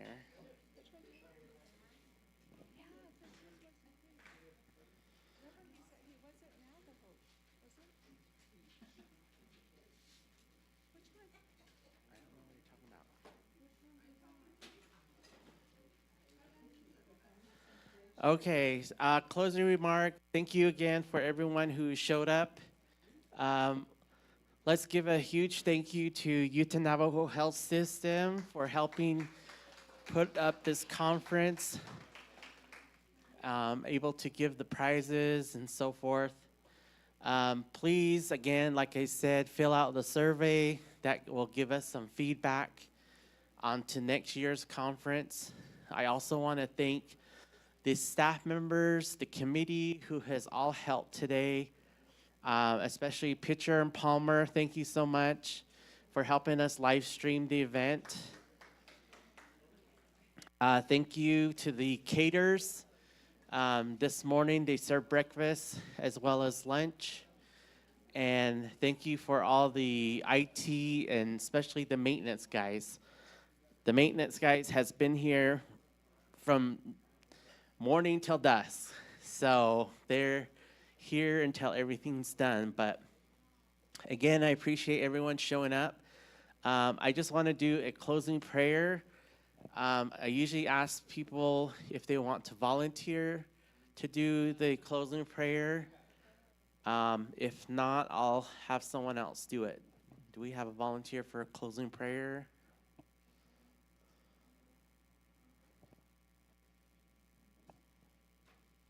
Anyone? Going once? Going twice? You'll do it? Okay, I appreciate for your volunteer and keeping up the tradition. I'll say thank you to each and every one of you. First and foremost, shaping patron schlido kiani dasja. Kintlachini dash chero look at the null. So greet each and every one of you kindly, wholeheartedly. So say thank you and say a short prayer so that we return home safe and enjoy what we've listened to, what we heard, what we learned, what we shared, what we expressed, how it moved us, how it touched our mind, how it touched our heart. You know, called Kodain Hitchajolo Leslie Manastan Yadilkilshitka and Chedin in Chopai. Quag di o Ashigi o Kilgi a BJ Hajan a Kun Nikinas a Quaggy Ho Agi Benacha Ho Bani Dobin Ye Benacha Ho and Lingi a Kun a UNHS and Lingi they held a Indigenous Men's Conference with Diego Eben Nacha a Kun the ne Nkhasas Lin do Bill Sassi Lin Lin Nkun Aro Iskil Isna Hezido, City Kesdo, Yale Kido, Kahibeda, Kahigit, Aya, Njano A Conqua, the Nentin Nat had the Hasti in Lecon, caught Aya Benacha in Jano Aya, Con, near Conta near Tonas Kanj, near Genius, and does large Con Jano, near Hadet agent Con Con Nihawan, near Conta Con Jano Aya. Banahdi kan linkun, ado the nen hinat had the hasti in lingi kun, benache ina will agi kun jino yat ehon hikebe, enabedi nido lesson linkun, caught out hun, naskun at nijot ayahun, so ahna rebik a hojon, traditink a him cow kun, channa hon nani daslo lesson linkun, caught out ea kun, shik eshid na kun. Aslan ntano hun jino, bikilat ato, dagabahtis ah. Nes Anjabet Osnani ne large kun. Nelson Kedat it Latin heart Shandata Nat Nahokos. Nels ni yas ni alt Horange Jon Haslin, Hojon Haslin, Hojon Haslin, Hojon Haslin.